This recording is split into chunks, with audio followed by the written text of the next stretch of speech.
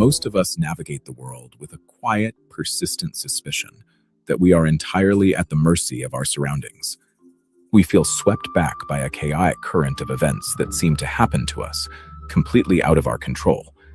We habitually fight these external symptoms, blaming bad luck, difficult people, or the economy, without ever addressing the underlying mechanics. This perpetual struggle with the outside world leaves us vulnerable to the systems and structures that thrive on our ignorance. To play any game without knowing the rules is to guarantee failure. Without the rulebook to reality, the majority of humanity is trapped living as victims of effects. Society relies on man-made legislation to maintain order, yet we often overlook the invisible laws that govern the physical and mental universe with far more precision. These universal mechanics were documented thousands of years ago in texts like the Emerald Tablets, attributed to the ancient Egyptian figure Thoth, the god of wisdom, science, and mathematics. Later compiled into a text called the Kabbalion, these 7 hermetic principles are precise, operative codes that function whether you acknowledge them or not, much like gravity. These laws provide the exact blueprint of reality, the only legitimate path out of the victim state. The first principle is the law of mentalism. It posits that the universe is consciousness itself, a mental canvas upon which every physical experience is painted. The mind acts as the projector, with subconscious beliefs providing the raw material that reality uses to construct itself. This scaling reveals the law of correspondence, often summarized as within, so without. The universe is fractal, meaning the patterns held inside your mind are reflected in identical structures across your entire life. This exposes the core error of human behavior. Fighting external circumstances to fix your life is the exact equivalent of scrubbing a mirror and expecting your reflection to change.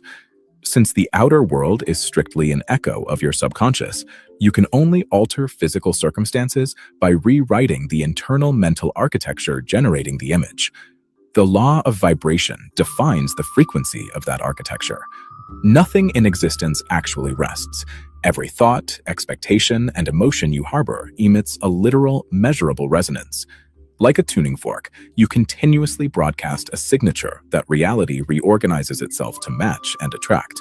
Control over that resonance is found in the law of polarity. This sliding scale shows that perceived opposites, like fear and courage, are the same energy expressed at different degrees along a single spectrum. You simply use awareness to pivot the dial 1 degree away from the extreme, regaining control over your internal state. Mastering these energetic spectrums provides an anchor. When you see both sides of the pole clearly, you stop reacting to the extreme divisions of society and regain your absolute center. That center is vital because of the law of rhythm. As the pendulum shows, life operates in cycles and tides rather than straight lines. The measure of the swing to the right always equals the measure of the swing to the left. Emotional mastery comes from anchoring yourself at this center point, riding the natural waves of contraction and expansion without panicking when the tide goes out. Sustaining that center reveals the law of gender, the mechanics of creation and inner alchemy. Manifestation requires the marriage of 2 internal energies, the feminine principle of subconscious reception and the masculine principle of willpower and execution. The fundamental formula is to conceive plus act. You must first visualize the goal with deep, incubated emotion, and then execute that vision through structured physical action. Imbalance in these energies leads to paralysis. Relying solely on the feminine leaves you as a passive dreamer, while relying solely on the masculine turns you into a rigid machine, disconnected from your own intuition. These mechanics culminate in the final rule, the law of cause and effect. Absolutely nothing in your existence happens by random chance or luck. Most people spend their lives swept along by hidden subconscious causes, habits, and scripts they never consciously chose for themselves. Shifting into mastery requires taking radical, often uncomfortable responsibility for your own internal programming. Instead of reacting to external drama, the conscious creator intentionally plants the mental and emotional seeds required to dictate new effects. Wielding true power requires you to refuse the role of the effect in someone else's reality and intentionally become the cause of your own. Merely understanding these 7 laws intellectually is dead weight.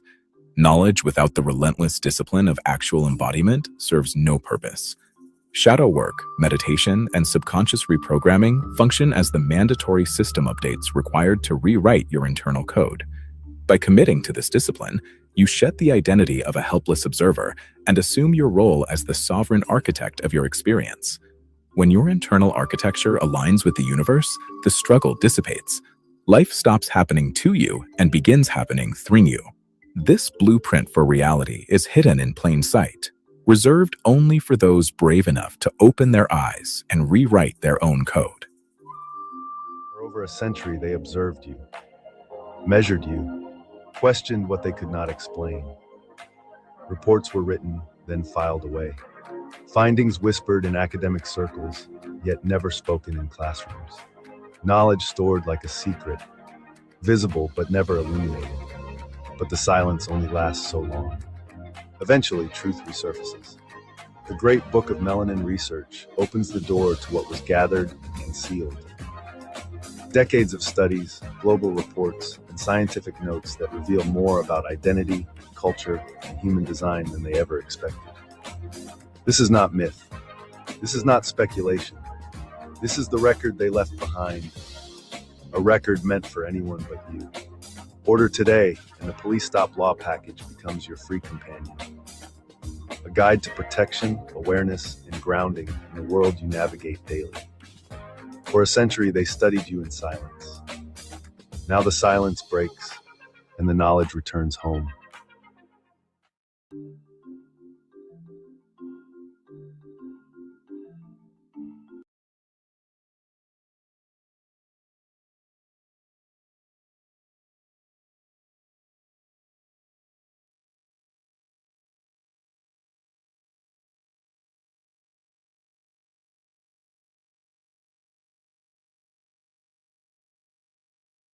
What's cracking, people? Now you should be able to hear me.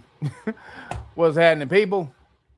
As you just saw, that was it's one of the videos, the AI videos that one brother said, I don't really like the AI videos. Well, I'm gonna keep them coming. I'm gonna keep them coming. I got another one in a second. But Broderick Enoch, appreciate you, brother. Thank you for the CashApp.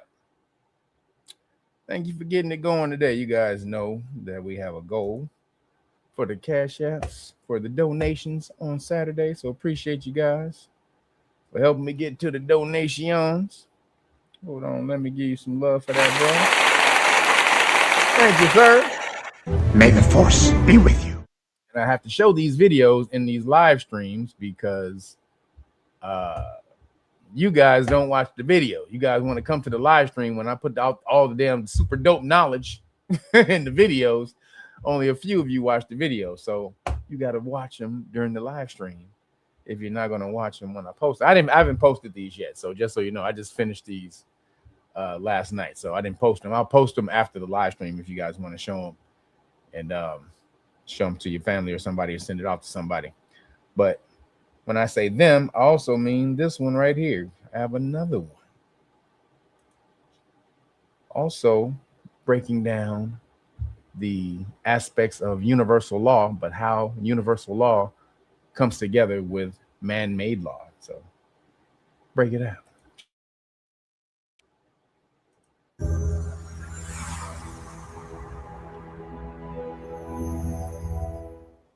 Decades ago, Martin Luther King Jr. forced the United States to confront its own architecture of inequality.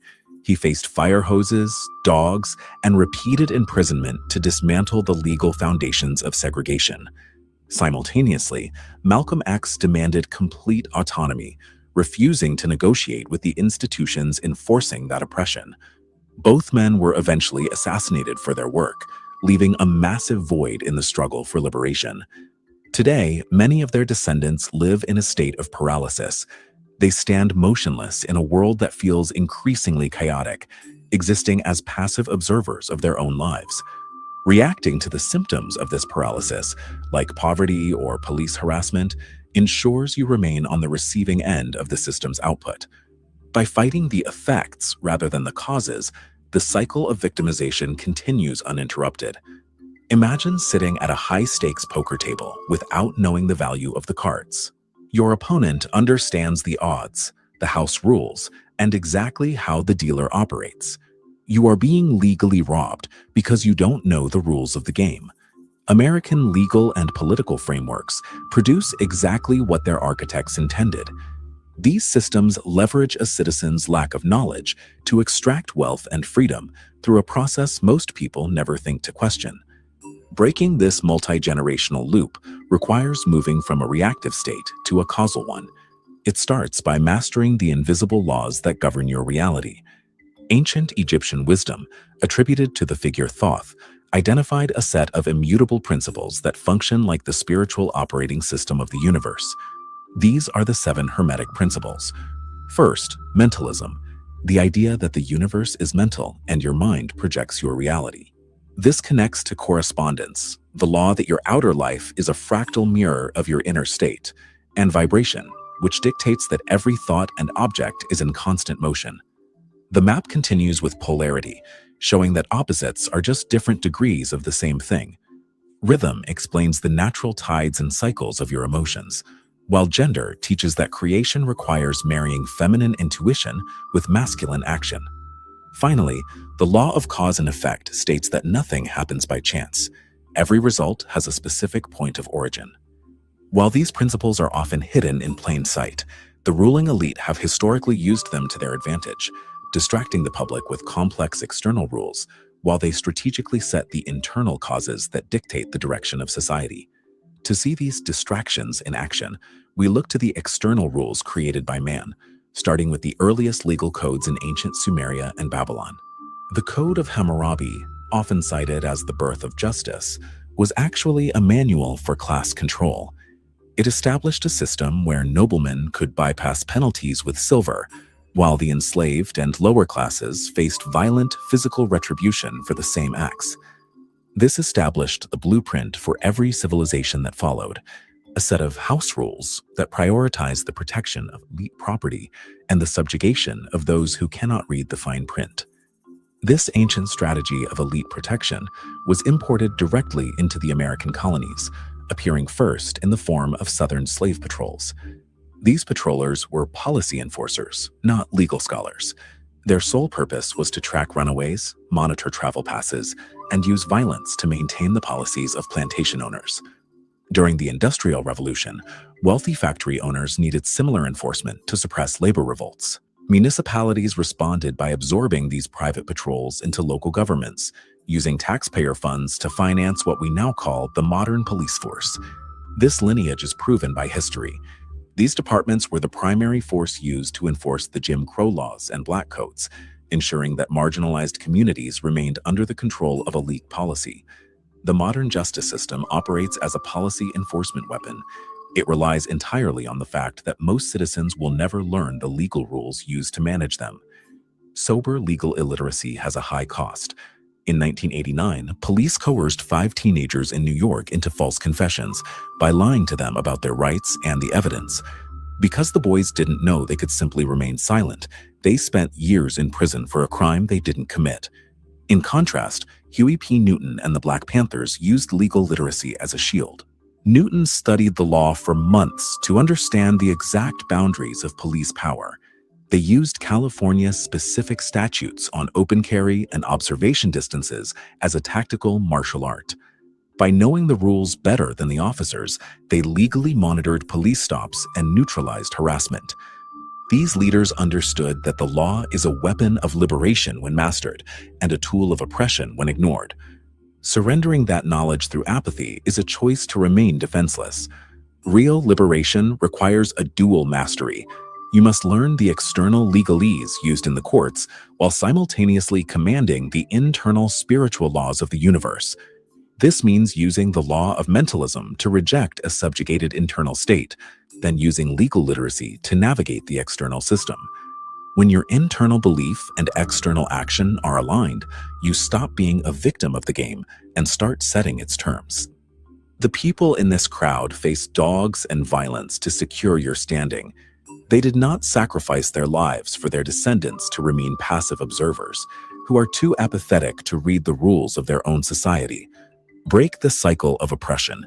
Master the internal mechanics of your own mind and the external rules of the legal system to dictate the effects of your own life.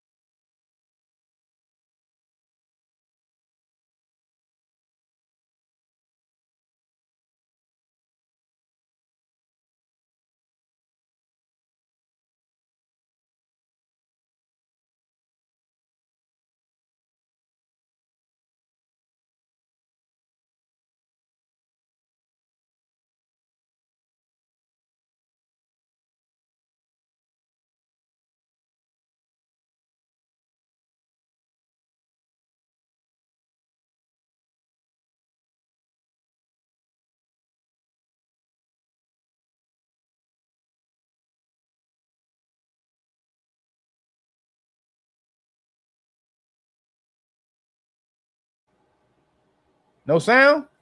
Damn it. I just wasted all that goddamn what I just said. Hold on. God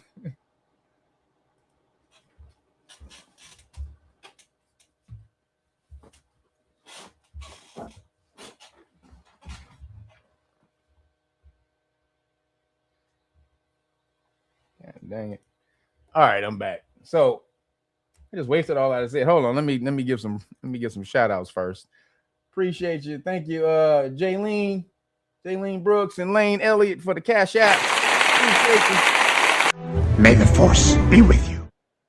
God damn, all that what I just said. So basically what I just said was the videos that I showed you is because you guys don't watch those videos when I put them on the YouTube channel. So I have to put them inside the video here so you can watch them. However, the two videos I just watched that you just watched or you will watch, one is the based off of universal law. Everyone needs to learn universal law so that you're not around here crashing into the universal waves like someone who doesn't know what a surfboard is. You just constantly out in the middle of the ocean just being tossed around.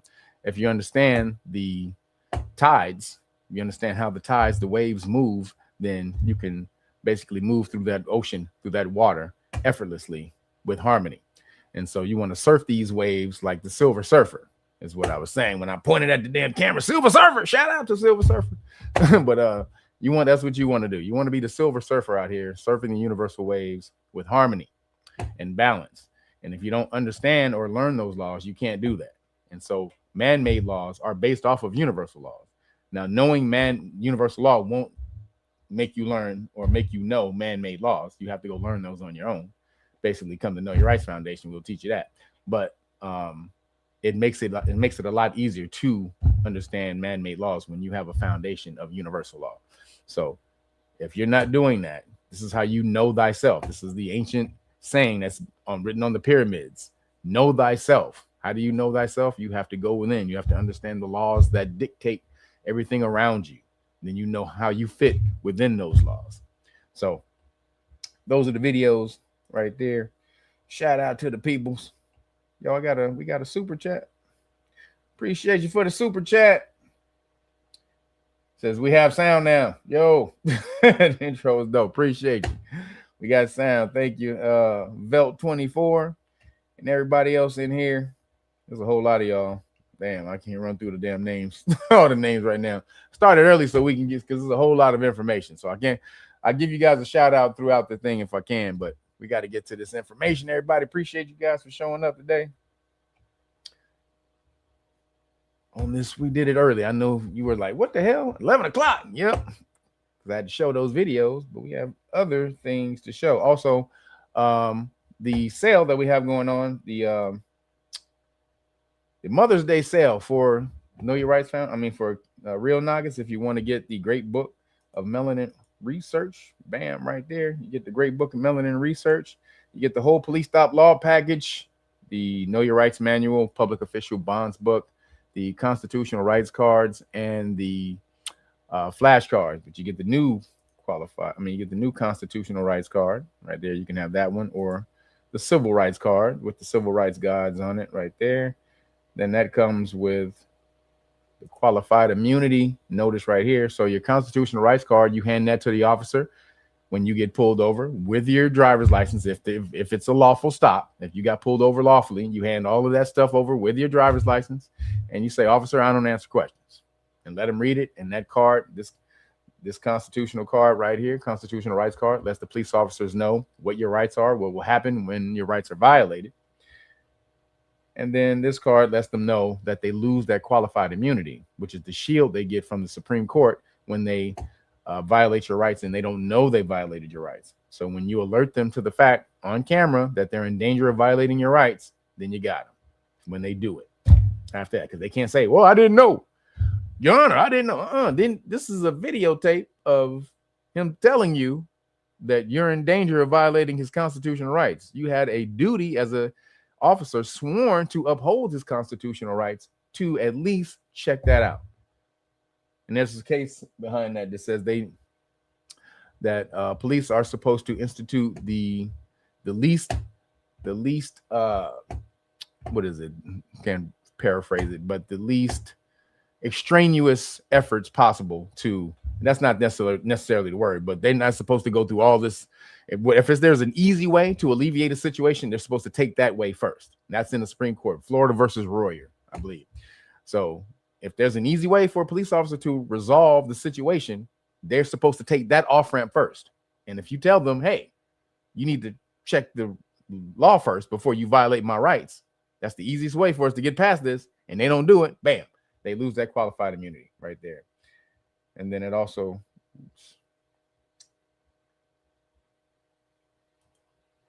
then it comes with also this card right here. This is the qualified immunity notice. This lets them know all of the rights that come, all of those laws that come from the Supreme Court that backs your play. The very first one right there says, "A police officer or public official, excuse me, loses their qualified immunity when they knowingly violate the law or are plainly incompetent." Understand again. They lose their qualified immunity when they knowingly violate the law. That means when you tell them and they proceed to do it, then they knew what they were doing, or they're just plainly incompetent. They just don't give a damn. They just act like, "We don't give a damn. We just out here doing whatever." And you get that on camera too. Boom, you got them. So you get all of that right there. You make sure you have to choose between which constitutional rights card. You don't get both of them. You get this right here, and then also we have ICE rights cards. The ICE rights cards. Just dropped these off, a couple of these off to the people at El Pollo Logo yesterday. To the people at El Pollo Logo. So you don't want ICE messing with you. ICE is the unofficial police force that they're using around the country. That they're not supposed to be able to do that, but we know that Trump is not following any laws at the moment. So you get all of this when you order the Great Book of Melanin Research, and as well you get the 3 T-shirts.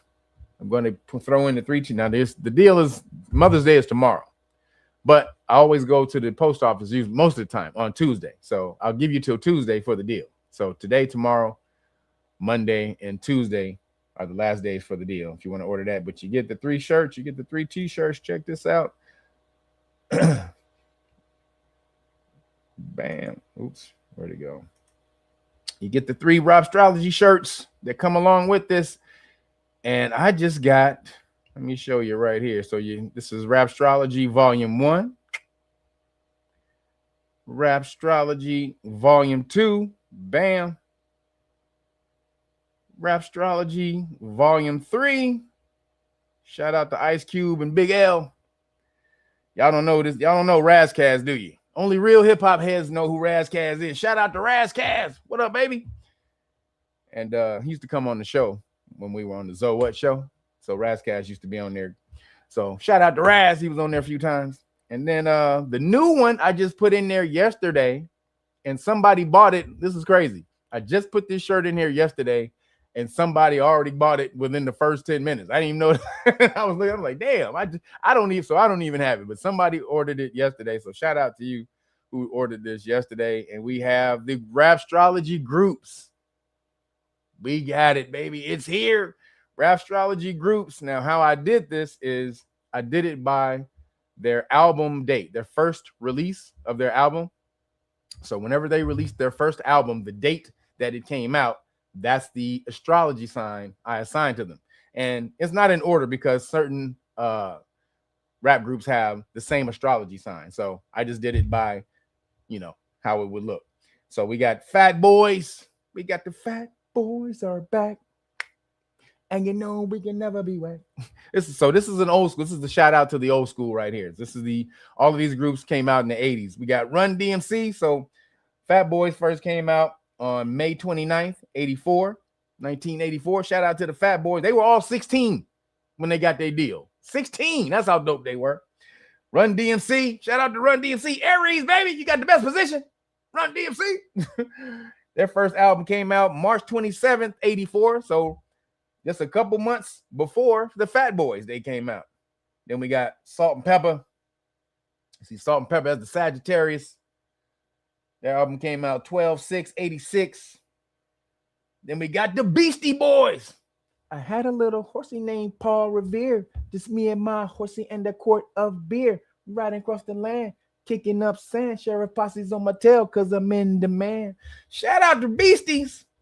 They got the Scorpio. They came out 11/16/86. Public Enemy PE. We got Professor Griff right here. This is Chuck D. And this is supposed to be Flavor Flav. He's supposed to be a little darker, but in the picture, how they took the picture, he was light in the picture. So that's how the whatever the angle was, the lights they were using on him, he looked a lot lighter than he actually is. So that's how it came out in the picture. So that's how he drew it.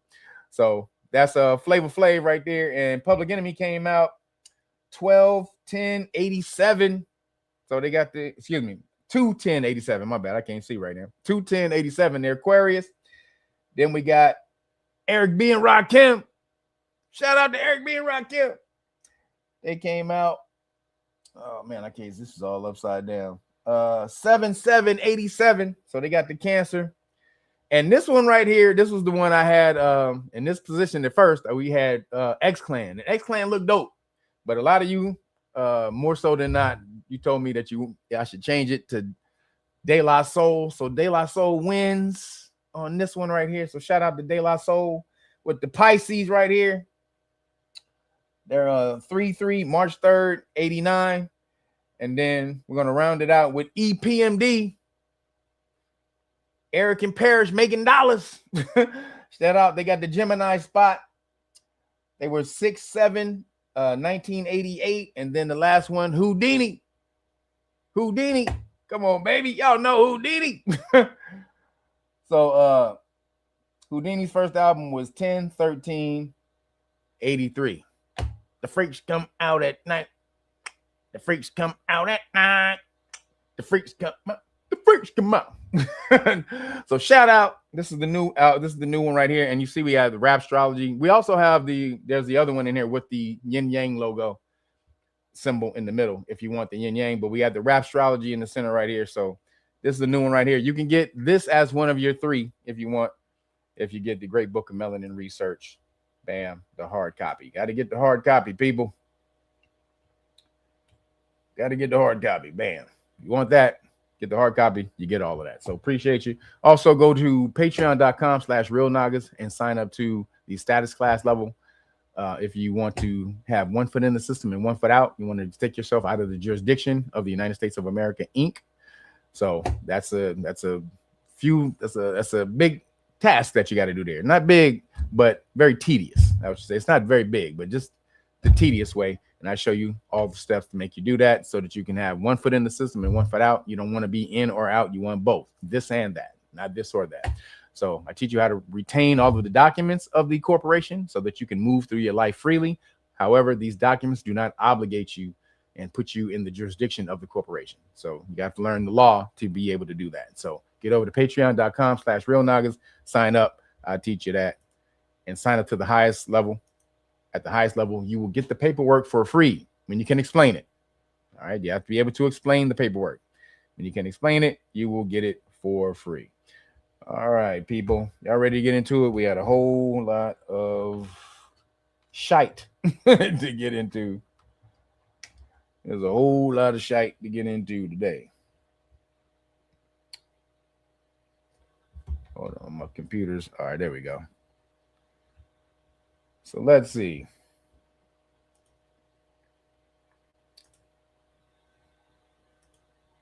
Hold on, let me share the screen real quick. So Trump just released the UFO files, right? Yes, just bam, yesterday. He did it. Yeah, just here you go. Wait a minute, what? Like, they just dropped the files yesterday, but like, here you go, y'all. No explanation, nothing. Just here you go. Like, okay. You're not gonna tell us what these files mean or anything like that? Nope. Nope. Here you go, but here you go. Wrote a song about it, like the hit. Here you go. So hold on, let me find the videos and break it down, because where'd it go?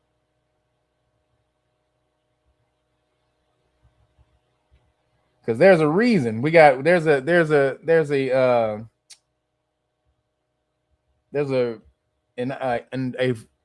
what is it, a conspiracy theory going around of why Trump may have dropped. Hold on, let me see. Let me find this.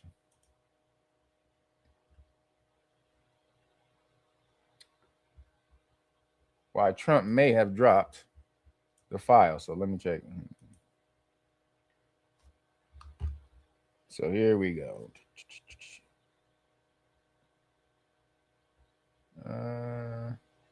Nope, that's not it. Hold on. Come on, where my files at?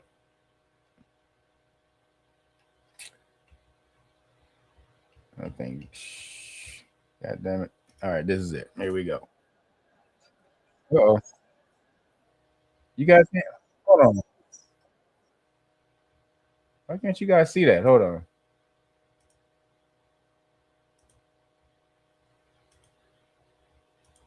All right, here it is.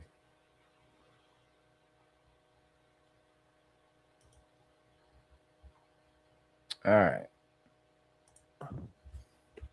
We got the BBARP alien files, breaking news. And what the hell we look disappointed, as of course this government release was handled just like all the other government releases out there. They're just like, here you go, no explanation, no slideshow, here's the files, here's some crazy videos. And of course we have Congressman Tim Burchett saying this is a drop in the bucket compared to the holy crap moment that is coming. As of course they had a little celebration release here to Fox News that was pretty cute, to say the least here. As of course, lots of things surrounding the moon landing, lots of videos to unpack here. We're going to be playing all of them, as well as talking about the latest file dump here that we're going to have to make sense of. All right? As the people online probably are more competent than the people in government. We'll get into that and a lot more all here on this independent media broadcast, if you appreciate that. Effort. Now, this is according to a lot of people who are involved in this anomalous phenomenon files in historic, trying to make sense of it all here, as the Department of War released unidentified anomalous phenomenon files in historic transparency effort. Now, this is according to a lot of people who are involved in this, a slow burn. So you'll get a little bit now, you'll get a little bit later, to kind of desensitize us towards this type of alleged breaking, shocking, insane, holy crap type of moment of realization and understanding of allegedly the truth.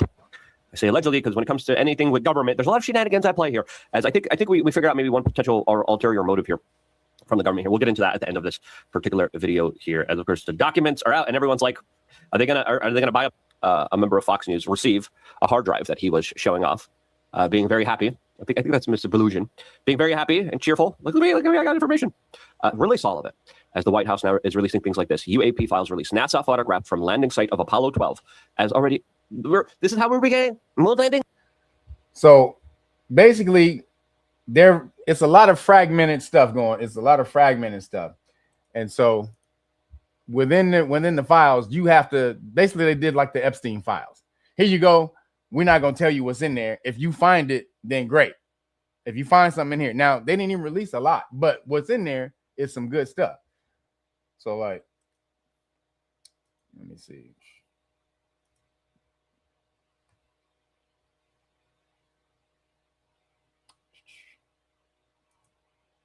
Hold on.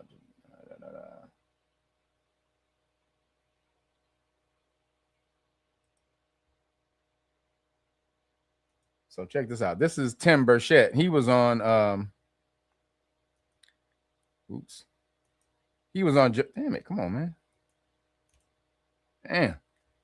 He was on Joe Rogan and he was breaking it down. So check it out. Damn it. And I hate the Daily Mail. All right, here we go.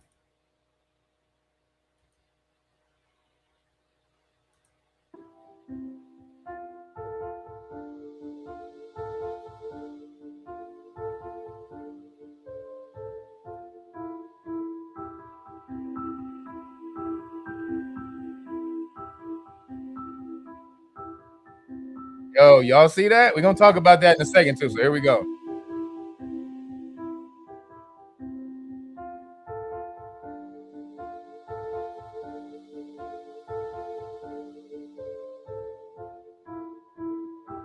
Four-foot-tall aliens.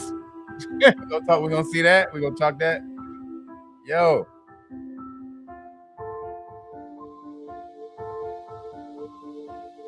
Hot orbs chased a U.S. fighter jet in terrifying close encounter.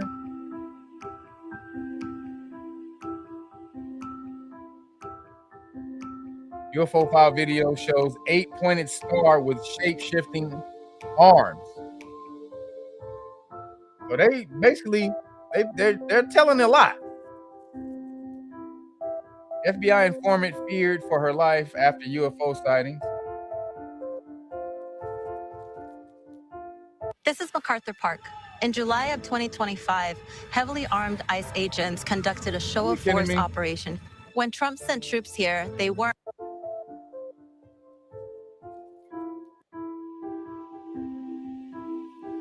So a lot of this stuff is focused on the UFO videos, stuff that you really can't tell, like far away shots. They have way better stuff than this. They're just not releasing it yet.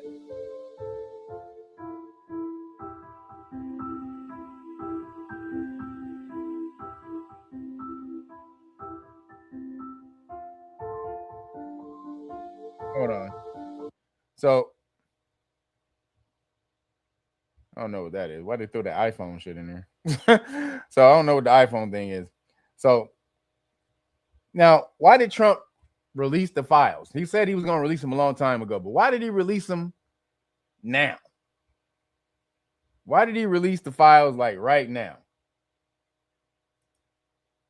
A lot of people are struggling to understand why he released the files right now. Oops. So all of that stuff come out. We're going to talk about the stuff that was in it, but why did he release them right now? That's the main thing. Like, why did he release those files right now? Could there be something going on? You remember when Trump does something, it's always to steal the news cycle. That's his main thing. How do I steal? Now, he's good at it. He's great at it. Like, if some stuff is going down in Iran, he'll tweet, yo, we're about to make a deal with Iran. And so if he sees the oil prices going down, like tumbling, he'll get on and Truth Social or whatever. He'll tweet, yo, we're about to make a deal. Iran wants the deal, right? He'll do that. And then the stock market will on oil will shoot right back up for a quick second until Iran comes back out and says, nigga, this nigga crazy. Like this nigga crazy, y'all. This nigga is crazy. So when that happens, then the prices they skyrocket again. So this goes in reverse. Oil when the price tumbles is good.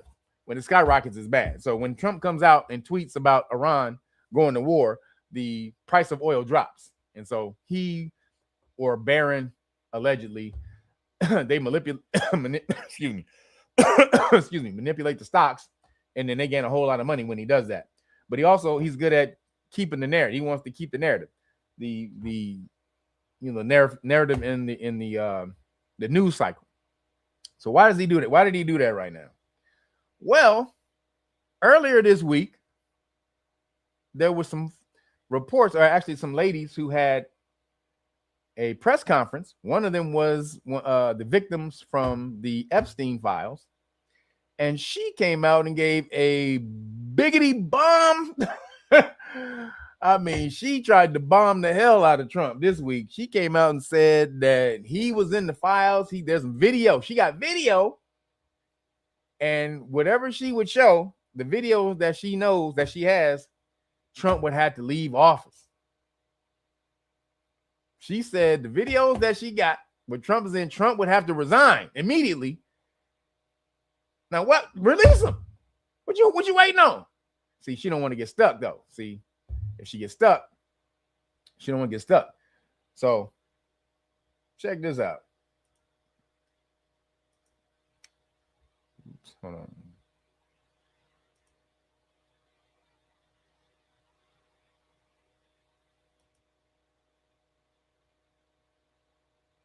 So this is nuts. All right, here we go.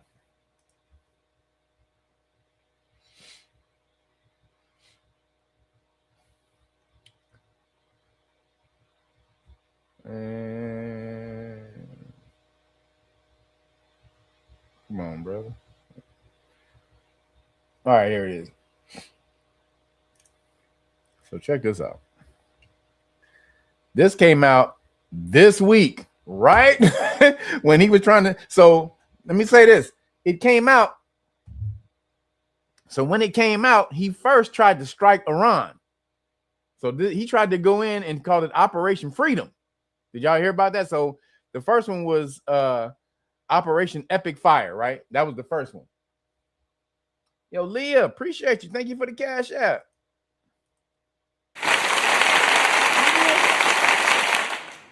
May the force be with you. So he came out, and the first operation was Operation Epic Fire, right? Really, Epstein Fire. That's what a lot of people was calling it. Operation Epstein Fire. So then they had the ceasefire, which is what we're supposed to be at now, or America, not we, but the United States government is supposed to be at a ceasefire right now, right? So he keeps issuing these ultimatums to Iran, and Iran says kick rocks, EAD, kick rocks, with all of the sayings. And so Trump he can't go back to war, because if he goes back to war and he starts dropping bombs again, this is going to look terrible for him, because there's nothing else militarily left to bomb. So all he would be bombing is civilian shit. And he already looks like a piece of shit. So he knows if he starts doing that, it's over for him, especially politically around the world. He can't do that. He's crip walking and moon and river dancing and moon walking, and niggas, he doing everything he can right now, every dance in the book, to keep from going back to war. So then they tried to do, so he was like, when Iran, they rejected his last offer, it's like they actually said this nigga must be crazy. They actually said Trump must be crazy. The demands or the options that he's sending over for them to stop the war, they're like, he is insane. He's lost his damn mind. He's not paying any attention to what Iran is sending as far as the 10 points, what they want. He's like, he just forget about that. This is what we want. And Iran is like, dude, we got the upper hand right now, bitch. We can keep this damn shit closed forever if we want to, at least another 5-6 months. So he was like, all right, well, fuck it. We're gonna launch another operation called Operation Freedom. So that was the beginning of the week. Operation Freedom. In order to institute Operation Freedom, to engage Operation Freedom, he had to use the Saudi Arabians' airspace, also some of their bases, and they told him kick rocks too. So America, or United States, is basically buckwheat to the rest of the world. Y'all know that reference. Y'all know what that means. They are buckwheat. Okay. And nobody wants to fuck with the buckwheat of the world right now because of what they're doing for Khazaria. And they told him, no, you can't launch. So he said, we're going to launch Operation Freedom, whatever, something Freedom. And then 6 hours later, he's like, Operation Freedom's over. And so then MAGA had to come out and say he's doing this so he can let Iran save face. He's trying to let Iran save face. Oh, but what's the real reason? Because he was trying to launch that. He was hoping that America would be back in a war this week, so it would cover up the news story that came out about him. That didn't happen. So what can we do to steal the news cycle now? Release the UFO files. But this is what he was trying to hide.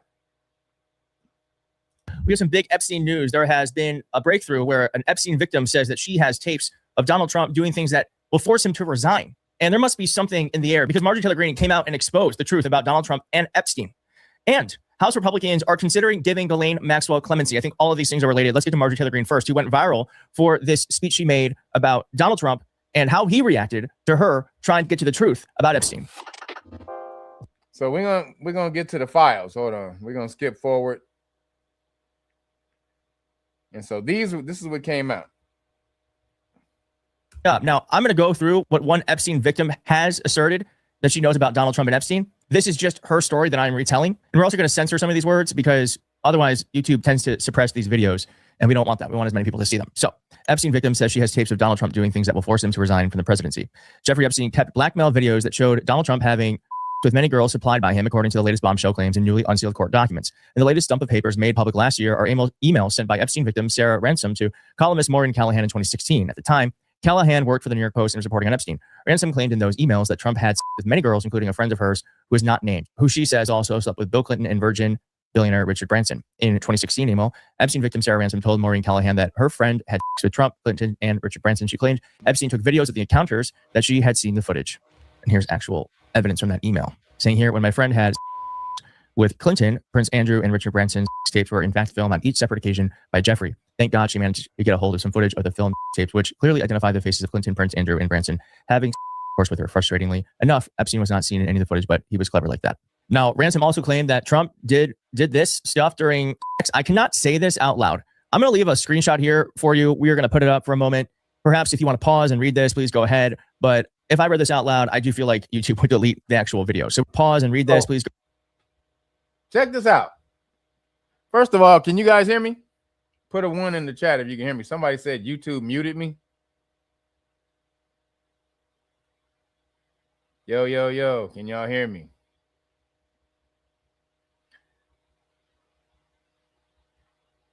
Yo, yo, yo. Y'all good? Y'all can hear me? Okay, word. All right, so check this out. Donald Trump liked flicking and sucking her blipples until they were raw. One evening when we were showering together, she showed me her blipples. They looked incredibly painful as they were red, that says red behind the thing, and swollen. And I remember wincing when I looked at them. I also know she had sexual relations with Trump at Jeffrey's New York mansion on regular occasions, as I once met Jen for coffee just before she was going to meet Trump and Epstein together. They both dipped in her at the same time. They was running a choo-choo. A soul. God damn. So this came out. Go ahead. But if I read this out loud, I do feel like YouTube would delete the actual video. So we're just going to leave this up here for a second. It's disgusting. It's not unlike other things that we've heard asserted that Donald Trump has done. And it's just another, to me, evidence point that, I mean, it ain't as bad as most of the stuff that's in there, but there's something going on here with Trump and Epstein. Now, Michael Wolff actually came out just yesterday. So there's been a huge movement in this story. And here's what he had to say about Ghislaine Maxwell and Trump. And as I said, Republicans in the House may be moving forward with some sort of clemency for Ghislaine after this came out. Now, this is a key issue right now in the way the White House is looking at the Epstein scandal. The fear is that Ghislaine Maxwell can tie Donald Trump to the details of what Trump and Epstein called the Pussy Committee. The P Committee? The Pootie Committee? What? He said white. Oh my, yeah, my bad. Not a soul train. My bad. It's the Caucasian train. It's the Khazarian train. My bad, Dwayne Higgs. It's the Khazar train. My bad, brother. I didn't mean to. the Khazar train. My bad, bro. What you say? They didn't. They don't do anything to Clinton. No, not. Well, Clinton. They already questioned Clinton, and Clinton slid by. So, unless anything more egregious comes out, they basically they don't have him on anything that was released. Pussy Committee consisted of, called the Pussy Committee. How? The Pussy Committee consisted of Trump and Epstein in their efforts to get girls for Prince Andrew. Yeah, and that is one reason why it might be that Republicans are moving forward what The Guardian is reporting on is clemency for Ghislaine. A House panel is actually divided on whether Trump should pardon Maxwell so she can cooperate with the Epstein investigation. This is... Yo, Andre Fuller, thank you for the cash app, bro. May the force be with you. This is how it happens, folks. This is how it happens. They're starting to make the permission structure happen in real time. Recent reporting that a pardon for Maxwell is now being discussed supportively in some circles, however, has highlighted how Epstein and Maxwell remain a political minefield for Republicans and Donald Trump while presenting. So a pardon for Ghislaine Maxwell is getting ready to pop off. All of this came out this week. And he was supposed to be at war when this came out. He was supposed to have started the war back up with Iran, but Saudi Arabia told him to kick rocks, EAD, and he couldn't do that. So then the files came out and it started to get viral. And then he was like, oh shit, UFOs, aliens, aliens. Holy shit, aliens. Excuse me. So could that be why we got the UFO dump this week? Just saying. The Pussy Committee. What? And he was getting chicks. They were getting chicks for Prince Andrew, allegedly. Wow. Yeah. It ain't looking good. It ain't looking too good for the orangutan Avenger. It ain't looking too good. Yo, people in the chat, do you remember? Because we're going to get over this. We're going to go over the Mandela effect in a little bit. You put it in the chat. Do you remember the word, the name of the monkey being orangutan or orangutan? Put it in the chat. Which one do you think the word is? Is it orangutan? Because I remember orangutan. Now they're saying this never was orangutan, it was orangutan. That's some bullshit. Just like Ed McMahon didn't work for Publishers Clearinghouse. So y'all tell me, would you remember? Was it orangutan or tan? Falcon says tang. Tang because they made a drink out of it. Orange drink was tang because it was orangutan. It was orange like the orangutan. So tang. All right, everybody remember tang. Go look it up now. Go to your dictionary right now or go Google it right now and see what they call that animal. It's not orangutan. It's orangutan. Watch. Go Google that shit. See? Dexter put in there. Wait, yo, Dexter put. He said orangutan. It was orangutan, bruh. It was orangutan. They made a drink out of it. Tang drink is made out from orangutan. But we're gonna go over that in later. We're gonna go over it later in the when we go over the Mandela effect. But right now, moving along, the Khazarians are pissed at black people. What do you know? The Khazarians, the Khazars, are hella pissed at you, melanated folks. Why are they pissed at you? What did you do? What did you do, people? Well, apparently, you aren't supporting what's going on. Now, real quick, before I get into that,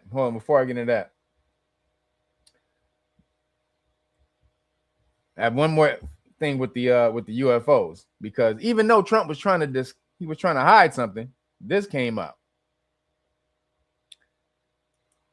So they may be trying to hide something, but he may be also releasing real stuff at the same time. Two things can be true at the same time. He's trying to cover his ass and dominate the news cycle, while also releasing real shit. Because Kash Patel came out and he said when Sean Hannity asked him about the files, aliens and stuff like that, he said, we have the files, we're going to release them very shortly. This is before, this is right at the beginning of the week, right after the war thing didn't happen. He said, we're going to release them shortly. And then he said something very peculiar. He said, there's nothing within this topic here that we don't want to release. What does that mean? There's nothing within this subject, this topic, that we don't want to release. So that means in the other things, like the Epstein files, you were trying to hide stuff. You gotta listen to these mugs. There's nothing in here, in this topic here, that we don't want to release. So that means in the other thing, there was a whole lot of stuff that you didn't want to release, and you still have not released. So check this out. This is what is supposed to be coming in the later files, because this not a lot of it. Some of this came out in this file. We're going to go over it, but check this out. Well, according to multiple reports, officials have allegedly been briefing pastors behind closed doors, warning them to prepare their flock, prepare their congregations for what could soon be a major public disclosure involving, they're calling them, interdimensional beings. I had a friend that sent me a text message. I was in a meeting, a weekend meeting, preaching Friday, Saturday, and Sunday morning. And he said, Perry, can you give me a call? I have some information that has come to my attention. Of course, when a friend of yours does that you know quite well, you have no idea what information they're talking about. And I'm not going to go into great detail, but there were a large number of pastors that had been invited to go to a certain state to hear some men in the United States government and others share with them a concern that they had. And this particular man, I'll not name him, and then we may end up doing some teachings with him or having an event at his church. He has a great church.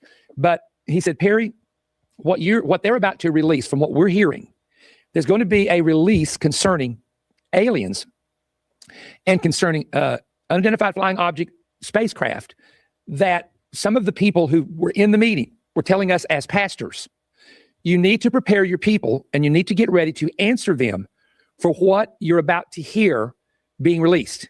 And some of it has to do with crafts that have been discovered that are not allegedly a part of our planet, and the materials they're made of are not a part of our planet.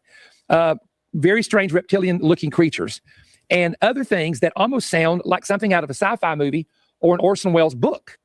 Okay, so pastors gather. So they're trying to get the people ready. Now, this could be a psyop because they know Christian people are the scariest people of all time. Christian people are the scariest motherfuckers of all time. So you tell them some aliens are coming or something like that, or if you can get them kind of upset, you can kind of, because it's what? How many Christians in the world? 2 billion Christians or something like that.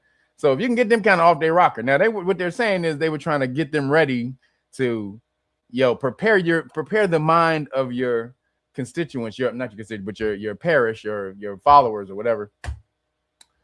Prepare their minds that there may be something that expands the consciousness or understanding of God. And this is what they're trying to tell them. Like, nigga, this shit is real. Tim Burchett, I didn't show that video. I thought I had the video, but Tim Burchett, he was on Joe Rogan and he came out and he was like, yo, this is just the tip of the iceberg, that the stuff that he's seen will shut down the world.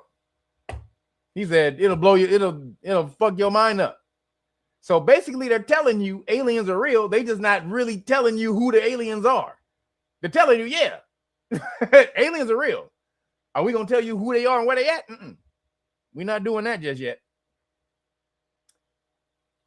So they done told the whole Christian world to get ready for this. This is real, y'all. This is it. Now, again, till Gluck Glock show up at your door with DoorDash, this don't mean shit. This is all a distraction.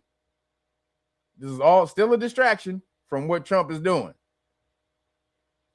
He says, get your flock of sheep ready. God. Absolutely. For sure. And everybody, make sure you get up and hit the donation for the cash app. Appreciate you guys for the donations and the super chats. Let's get it going, people. I know I usually don't start till 12, so if y'all sleep, if your trigger fingers sleep, because I don't usually start till 12. He said, do the voice. What, Gluck Glock? Man, y'all mess my voice up, man. Every time I do that glue glock or when I do these live streams, my voice gets made. But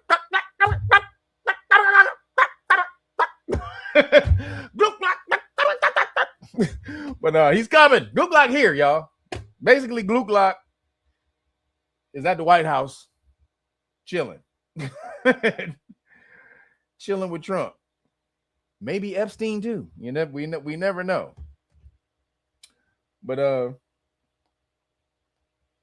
so that's the first. We're gonna dive back into the UFO thing in a bit. But yo, Dwayne Hicks, bro, appreciate you, man. Thank you, sir. Appreciate you, brother. Thank you, sir. May the force be with you.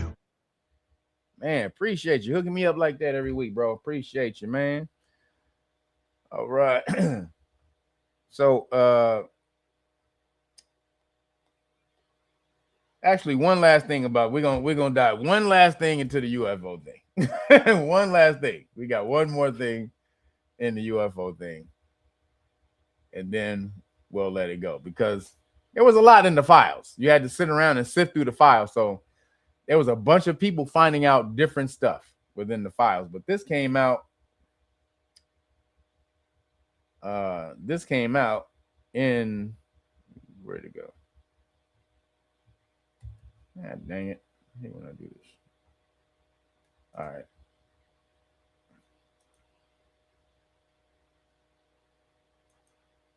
So I just have to find it like this.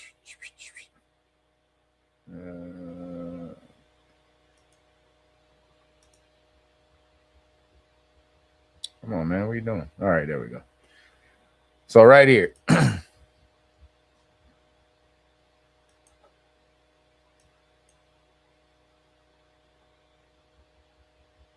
Aliens are allegedly real, according to the U.S. government. Get the hell out of here, as now there's new FBI reports coming out describing 4-foot-tall beings emerging from UFOs. What in the world are we dealing with? There's a lot of people are saying we're not dealing with aliens. We're dealing with demons and angels. So this is the lower consciousness mind. Demons, aliens.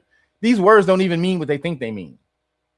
And some evil spirit. Evil doesn't even mean what they think. They use these terms. They don't even mean what they think they mean. Evil means uppity. Demon just means demon is what is it? Demon is like a tutelary god, like a tutor. It's like a teacher, a tutor, or something like that.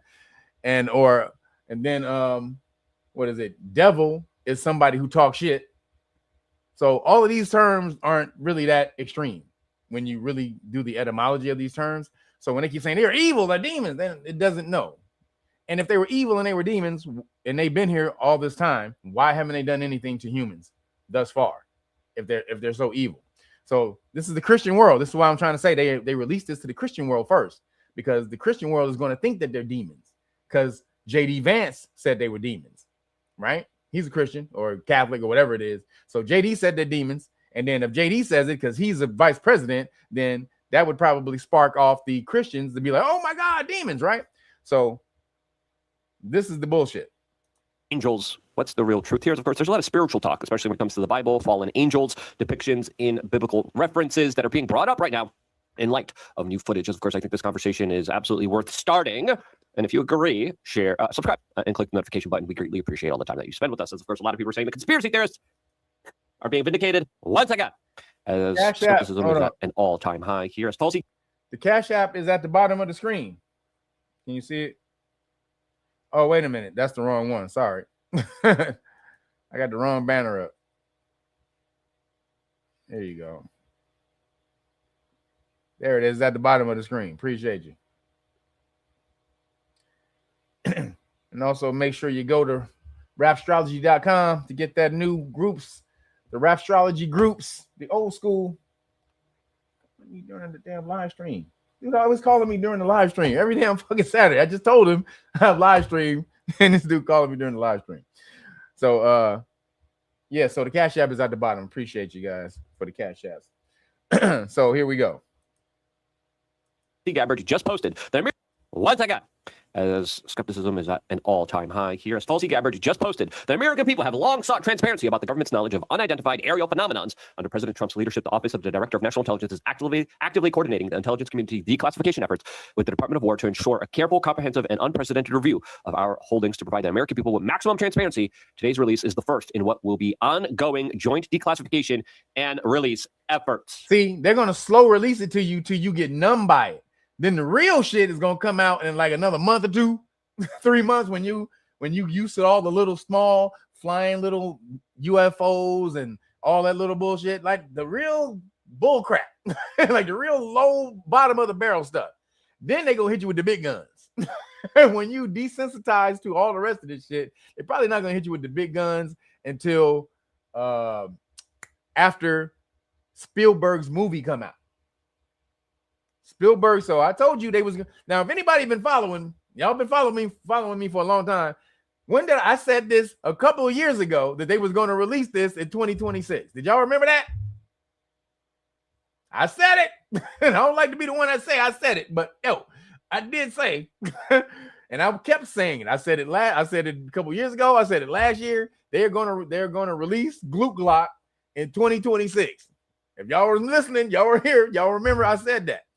So now we have it. Now we don't have full Glock. We have we have Glock sort of, alluding to Glock. We don't have actual Glock, but we have some things that are alluding that Glock may be real. So here we go.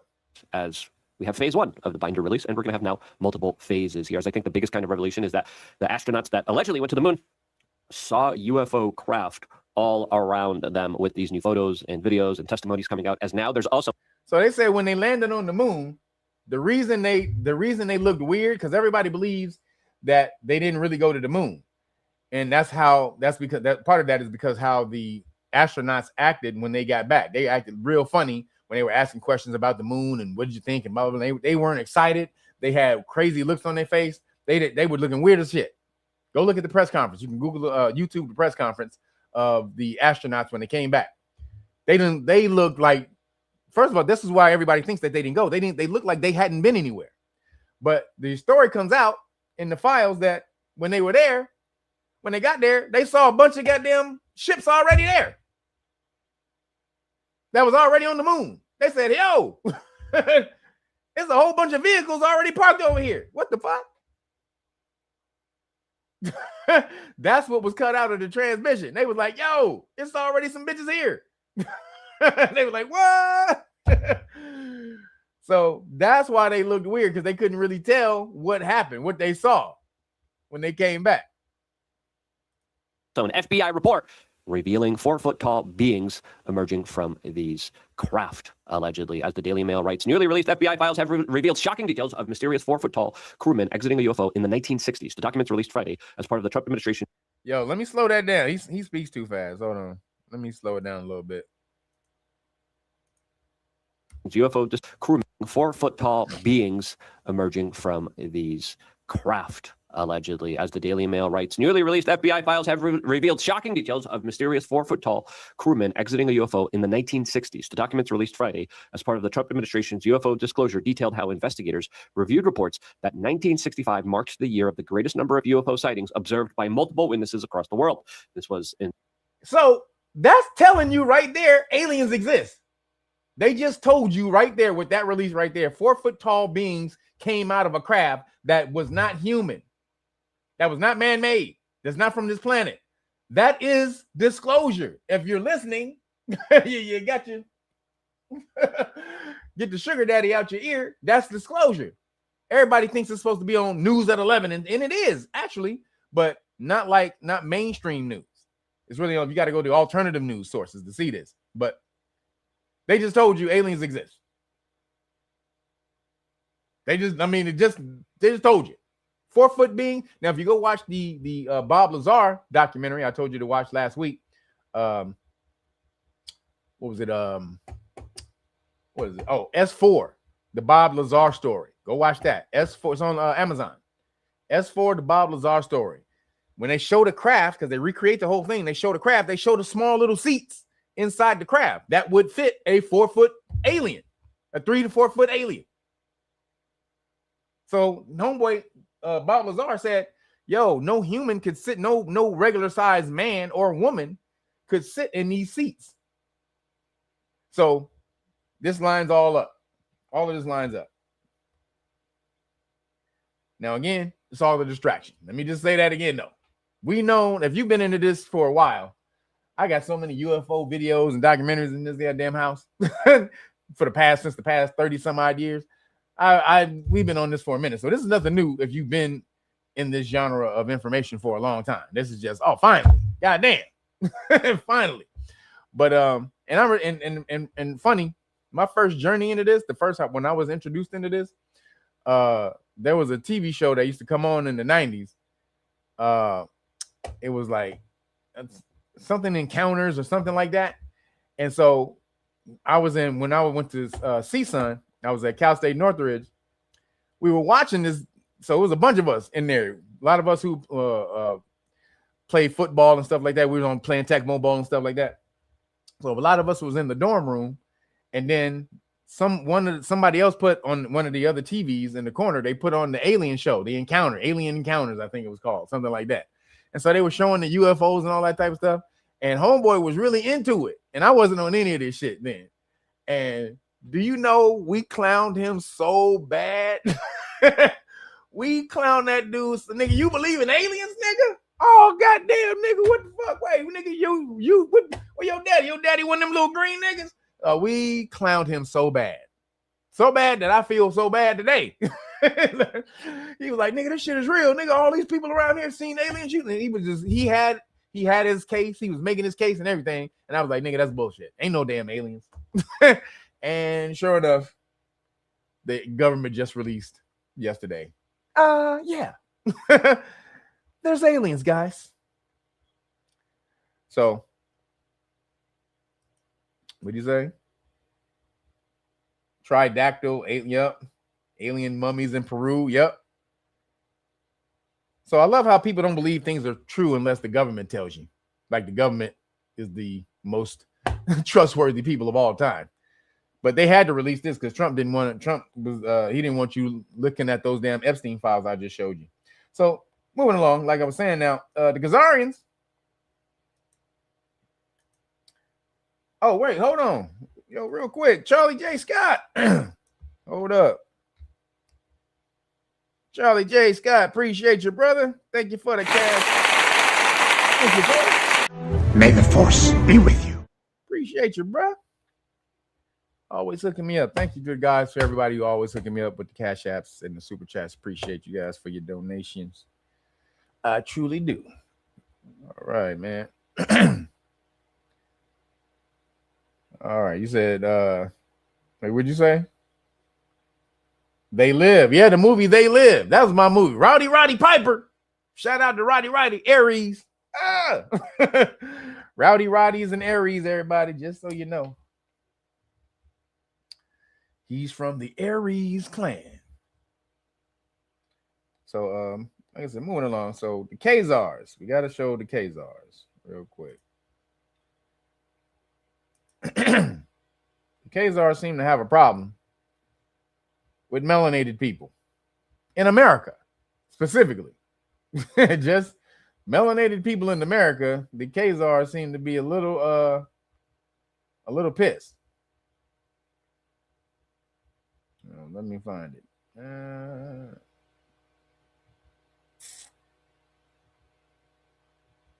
Where'd it go? God dang it.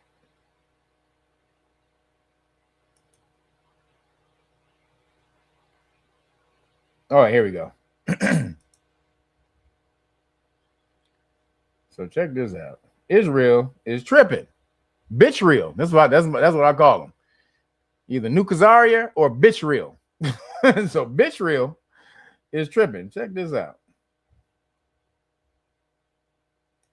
Of the Israeli government holding a private convention here in the United States. One of the people in attendance at this secret meeting was Judith Varney Schroeder. She's a former Israeli consul general who was operating out of Atlanta. She was one of the main people saying that the biggest problem that they had was young black people in the United States. But don't worry, they've got some black leaders on the payroll. The major problem of Israel is with the younger generation of the black community. This was an Israeli government official who was saying this, not some low-level operative. You hear that? Let me play it back again. Leaders on the payroll. The major problem of Israel is with the younger generation of the black community. The major problem with Israel, is with the young generation of the black community. Why is that? Because first off, melanated people, we didn't give a shit anyway. The older generations didn't give a shit about Khazaria in the first place. So now, though, that the younger generation sees what they're doing and they can see it in real time. We knew from books. If you're from the older generation, we knew from books, like the secret relationship between blacks and the Jews, and Farrakhan breaking us off, and all that type of stuff. You knew if you watched any of the lectures, Khalid Muhammad, shout out to Khalid Muhammad, any of these people who was breaking down, you knew back in the day who the Khazarians were. You knew them, but that wasn't widespread. You had to dive into that information specifically. You had to search that information out, unless somebody around you kind of had it and gave it to you, but it wasn't widespread. Now you can see, like I said, in real life, real time, what they're doing, how evil they motherfuckers are, blowing up babies and shit, teaching dogs how to grate people, double tapping people when they take out schools of kids.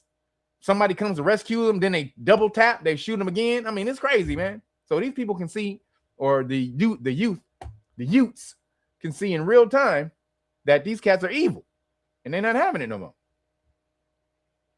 This was an Israeli government official who was saying this, not some low-level operative or some rogue member of their diplomatic corps. This was a senior member of their administrative government who was saying this on American soil. Their biggest problem wasn't Hamas or Hezbollah or the Palestinian Authority or Syria or even Iran.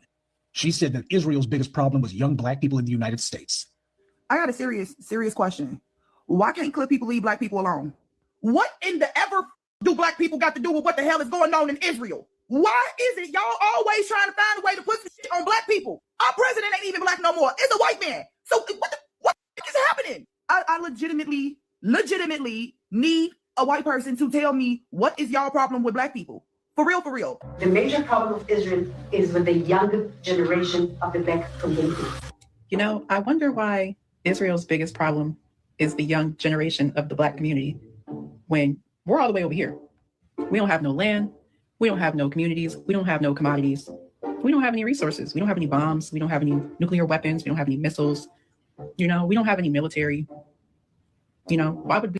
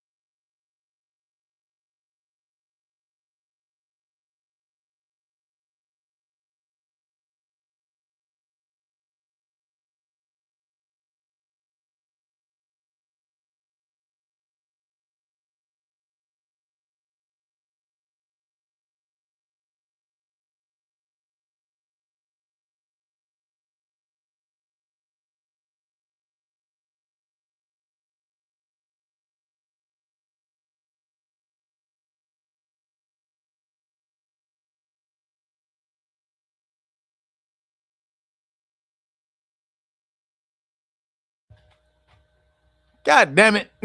Y'all get in here. God damn. Yo, can y'all hear me again? Is it back?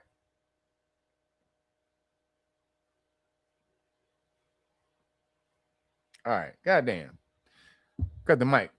Had to do something behind the mic. So let me say what I was saying is why do they have a problem? Why do they have a problem with the youth culture and the melanated youth culture in America? The reason is because they know black people, melanated people, set the culture in America. They set the culture for the trends, music, clothing, any type of social culture. Usually it comes from the melanated culture. Like, and they know this.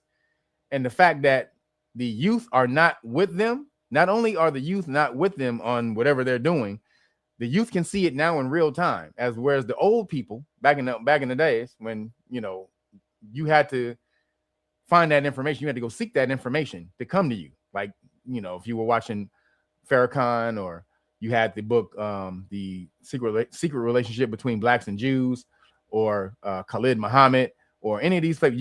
There was a lot of ways to find this out, but you had to seek it out back in the day to understand who the Khazars really were. So it wasn't widespread who they truly were, unless you were, again, in that information, in that world, in that knowledge world. So, but now with TikTok and all the rest of this stuff, what they're doing is on Front Street, and you can see it in real time. And a lot of these melanated creators, again, the ones who are setting the trends and all that type of stuff, they're making the trend of backlash towards Khazaria. They know that the major stuff that go viral, especially in America, is stuff that we make. Who are the coolest people in America? Or white people when they go in America? It's the white people who hang out with black people and then take the black culture back to their white world and then act like they created it over in their white world, right? And they're the coolest people in their world, but they're just Bob when you're hanging out with niggas. That's just Bob. But when you go back to that, that's Robert. Hey, Rob, what Robert? What up, baby? He's Robert in white world. Nigga, you just Bob when you start hanging around niggas. So, because again, melanated people set the culture. We set the trends. That's what we do. And they're saying we're worried about the black youth because they know they have lost us. And that's the best way to get everyone on a trend in America is to have the melanated people on it. So they've lost us. Yep, the trendsetters. Yep, the trendsetters, absolutely. They know that. So they're pissed that their rhetoric is not getting through to the melanated people no more. We don't care. At the very least, melanated people are apathetic. They just don't give a shit. But at the most, you have people pointing the finger at them, going at them, making content against them. And that's really bad because, again, melanated people's content, especially on the conspiracy side of the game, that's what goes viral. That shit goes massive viral. So here we go. We'd be the biggest threat. Wouldn't the biggest threat be the people you're actually in war with? What do we have to do with anything y'all got going on? Could it be that the conspiracies about identity theft are true? Perhaps. Because I doubt that, a lie would be a big threat to an entire country. I don't think a lie would. But what I think is the biggest threat is that the truth is being revealed and the world knows that. Time's up. What's up, guys? Welcome back to this channel. If this is your first time here, kindly hit that subscribe button and turn on the notifications at Stop Emotional Representative of Israel. And take this home with you. The Jewish representative of Israel said that the greatest difficulty that Israel has is with young black Americans. What does Israel have to fear about young black Americans? Because they refuse to be controlled by the forces that control their fathers and their grandfathers. That is over. So I say to Israel, leave the black youth alone. Don't come into our community trying to kill us to satisfy your bloodlust. So Donald Trump wants to take down all of the things in the Smithsonian. Yeah, as it regards to black people. That's fine. Because now even more of the information is coming out. First of all, I want to say something. The reason why, have you ever thought about the reason why we are so despised, so feared? Have you ever really thought about that? Is it just racism? Or are we woke about the wrong things? Wait a minute, hold on, honey, something crawling on me. Okay. UFO. But I want to ask you that question. See, the deal is, they know who we are. I got a serious question. Why can't clear people leave black people? Hold on, Ruth Williams and Roger Roche. Appreciate you. Thank you for the cash out and the super chat. May the force be with you. Thank you, guys. What'd you say, Roger Roche? Peace, Cab, Astrology, Shawarma, and respects is all we need in life. It's the key to life. Dope shirts. Appreciate you. Make sure you go grab that groups, that old school groups. He says, looking like James Earl Jones for a second. He's looking like James Earl Jones. So here we go. Oh, T.21. Thank you for the cash app.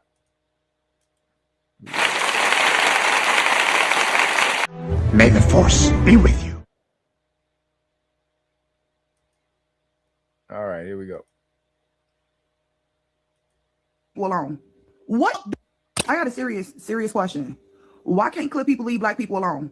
What do black people got to do with what the hell is going on in Israel? Why is it y'all always trying to find a way to put on black people? Our president ain't even black no more. It's a white man. So what is happening? I legitimately need a white person to tell me what is y'all problem with black people. For real. Because we really don't to y'all. Like all the violence that you keep in your head saying that we don't do that. Y'all do that shit. Y'all are the top of the food chain when it comes to all violence. Why is it that y'all is on our backs like we the ones who doing it more than y'all? Like for real, black people just stay on repeat in your mind.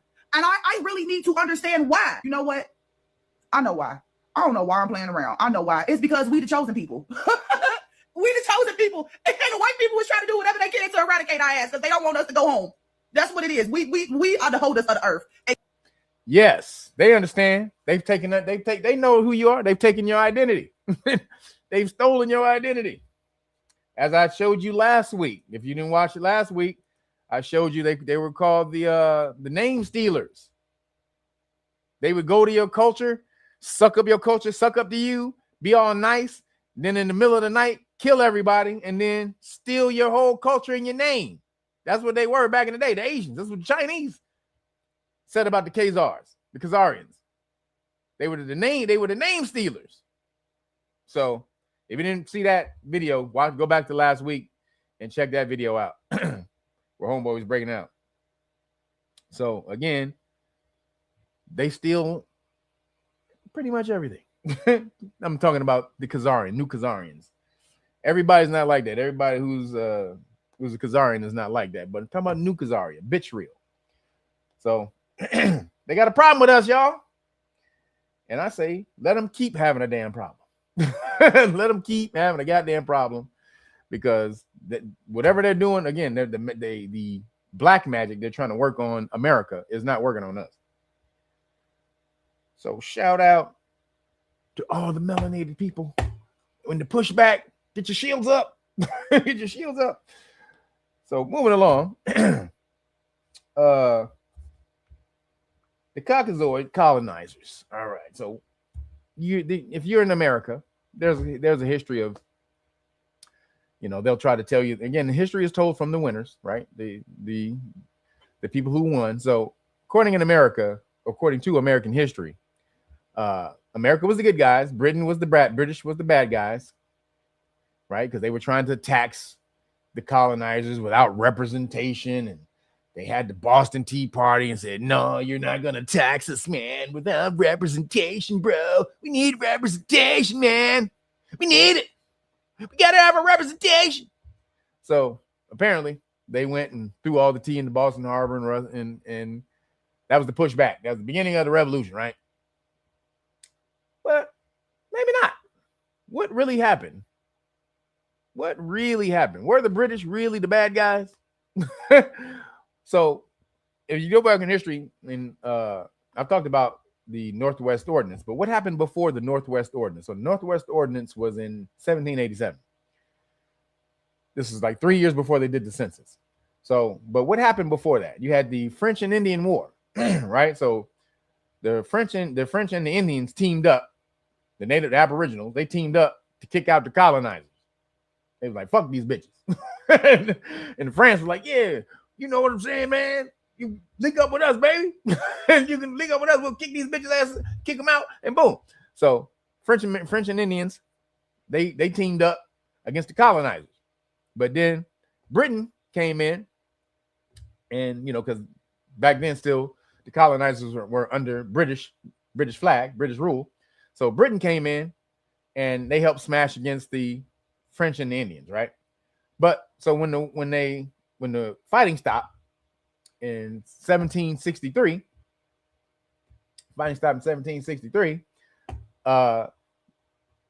there was a deal made between the British government and the Aboriginals. And it was a line that they drew on the map and said, all right, the colonies will not progress past this line. It was called the Proclamation Line. And we're going to say, check this out. So I want y'all to see the true reason America broke away from Britain. It was because Britain wouldn't allow the colonies to steal more Aboriginal land. So the colonizers, the fuck ass colonizers, was like, fuck that. We want to take all their land. So they broke away from Britain. Check this out.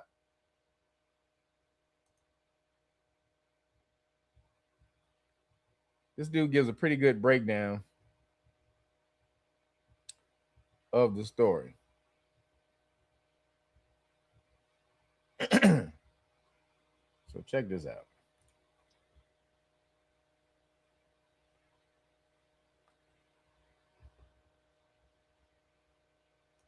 Let's get into it. Hey everybody, Professor Moore here. So last week in my modern history course, we covered indigenous people. And one of the topics that we discussed was the demonization of Native Americans and the Declaration of Independence. In the 1776 Declaration, Thomas Jefferson calls Native Americans merciless Indian savages. Merciless Indian savages.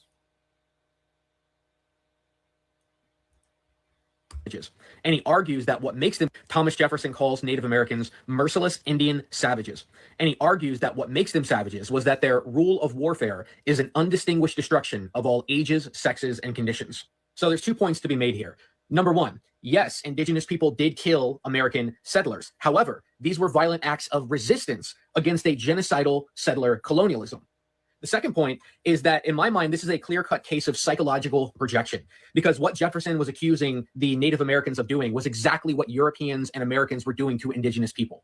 Genocidal violence against indigenous people is something that started in 1492 with Christopher Columbus. However, in the decade before the American Revolution, it reached a new and horrifying dimension. After the British defeated the French in the French and Indian War in 1763, the British king made a deal with the Native American tribes they had been warring against. And the deal was that no more American colonists would take over their land. So in 1763, he issued the Royal Proclamation, which drew the Proclamation Line across the Appalachian Mountains. And if you see that map right there, you can see the British colonies on the East Coast there. And then right next to it is supposed to be independent. So right here, right? This was supposed to be where the colonizers, they were only supposed to be able to colonize this land here.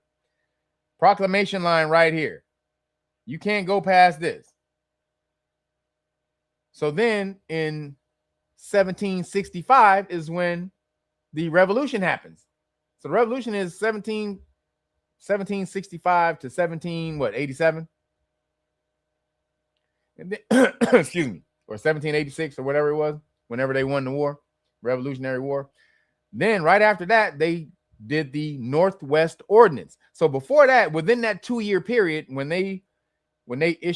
Britain issued this proclamation saying you can't take the land past this line, for those 2 years, the colonizers, they committed the most atrocious crimes against the Aboriginals. I mean, when they say scalping, they were cutting their heads off. They weren't scalping them and shit like that. They were going and cutting their heads off and crazy, doing all kind of crazy shit, basically terrorizing the Aboriginals to get them to leave the land. So this is the fuckery that you don't hear about. Native American territory. So this is the deal that the British king made in 1763, that no more American colonists would cross over that proclamation line and take over any more indigenous land. So the Northwest Ordinance lawfully allowed them to take land. Now, even though they still did it in the most harsh, atrocious, violent ways after the Northwest Ordinance, because that's when they got into the battle with the Seminoles. And the Seminoles battled for 3 years. Shout out to the Seminoles until the colonizers got more reinforcements, but the Seminoles wasn't having it.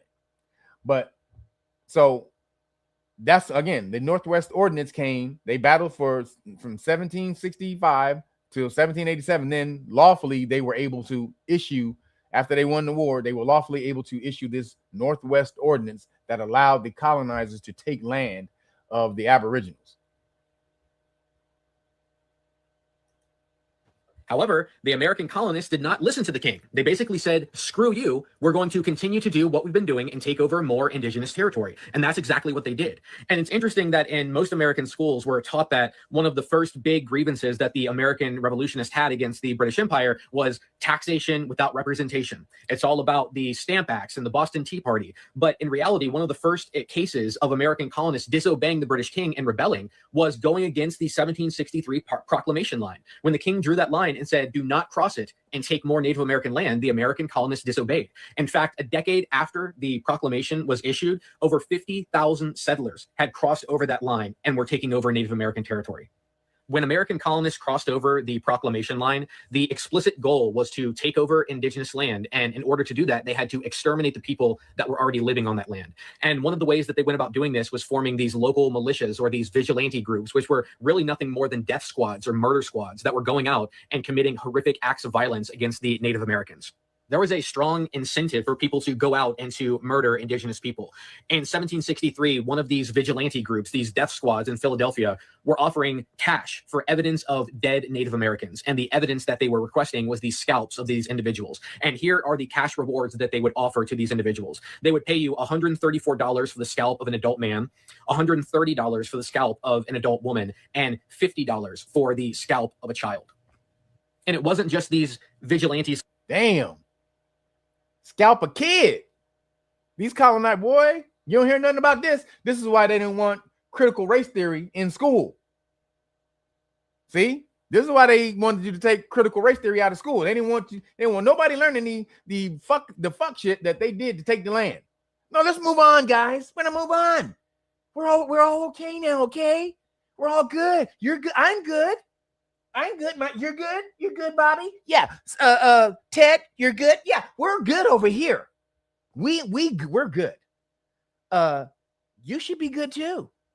Yeah, I know we did all of that, but hey, let bygones be bygones, man.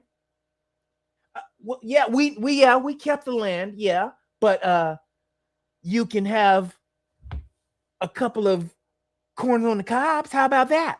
We'll give you some corn on the cob every week.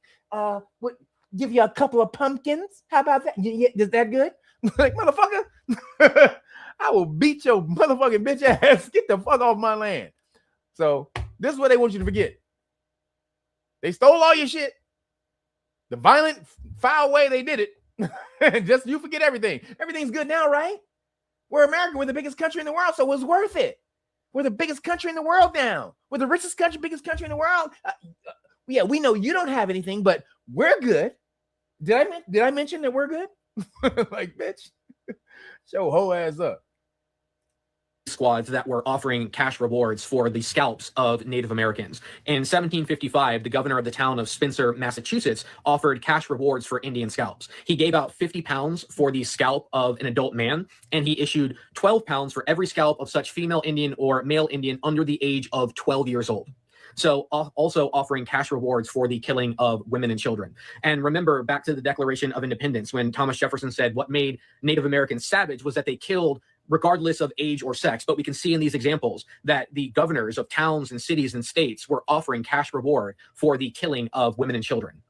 And just to give you an example of kind of how widespread and ingrained this practice was of murdering indigenous people, it's pretty shocking, but it took all the way until 2021 for Colorado to officially remove the law off of their law books that offered cash rewards for bringing in the scalps of indigenous men, women, and children. So you can see here in this photo from the Washington Post, the governor signing this and officially removing this law. But just imagine, even though it wasn't in use, it remained on the law book. This case of a state offering their citizens cash rewards for the killing of men, women, and children.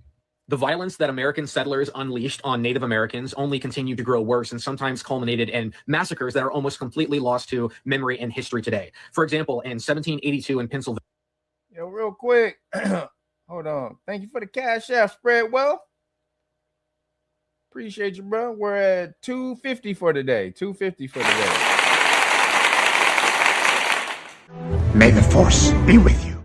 Appreciate you, bro. You said same tactics they are using in occupied Palestine. The thing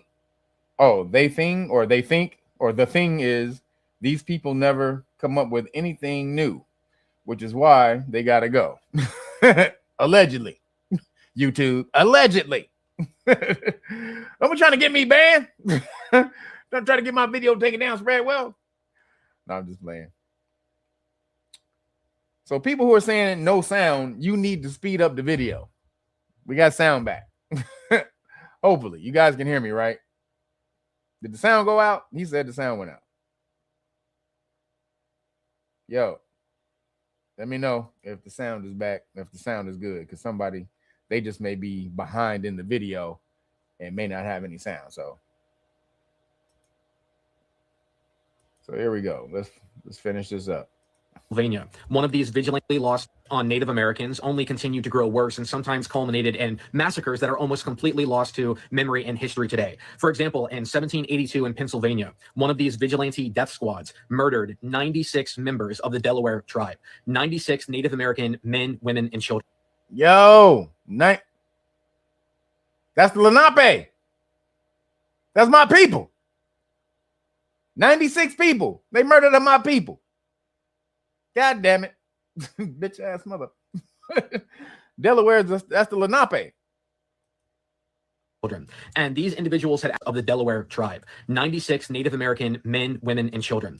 And these individuals had actually recently converted to Christianity in a bid to save their lives, thinking that if they were fellow Christians, then they wouldn't be murdered. However, these vigilante members accused them of attacking white settlers. And so they brought 96 people, 2 at a time, behind a shed, and they brutally beat them to death over the head with a hammer.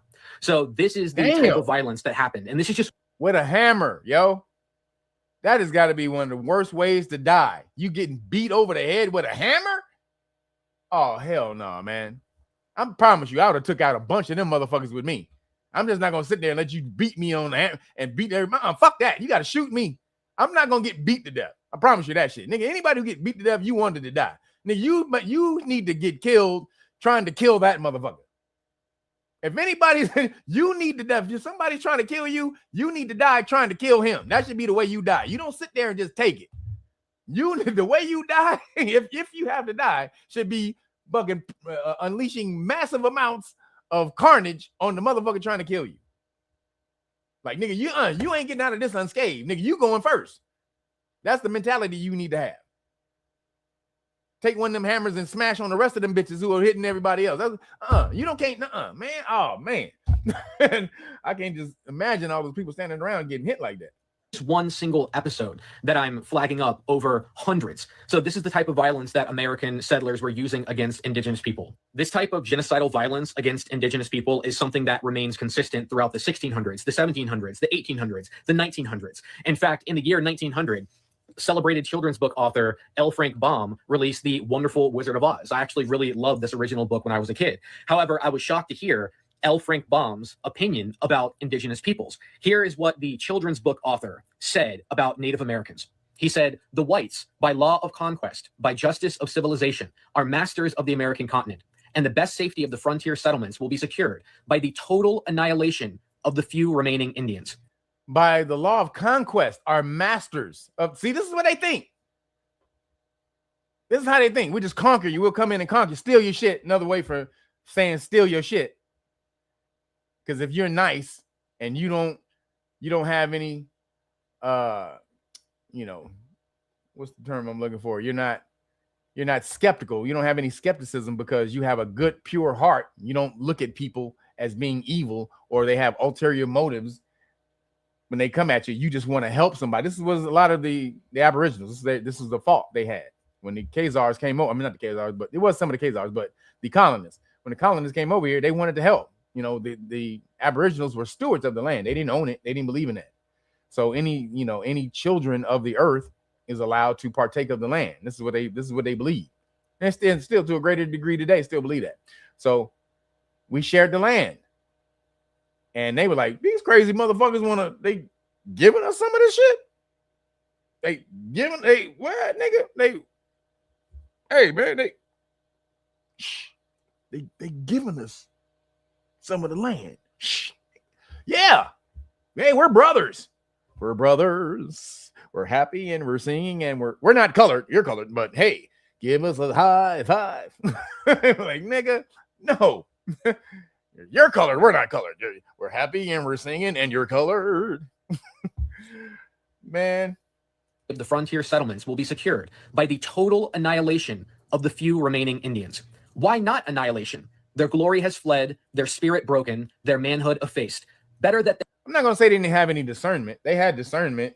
They just don't, you know, when you are altruistic like that, or, you know, from the heart like that, you don't, they probably hadn't run into anybody that evil like that or deceptive in their, you know, in their dealings. So Caucasian people are deceptive. They'll smile in your face while stabbing you in the back. See, that's different. So these are new people. They probably came acting like they were friends and you know, and brothers and family, and we're family and under the remember they were Christians, so we're family under the Lord. The Lord says, the Lord, divine providence. Oh, it was divine providence. We found you and you found us, and all that bullshit, right? While they was stealing the land, throwing disease blankets on the land, snatching up the women, doing all that shit behind the backs of the Aboriginal, the chiefs, and the heads of the leaders of the nations.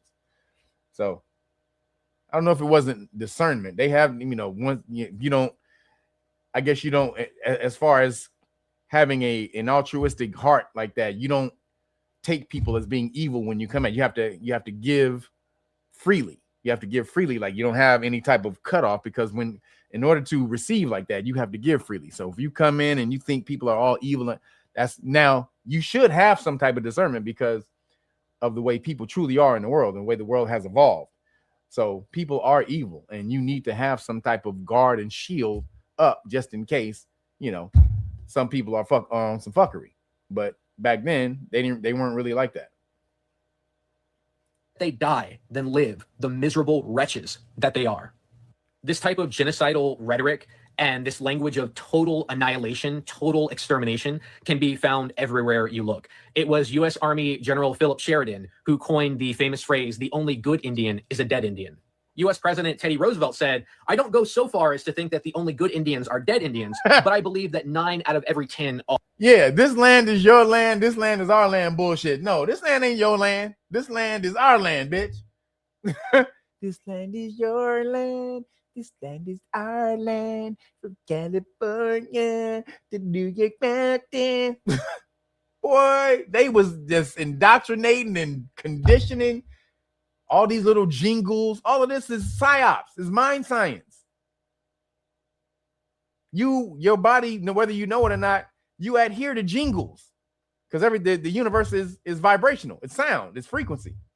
So if they can make up a good frequency that you harmonize with, you will attach to that, even if it's fuckery. But if it sounds good, like, how many people remember the Oscar Mayer commercial? I know all you remember it. Come on. Come on, let's sing it. My baloney has a first name. It's Oscar. My baloney has a second name. It's Mayer. Oh, I love to eat it every day. And if you ask me why, I'll say, because Oscar Mayer has a way with BOLOGNA. Now, I ain't heard that goddamn commercial in 40 goddamn years. I ain't heard that commercial in 40 goddamn years. I was a little damn kid. And holy shit, I remember every goddamn line of that fucking song, or that commercial. And I know y'all do too. I know every single one of y'all remember the goddamn Oscar Mayer baloney commercial. If you were around, you remember that jingle. The Civil War General William T. Sherman is rightly praised for his role in defeating the Confederacy during the Civil War. However, when it came to America's war against its indigenous people, here's the views that he expressed. "We must act with vindictive earnestness against the Sioux, even to their extermination, men, women, and children. During an assault, the soldiers cannot pause to distinguish between male and female, or even to discriminate as to age. And that's exactly what happened. In 1861, U.S. Army Captain Nicholas Holt described how during one battle, the Navajo squaws and children ran in all directions and were shot and bayoneted. I saw a soldier murdering 2 little children and a woman. I yelled immediately to the soldier to stop. He looked up, but did not obey my order. I ran up as quick as I could, but could not get there soon enough to prevent him from killing the 2 innocent children and wounding severely the squaw. So think back to the Declaration of Independence and Jefferson calling Native Americans savages because of their undistinguished destruction of all ages, sexes, and conditions. We can clearly see that this is what the Europeans and the Americans were doing against indigenous people, and it should be called by its true name, genocide. But white culture is formed in savagery. I also said there isn't a place on God's green earth that they haven't come there and decimated the native inhabitants. There isn't a place. They are murderous savages. That's their culture. They call it conquest. We call it savagery. This is so that's how America. Yep, Schoolhouse Rock. Thank you. Come on now. Schoolhouse Rock is even older than that baloney commercial. And if we pull up I'm Just a Bill right now, I'm just a bill. Yes, I'm only a bill. And I'm standing here on Capitol Hill. Well, now it's off to the White House where I'm sitting in committee. Come on now. Jingles are the best way for you to remember shit. Song through song. You will remember it forever. Especially if you like the song. If the song harmonizes and resonates with you, you will remember that shit forever. So yeah, they indoctrinated us with songs for sure. Real quick, everybody, make sure you get out and to if you want to be a volunteer for the Know Your Rights Foundation, make sure you get out there. Go to kyrf.org/volunteers and sign up. Get in there so we can teach you. Too many people walk through life carrying fear, not because they've done something wrong, but because no one ever told them they have rights. When you don't know the law, even ordinary life can feel like a risk. That's why we build Know Your Rights Foundation, a place where the law becomes clear, simple, and yours. Knowledge is your shield.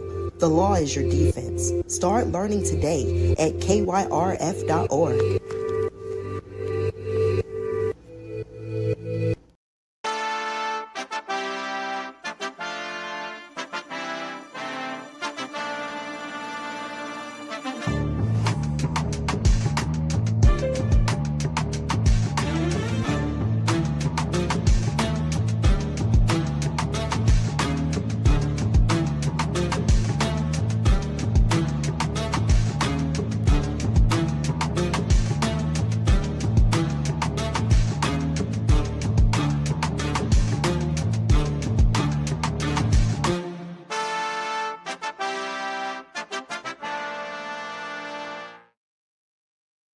Mel, you hear me, goddammit. You know that song. You cannot not sing I'm Just a Bill, goddammit. You know you cannot not sing that song when it comes on. I don't hear you. I can't hear you. Yes, you are. Yo, make sure you get over to rapstrology.com or realnagas.com and get you some merch. Also get this great book of melanin research. Have the Mother's Day sale going on for just because Mother's Day is tomorrow. But today, tomorrow, because I mail everything on Tuesday. So today, tomorrow, Monday, and Tuesday by 11 a.m. So if you want to order that, get the whole, the hard copy, great book of melanin research, the whole police stop law package right here, Know Your Rights Manual, public official bonds book, the constitutional rights cards. You get the new ones right here, the qualified immunity card, the new one right there. And then you also get the notice. Excuse me. You get the qualified immunity notice. Bam. Right there. As well, you get the Rapstrology t-shirts. That's 3 right there. That's number 2 right there. And that's number 1. But we also, just yesterday, I put in the dopest of the dope. Bam! Right there. Rapstrology groups. Bam. Fat Boys. Run DMC, Salt and Pepper, the Beastie Boys, Public Enemy, Eric B and Rakim Allah, De La Soul. They pushed out they pushed out X-Clan for this one, but X-Clan was actually in the 90s, so they feel like an 80s group to me. That's why I had them in here. However, De La Soul is a true 80s group, so they replaced them. Bam, EPMD and Houdini. So bam, you can get over here again. Somebody, as soon as I put it in there, within 10 minutes, somebody bought it. So I don't even have this shirt yet. I just put it in there. Mine is on the way. I have mine on order, but you see the Rapstrology sign right there in the middle. Also, we have the ones with the yin yang symbol in the middle. You can get either one. And also we have them in different colors. We have black text and the white text. So appreciate you. Ooh. Hold on. Sharif Finley, thank you for the Cash App. Appreciate you. May the force be with you. Thank you, Sharif Finley. We're at and Darius Foster. Appreciate you. Thank you for the Cash App. May the force be with you. And Joe Johnson. May the force be with you. So I think we're at 280 for today. 280 for today. Thank you, guys. All right. So appreciate you guys. This is the best way to support is to go to realnagas.com or rapstrology.com, get the book, and get hooked up on all of the free gear that I'm giving you. 3 Rapstrology t-shirts for Mother's Day sale. Or you can get the Woo Astrology. You can also oops. Where'd it go? Oops.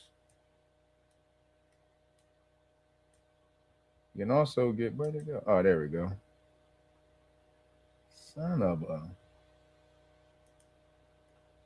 All right, right here. So we also have the Woo Astrology right here. Shout out to Wu-Tang. He was just on Joe Rogan the other day. RZA was just on Wu-Tang on Joe Rogan. So shout out Wu-Tang. This is real. I love this one. This is my favorite one. Honestly, this is my favorite one right here because Wu-Tang and Tribe Called Quest are my 2 favorite groups. They're the yin and yang to me, the dragons and the phoenix. So bam, you can get this right here. You can only get the one with the Wu W in the middle if you order the Great Book of Melanin Research hard copy. It's a free gift, so you have to get it for free. And sorry, that's the only way I can give it to you. But again, that's the best way to support, and I appreciate you guys for supporting. So moving along.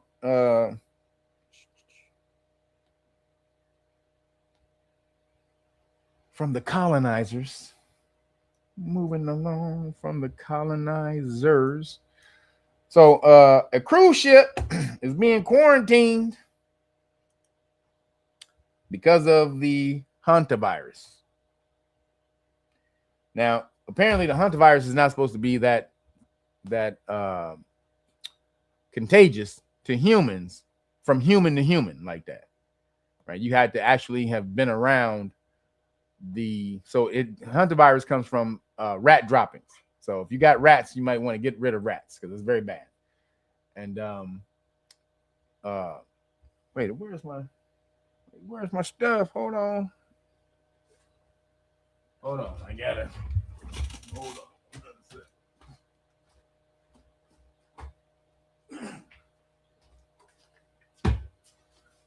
So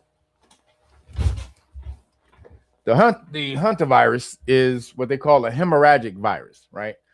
And it usually it's mostly contagious or you catch it by being around the rat droppings or in the air where the rat droppings, the wind pushes some of the particles from the rat droppings in the air and you inhale that. That's usually how you catch it.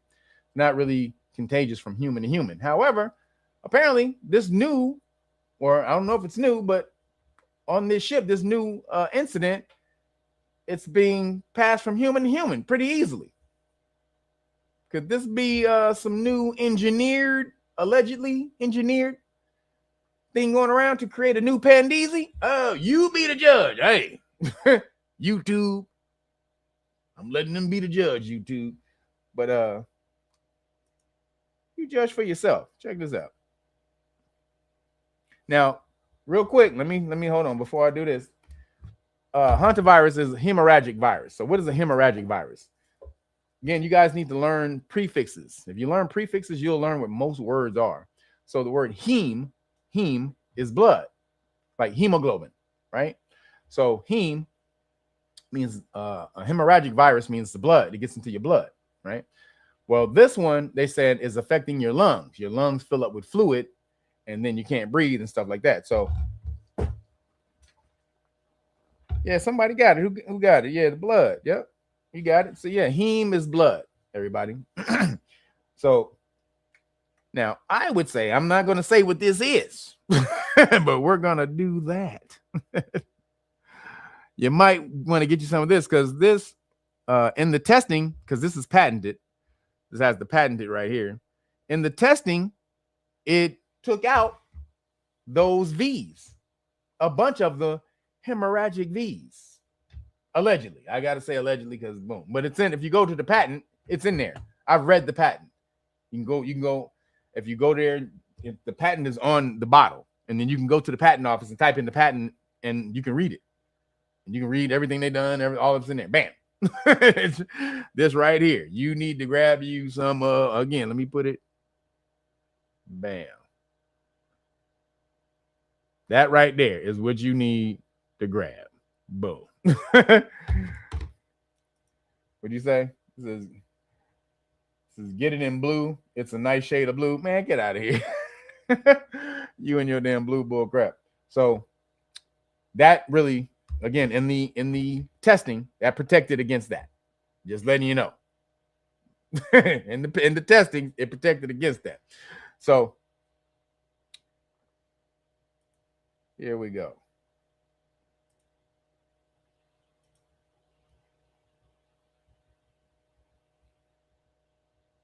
What is this really about? Again, you don't ever believe what the government tell you. What is this true thing really about? They trying to start another PANDEEZY? Man,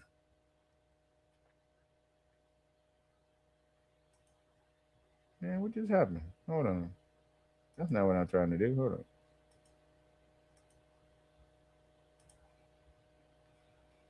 Oh, wrong one. Sorry.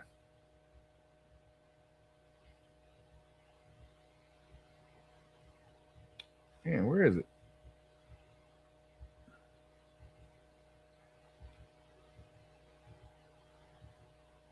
Oh, here it is. All right.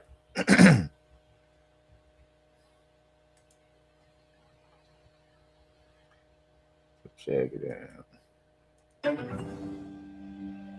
2023, Corona ended. 2026, Hantavirus. Make of that what you will. Is it 2020 all over again, or do the powers that be have something new up their sleeve? Let's get caught up on the latest with the Hantavirus. 3 people have been evacuated from the cruise ship hit with a deadly hantavirus outbreak as the vessel now heads to Spain's Canary Islands, where the remaining passengers will disembark and be evaluated for illness. MS Now's Britt Miller has more. As the number of hantavirus cases aboard the MV Hondias cruise ship continues to grow, so does global concern. And now another passenger is opening up about the deadly outbreak at sea. It turns out the situation was much worse than we were told. And after a 3rd person died, it became clear that there was hantavirus on board. The World Health Organization reports 3 people have died, including a Dutch couple. The total number of cases has risen to 8, with 3 confirmed and 5 suspected. The WHO confirms the hantavirus variant that spread on board is called the Andes strain. The virus is rare and can be transmitted between humans, though it originates in rodents. Not ideal, to say the least. Again, more than a dozen countries are now reporting hantavirus cases linked to that one cruise ship. But there's so many angles to the story, right? I assume that most people don't want to die from some crazy rat virus, so they're rightly a little bit concerned about the disease spreading.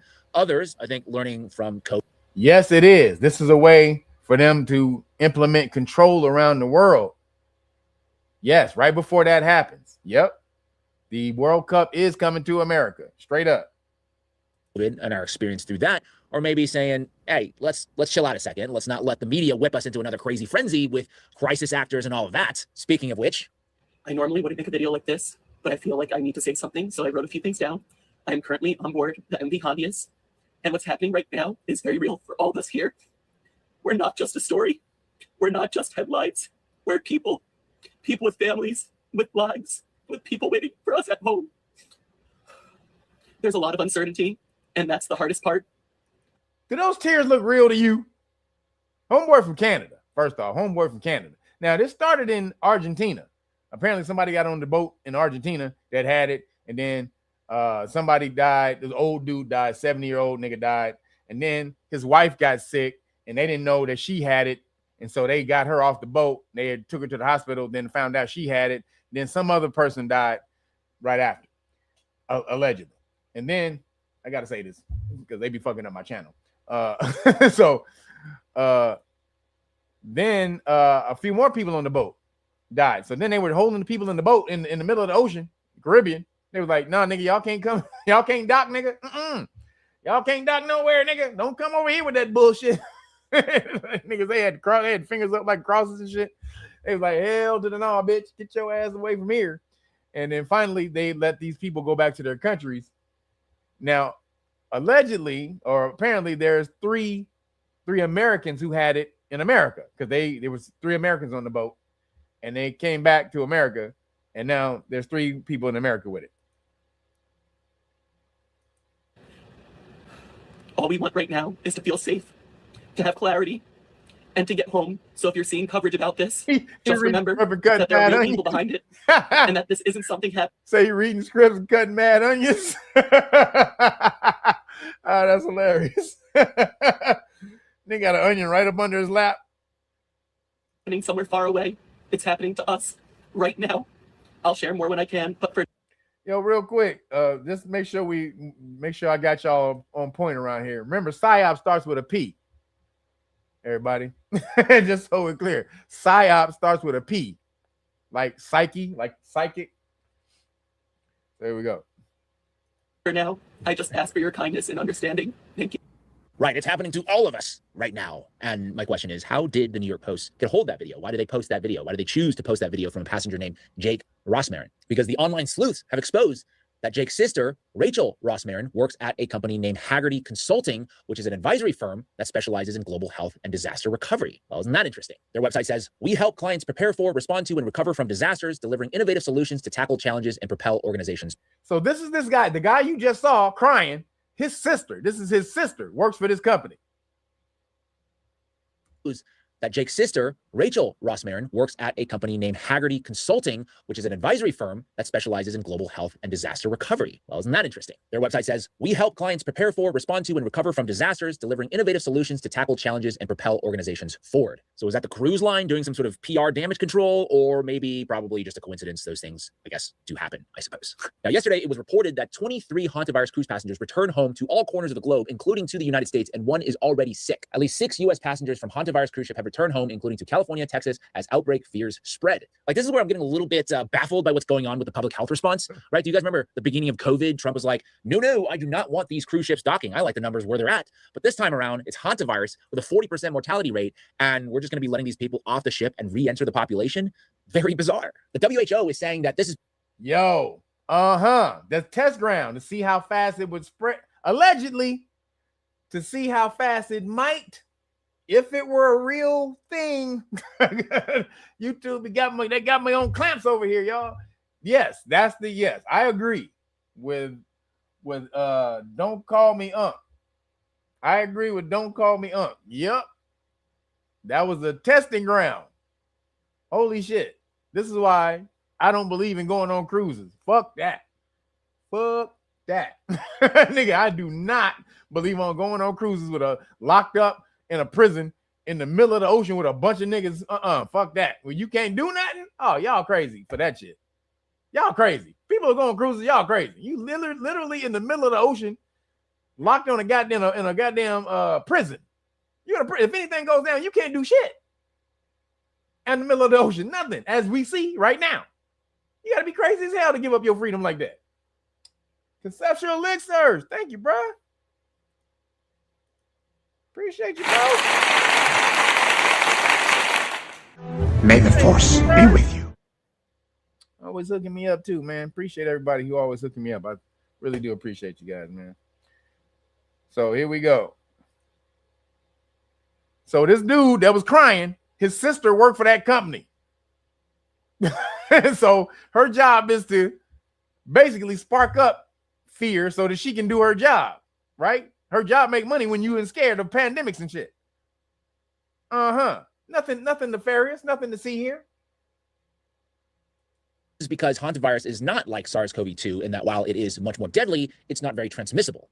Take a listen. This is not coronavirus.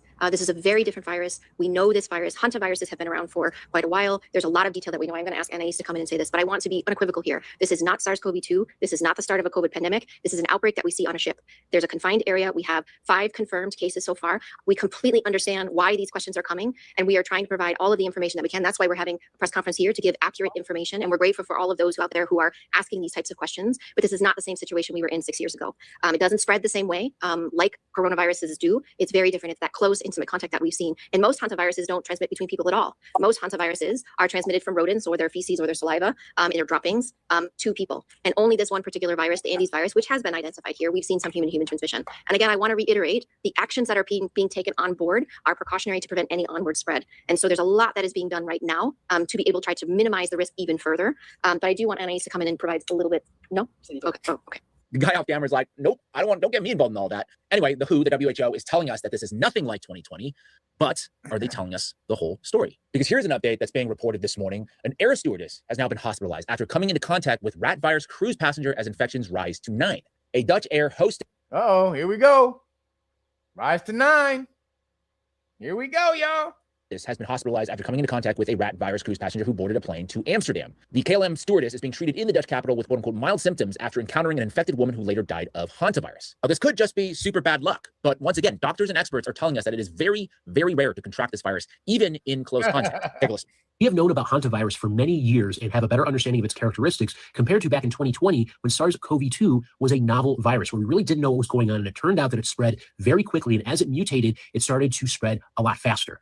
Hantavirus, while it's very deadly, doesn't tend to spread that well from human to human. Even the Andes strain that is known to potentially cause human-to-human transmission has not caused large outbreaks. The largest one was recorded in a small village in Argentina in 2018 and 2019, where there were only 34 cases reported. In order for hantavirus to typically spread from human to human, it needs to be through very close contact, like sexual intercourse, which is generally not required for a virus like SARS-CoV-2 or influenza. Now, obviously, there's always a possibility that a virus could mutate and behave differently, but there's no evidence of something like this happening at this time. Sure, it mutated, guys.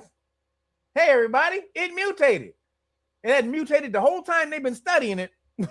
Hadn't showed that it can mutate to anything like that the whole time they've been studying it, but out of nowhere, it just mutated to be able to infect human to human without sexual contact, just by breathing, allegedly. Time. Is that right, doctor? Because I don't think the KLM flight attendant who is now hospitalized was banging the infected passenger who later passed away. So what the hell could be going on here? Could something have changed in recent years? No, this will be 26. You got to put the 6 on it. This is CV1. This is CV26, not the 19. CV26.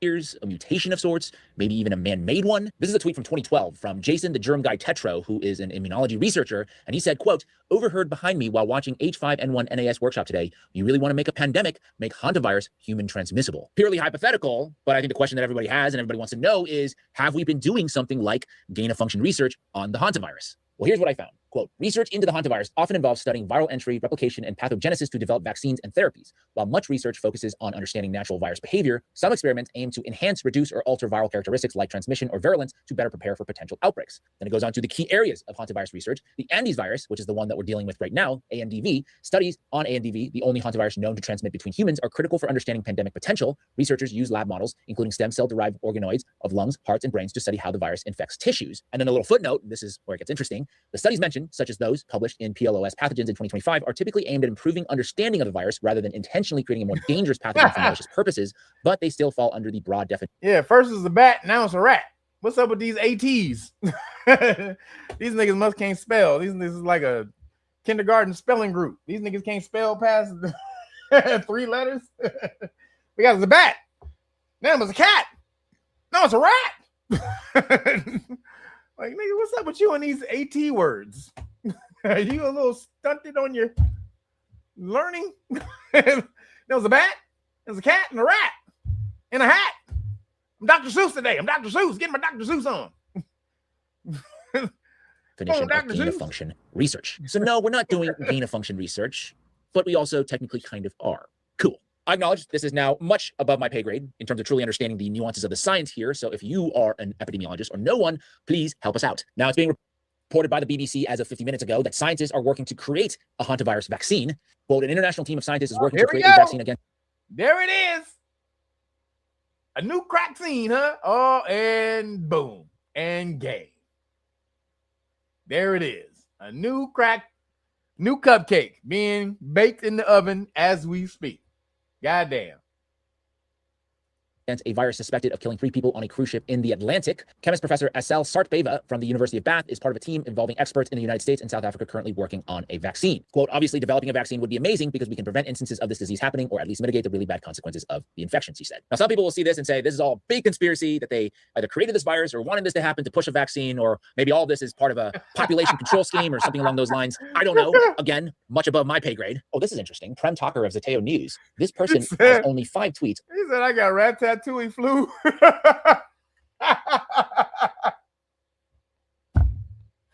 He said, I got ratatouille flu, nigga. That's hilarious. Yo, that was funny, bro. Here we go. All from 2022, and one is not like the others. 2023, Corona ended. 2026, hantavirus. Make of that what you will. But in all seriousness, what I do think right now is I don't believe this is something necessarily to worry about right at this moment. Could be just a massive distraction. But the issue that I think is most worrying, though, is that if this becomes a big deal, trust in public health authorities basically. So there's that. Yo, whoa, hold up. Jeffrey Hicks and Brandon Terry. Thank you for the cash outs, brothers. May the force be with you. Let's see, did I miss anybody? I got you, Conceptual Elixirs. Terrence David, appreciate you, brother. Thank you, May the force be with you.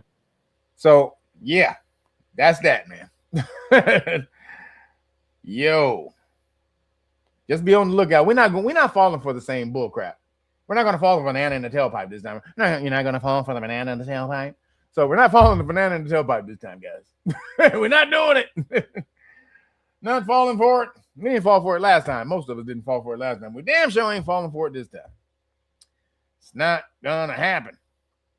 Not gonna do it. Not gonna do it. So moving along. Oops. In Skittle news, we got some Skittle news this week. Fruitopians are starting to defect from the Fruitopian Mafia, because the Fruitopian Mafia is turning on them. They turn on anybody unless you give 1,000% complete allegiance to what we're saying, to what we're doing. No dissension. No. You cannot have a nuanced thought, a critical thought whatsoever. No. Trans is right. Trans fans. We need trans fans. Come on, man. You're not a fan? You're not a trans fan? Why not, man? Huh? Why are you not a trans fan, man? Like, nigga, stop trying to rhyme. Stop trying to rap up in here, nigga. I don't like it. I don't like you using rap, nigga, to push your point. I'm just saying, man. Be a trans fan, man. No, we're not doing that, bro. So, check this out. They thought they could, oops, where'd it go? Oh, where'd it go? Where's my video?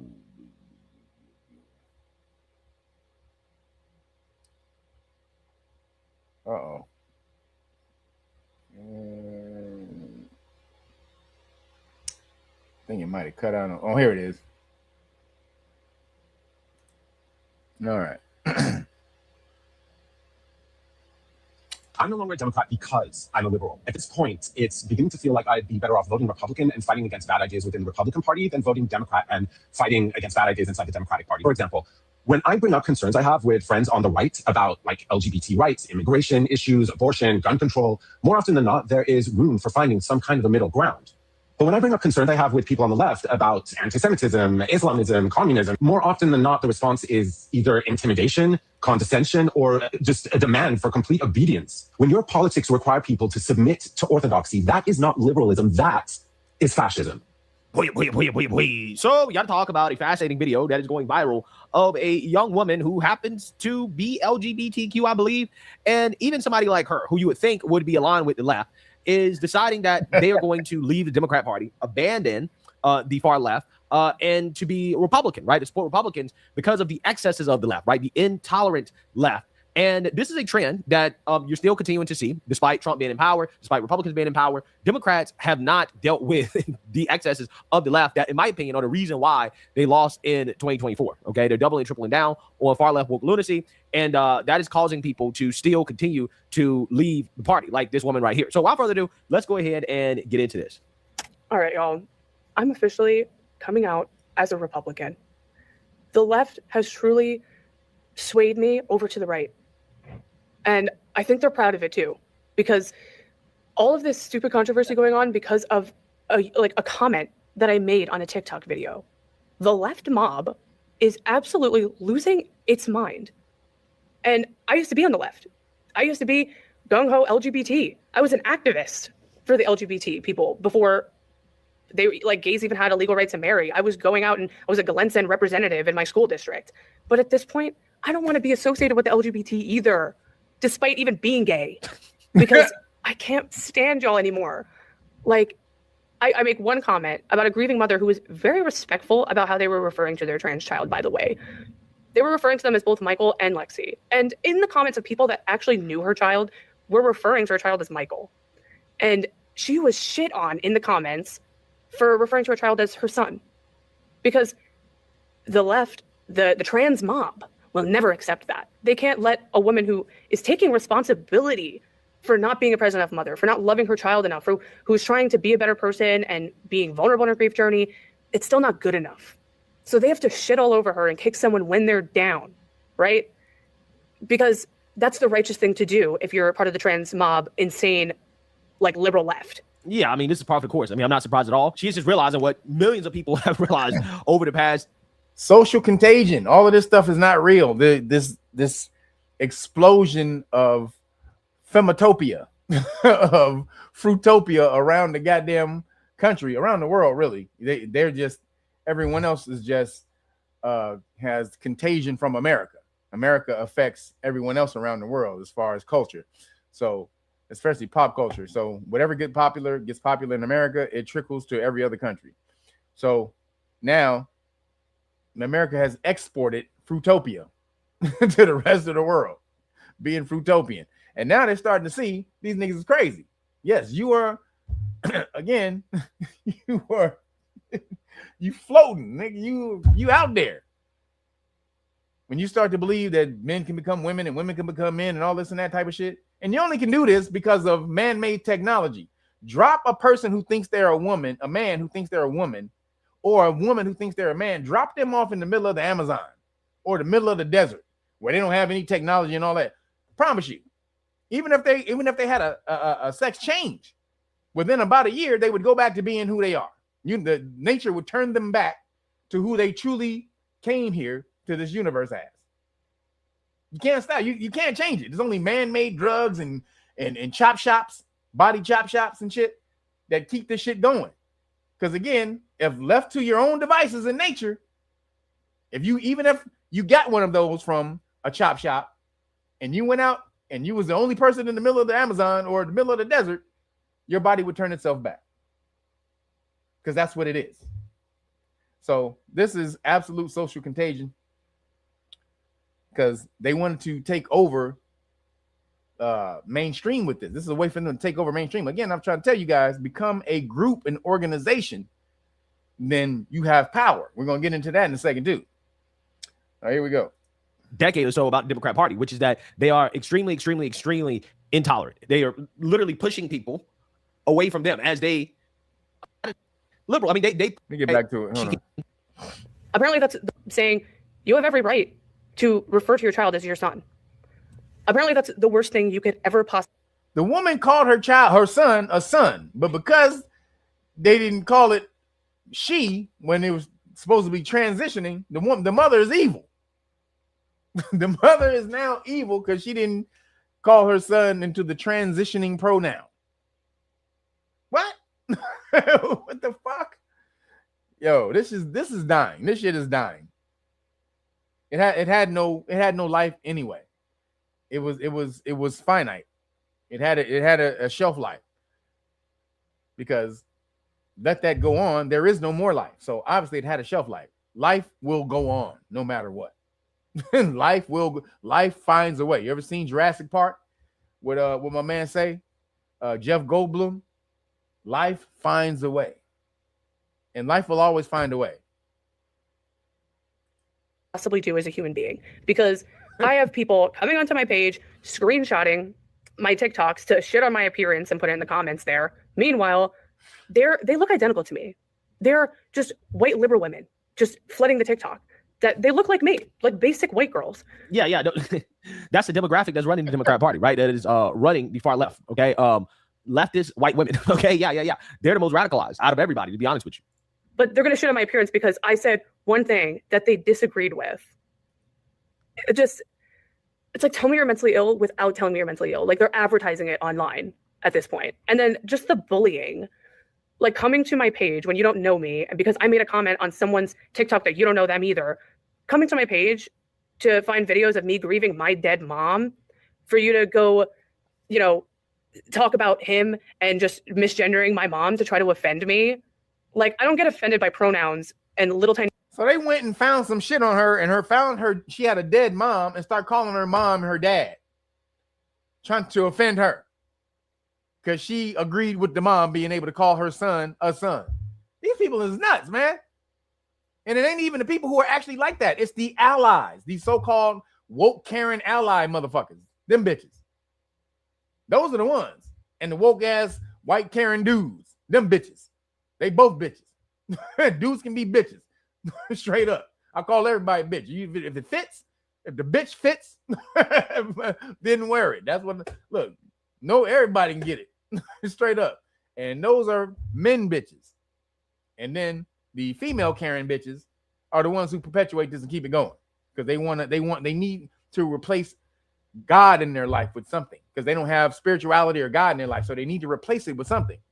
You are here to have a purpose, but if you don't find that purpose, you will artificially create that purpose, or you will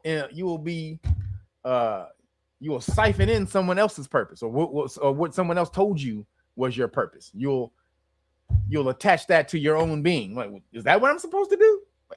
I'm supposed to be an activist for the LGBT. Oh yeah, that's right. I'm supposed to be an activist, man. I forgot. I totally forgot. Where do we go, man? Where are we marching, man? Let's march, baby. Let's march. Let's go. Let's go. Like, if you don't sit your happy ass down somewhere, bitch, we going to the couch. Sit your bitch ass down. I'm going home. Sit your ass back on that couch and turn on Bloodhounds. So here we go. Misgendering my mom to try to offend me. Like, I don't get offended by pronouns and little tiny words like she, her, he, it, they, like you do.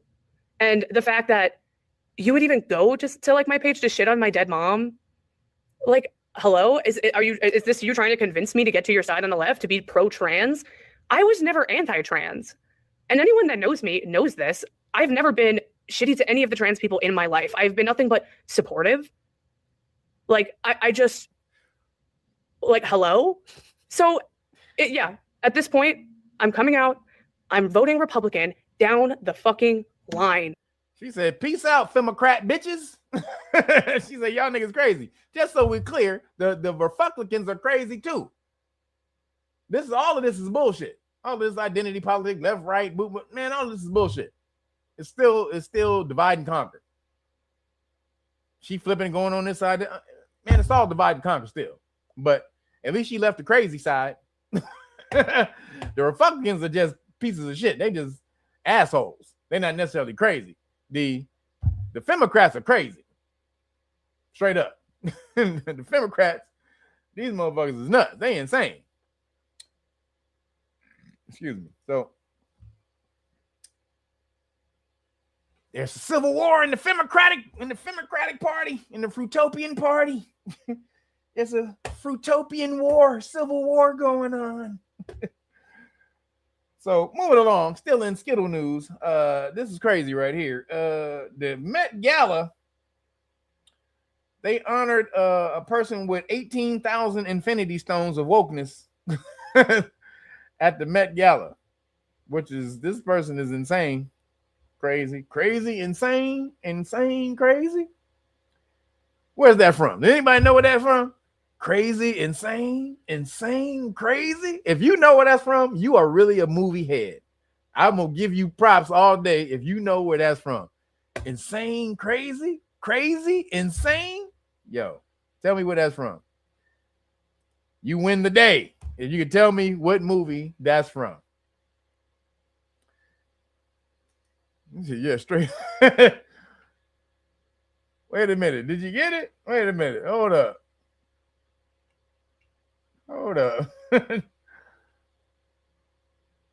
She almost, wait a minute. This line is also from the movie. Did you get it? Do you know what the movie? Do you know what the movie is? This line is from the movie, but I don't think you meant it coming from the movie, but you just happened to put one of the lines from the movie. What's the movie, guys? No. Oh, man. Come on. Y'all don't know? Not Martin. It's a movie. No, I don't have it. Damn it. Y'all gonna make me tell you. No, it's not that. Damn. Insane, crazy, insane. No. So anybody ever see no, that's not Martin. I'm gonna say it in 5, 4, 3, 2. If nobody get it, 1. Weird Science. No, he got it. Melanie Brown, you got it. As soon as I put it in there. Wait a minute. Melanie Brown, she got it as soon as I put it in there. Damn. We hit it at the same time. Good job. Same time. Yes, Weird Science. When homeboy was acting like he was a nigga and they went to the club and they got drunk and they started acting black. That's one of the best scenes in movies. If you haven't not seen that shit, man, go see that damn scene from Weird Science when Anthony Michael Hall was acting like he was black after he got drunk, talking to the niggas in the club. Oh, that shit was hilarious. That shit was funny, bro. So shout out to Anthony Michael Hall because that's one of the funniest movies ever. So right here we have the Met Gala is honoring the first black quadriplegic transformer with cerebral palsy. How many woke infinity stones is that? How many infinity stones is that? Like, come on. What is Weird Science? Hey, yo, kick him out of here. What is Weird Science? Boy, stop bullshitting. I know you full of shit. So check this out. They were honoring this person. Met Gala has gone crazy. Again, the first black quadriplegic transformer with cerebral palsy.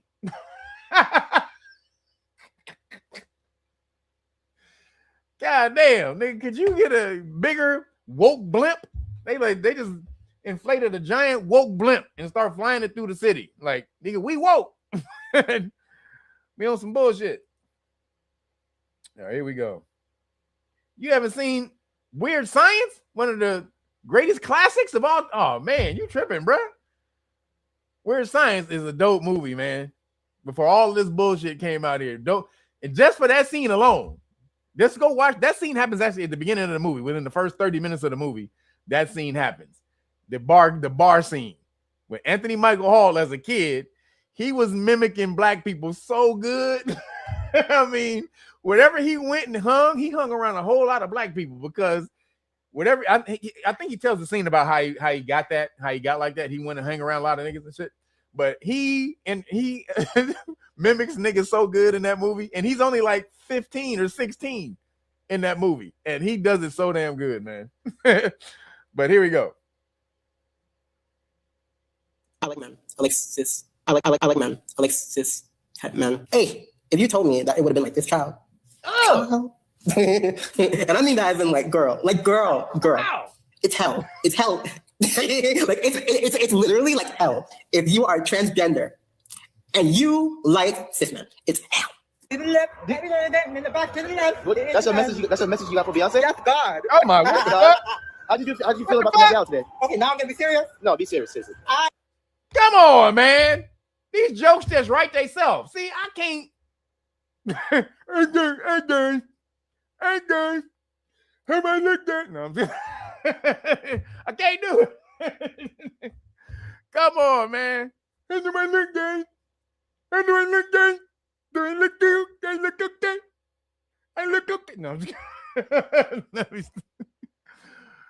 let me spin around. Let me spin around. Oh, let me spin around the other side. Let me spin the other side. Like, you look great. You look good. you look fine. Oh shit. That ain't AI. This is real. This motherfucker went to the Met Gala. They honored this motherfucker at the Met Gala. I am incredibly immeasurably grateful for the day that I had. I feel like I'm living a dream. I'm just a girl from the Bronx and the islands. Wait. So we got to talk about a fascinating story involving an individual who appears to have gathered almost all of the Infinity Stones of wokeness, but yet it's still boohoo, whine and crime, victimhood, hate, racism, and bigotry, even though this individual has all the opportunity in this country that they otherwise would not have anywhere else on earth or in any other time period. This is a very special time period that we're living in. Honestly, I'm not entirely sure if it's a simulation or if we're living in a parody, right? A real life comedy show at this point, but stories like this really make me think, okay? Because like I said, this individual appears to have gathered almost all of the Infinity Stones of woke as possible. This individual probably is missing one big stone, but you know, they got a lot of stones. Okay, we're talking about Erin Rose Phillip, the first Black transgender woman with quadriplegic cerebral palsy, signed to a major modeling agency arriving at the Met Gala. Now, signed to a modeling agency. Oh yeah, I left that part out, guys. This person was signed to a modeling contract. Holy shit. Are you woo? Yo, the jokes just write themselves. Now, this post fails to mention that this individual also is an immigrant, okay, from Antigua. So this is not even a person that was born in America, right? But yet this individual is being honored as a symbol of real inclusivity in modeling, right? Because we know that the woke revolutionaries have pushed for quote unquote inclusivity in modeling, aka they want overweight models, they want ugly models, they want models that don't traditionally fit what we tend to think about when we think about, you know, models or beauty or fashion. So that is why this individual is at the Met Gala, simply because they've accumulated a lot of Infinity Stones of wokeness, and this person is being shown off as basically the thing. Finally, at Gala was this post right here, and I want you guys to know that after, what has it been, a decade or so, we have finally reached the final boss of intersectionality and wokeism right here. Look at this post. Erin Rose Phillip arriving at the Met Gala. First Black transgender woman with quadriplegic cerebral palsy signed to a major agency, breaking barriers with every step. This is what real representation looks like. I mean, how can anybody compete with that? Black transgender woman, quadriplegic cerebral palsy model. Now I would say that it's breaking barriers with every role, but we don't need to get specific here. But anyway, the point I'm trying to make by bringing this up is that we can just pack it up, honestly. We're done. I mean, no one can compete with that. We have found the most oppressed person of the most oppressed group in the world. And of course, she was at the Met Gala because that is where the oppressed people that deserve all of our support, that is where they go. The LGBTQ community, the quadriplegics, obviously, if you were the most oppressed person, but you have to break all barriers, you're going to be at the Met Gala. So now we can all act accordingly. We have solved this age-old progressive mystery. We're supposed to just like witness but not say anything about. This one's truly bizarre. Everyone's like talking about it, but they don't want to actually say what they're thinking. This is Erin Rose Phillip. Phillip's being lauded as making history at the Met Gala for being, and this is not a joke, the first African-American transgender model with cerebral palsy in a wheelchair, no less, to attend the event. I mean, like, is she a lesbian? I think that's the only thing she's missing. Is she a lesbian? Like, this is like, okay, we all know what they're doing here. She was born in Antigua, raised in the US. She's 25 years old. Is it she or he? I don't know. I don't know. It's a trans person. I have no idea what the natural sex is. And as you know, I like to go by normal, like natural biological pronouns, but I got to be honest, I have no idea what they are here. This person was signed by elite. This motherfucker about to have a muscle spasm out the chair. Motherfucker can look like they flopping around like a fucking fish out of water and shit. You like you about to flop out that damn chair. She can't even, or he, or whatever it is, can't even sit in that chair straight. It look like they about to slide on out of the chair, or at least pop up, at least flip out. elite model management in 2018. This person has been featured on the cover of Vogue. Billboard Chris on X, who we love, who stands up to the trans mania like nobody else, writing, quote, the trans... Did you say high heels on wheels?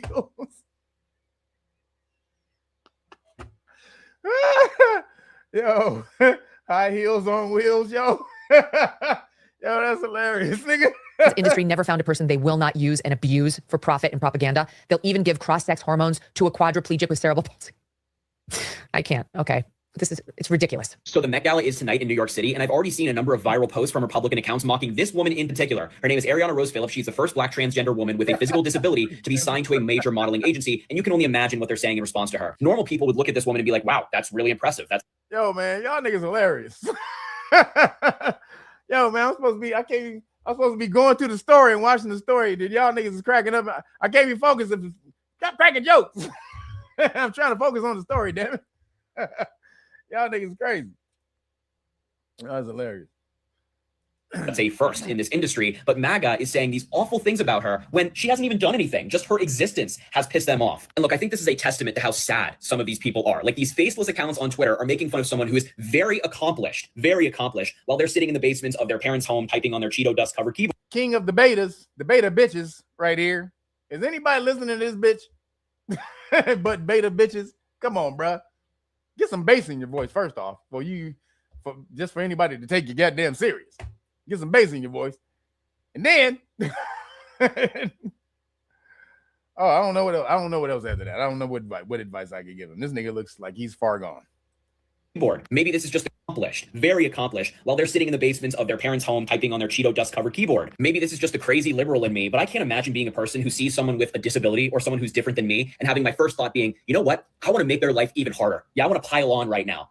It's just gross. And these people are obviously very sad. Good for her, though. Going to the Met Gala was great. Yeah. So you see, they hear that. Now, Megyn Kelly and Brett Cooper, I believe, kept asking about whether or not this individual has all of the Infinity Stones of wokeness. And I am here to say that this individual does not, right? There's one big stone that is currently missing. I'm gonna let you guys take all of them for the most part, except that one, bro. Because apparently, despite being a migrant with, disabilities, trans, Black, having all these Infinity Stones of wokeness, and still being able to obtain a major modeling contract, I'm not entirely sure how the companies who are, paying this individual, I'm not sure how they make money off of that, right? I'm not sure, what clothes or what fashion you're selling to a large group of people, right? I'm not entirely sure how that works, but again, large modeling contract, hold on, Met Gala, TED Talks, etc. This individual believes that they are oppressed, right, by whites, and that whites are the reason why this individual isn't more successful. So, without further ado, let's actually play this clip that is just unbelievable, really. When I first started working, I was an anomaly to the industry. Arguably, in many ways today, really I still am. I think it's time to say the quiet part out loud. The fashion industry is unlikely to book or pay Black trans feminine and or physically disabled models to do runway editorial. So the only reason this person won't get picked as a model is because they're Black trans cerebral palsy, whatever the fuck else they got going. Because if they was a white paraplegic cerebral palsy, they would be on billboards everywhere. Can anybody tell me where the fuck you see a white paraplegic transformer with cerebral palsy being plastered anywhere? What the hell is that selling? Who the hell is trying to get that to sell some goddamn goods? Nobody is looking for that, excuse me, as their spokesperson. Just crazy. And or campaign because of an absence of whiteness. Wow. Incredible. Absolutely incredible. Because of the absence of whiteness. Because everybody, otherwise, all modeling companies and all companies want again, paraplegic transformer, fucking, paraplegic transformer, cerebral palsy, whatever. What's the other thing they got? There's so much shit I can't even remember. Black cerebral palsy. So yeah, this is bullshit. The Fruitopians have lost their damn mind. Again, this is the allies, though. This is the people who call themselves allies who's trying to help these people or trying to perpetuate this fuckery. Because they don't want to get kicked out of mainstream society because they know they really disagree with it on the back, subconsciously, even consciously, just behind closed doors. But they have to act like this out in the open because they think this is progressive and the way the world is moving towards. Again, just because you call something progressive doesn't mean it's progressing. That's straight bullshit. Call it bullshit on that one. Then the last thing we got in Fruitopian news, they tried to cancel your boy Cat Williams. They tried to cancel Cat Williams. Can Cat Williams be canceled? He does get booked at venues that he doesn't own. So if they really come out after him, could they really cancel Cat Williams? Because they canceled Cat because he said that children should not be exposed to Fruitopian content online and in movies. And they came after that nigga. They came after that nigga, boy. Don't you ever say that, boy. How dare you? How dare you, Cat Williams? So people are now trying to cancel and boycott Cat Williams because he said that children should not be exposed to LGBTQ content in cartoons and that we should just let them be kids. Meanwhile, Netflix has lost over $25 billion in market value since Elon Musk called for a boycott on them for pushing the trans radical ideology in kids' content, which I think paints a pretty clear picture of where the actual American people are at with this. Not the weird lizard pedophiles that run Hollywood and most of our government, but the actual people. Listen, if you want to cancel Cat Williams for not wanting kids exposed to that shit, go ahead and cancel me too, because I'm with him. But what do y'all think? Let me know down in the comments. I'm with Cat. Nigga, I'm with Cat Williams, nigga. I'm rolling with Cat Williams. God damn it. I am rolling with Cat on this one. Straight up. Rolling with the Virgo on this one. Rolling with the Virgo on this one. Gotta say. He says, is Cat the new Sith Lord? According to the Woke Mafia, the Fruitopian Mafia, hell yeah. He the new Sith Lord. That's what they think. Look, because this is, look, they had him in the you talking about because of this right here? Look. You mean because of that right there? Yeah, they look like he's the new Palpatine. He's the nicotine. He's the new nicotine. How dare you, nicotine? Nicotine. So, Cat is nicotine, and they coming for him. He said, Cat Williams salute, straight up. Can't talk that shit in Fruitopia world, though. They'll try to cancel you. You see what they did to Snoop. You see what they did to Snoop. So, hey, Snoop had to put a whole goddamn Fruitopian cartoon together for a show in order for him to come back. Love is love. Whatever the hell that damn song was. I know it's called Love is Love. I don't have no idea how it went. He said Darth Cat. Cat Mall. It's Cat Mall. Anybody? We can do Cat Mall. So moving along. In the science and the weird. I gotta find the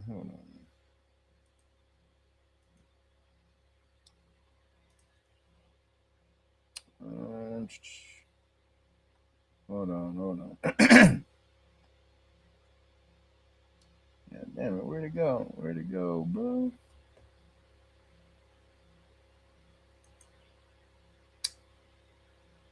Oh man, I think I lost it. Maybe this is it. No, let me see. Can you guys see?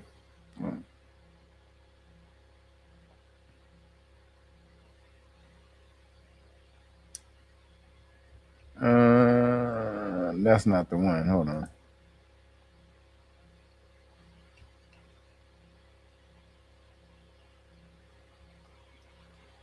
Hold on real quick. Let me find it. And where'd it go, baby? Damn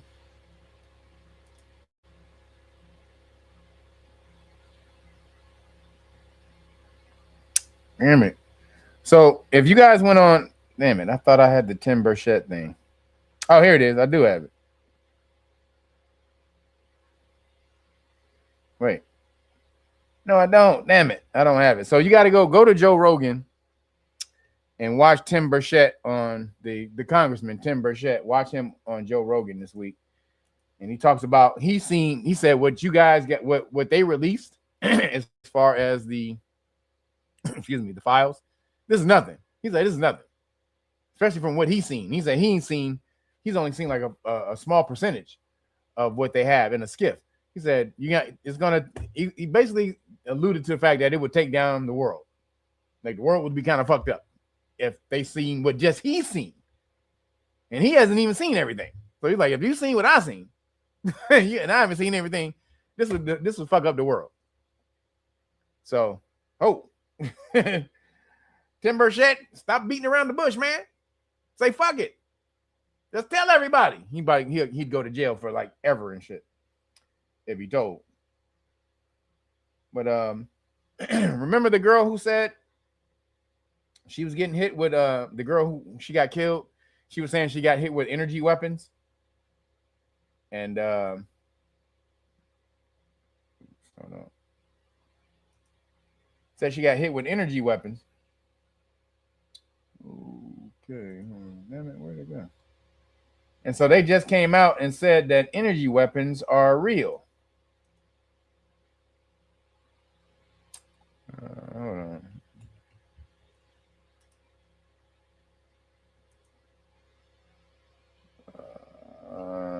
God damn.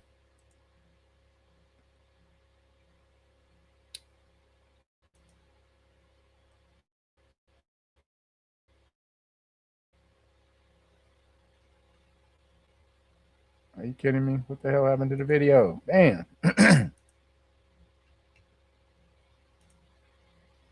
Yo, this thing is messing. This is messing up my shit right now, man. This is messing up my joy right now. Hold up. God damn. Well, I had it on there.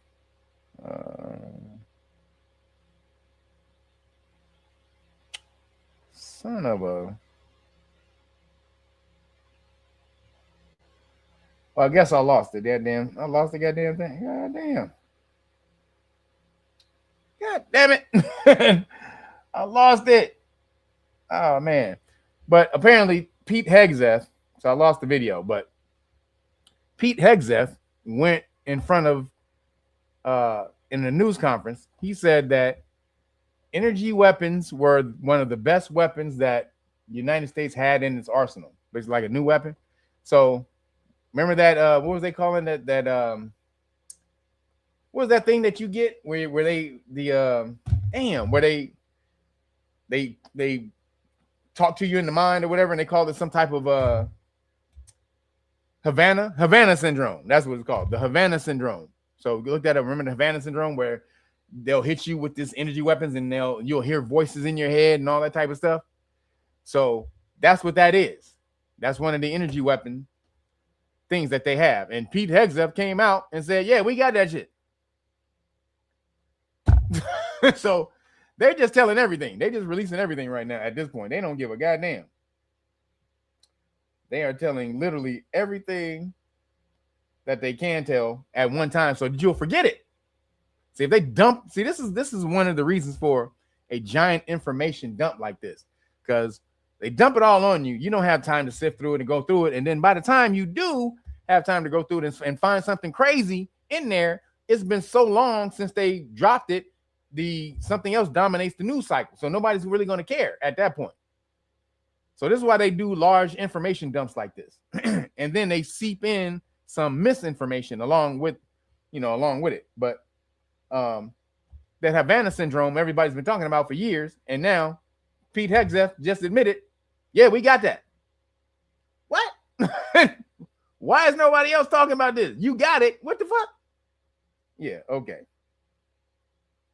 So it's crazy that they just come out and telling you.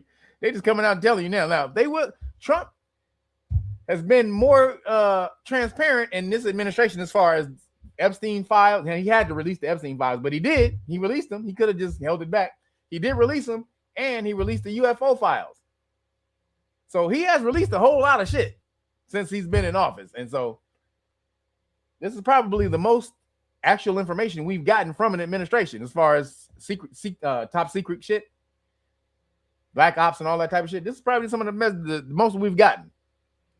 But they said there's 10 million files and video, and other like some odd, what was it, 100 terabytes of video.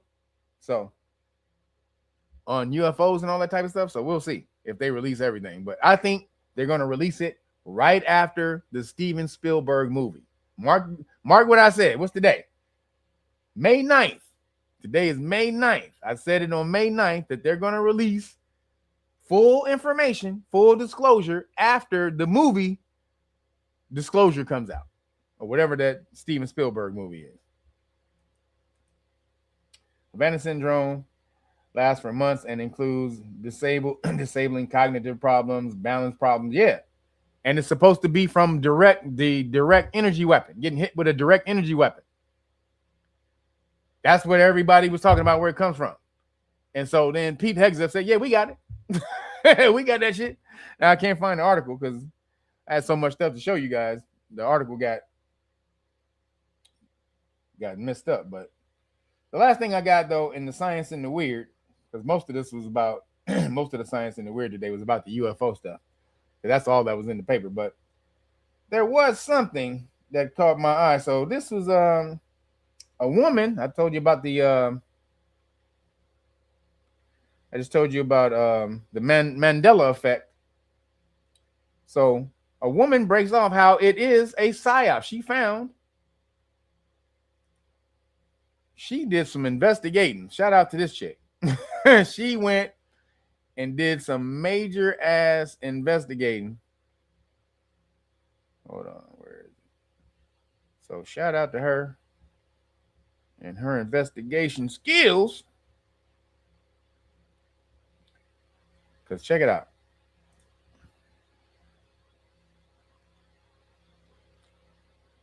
Here we go. You've heard of the Mandela effect, right? Where groups of people remember certain things differently. For example, there's a group of people who swear that Fruit of the Loom always had a cornucopia. But there's another group of people, including the company themselves, who swear that it never had one. The line in our current reality is hi ho, it's home from work we go. They never ever said it's off to work we go in the current reality that we're living. Now, do you remember it as home to work we go or off to work we go? Hi ho, it's off to work we go. And all the whistling and shit. Or was it hi ho, home from work we go? Now, I didn't watch it that much to remember, but I do remember, from what I remember, it was hi ho, off to work we go. That's what I remember. Now, I could be wrong on that one because I didn't watch Snow White and that much. But you guys put it in the comments. What was it?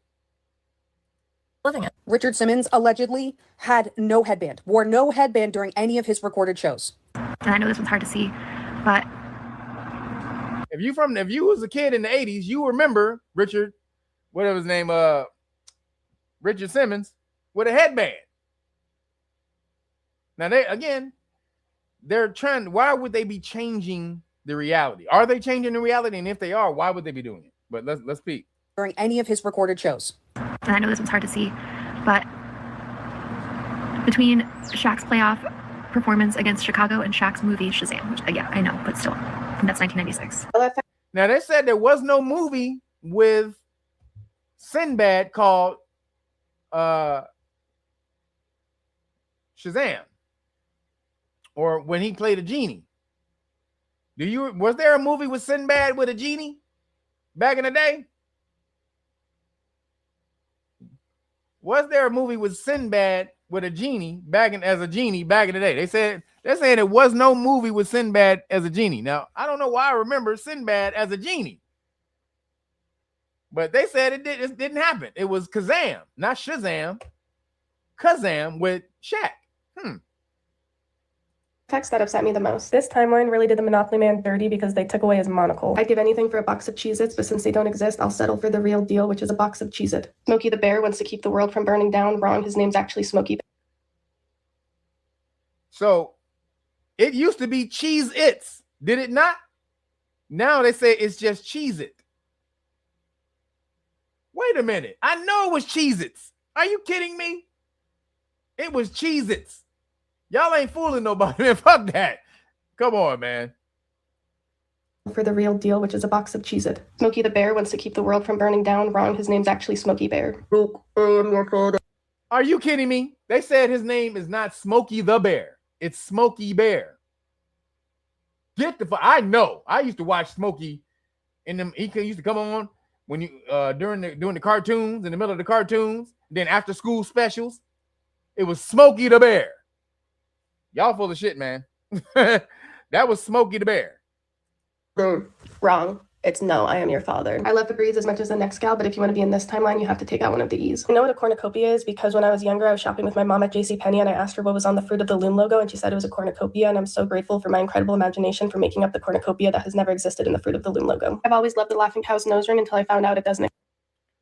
No Fruit of the Loom, but a dude proved this wrong. He had some old drawers and he Instagrammed them and tweeted them everywhere. He showed that there was a cornucopia on his old drawers.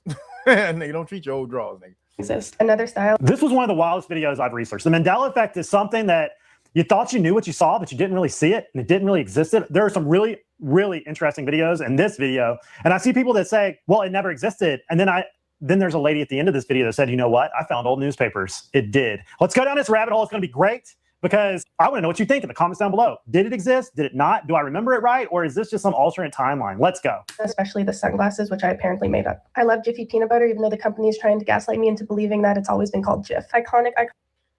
I know it was Jiffy. I used to eat that peanut butter constantly. Just peanut butter and bread. I used to eat that all, and it was Jiffy. And it's the sweet, it had the most sugar in it.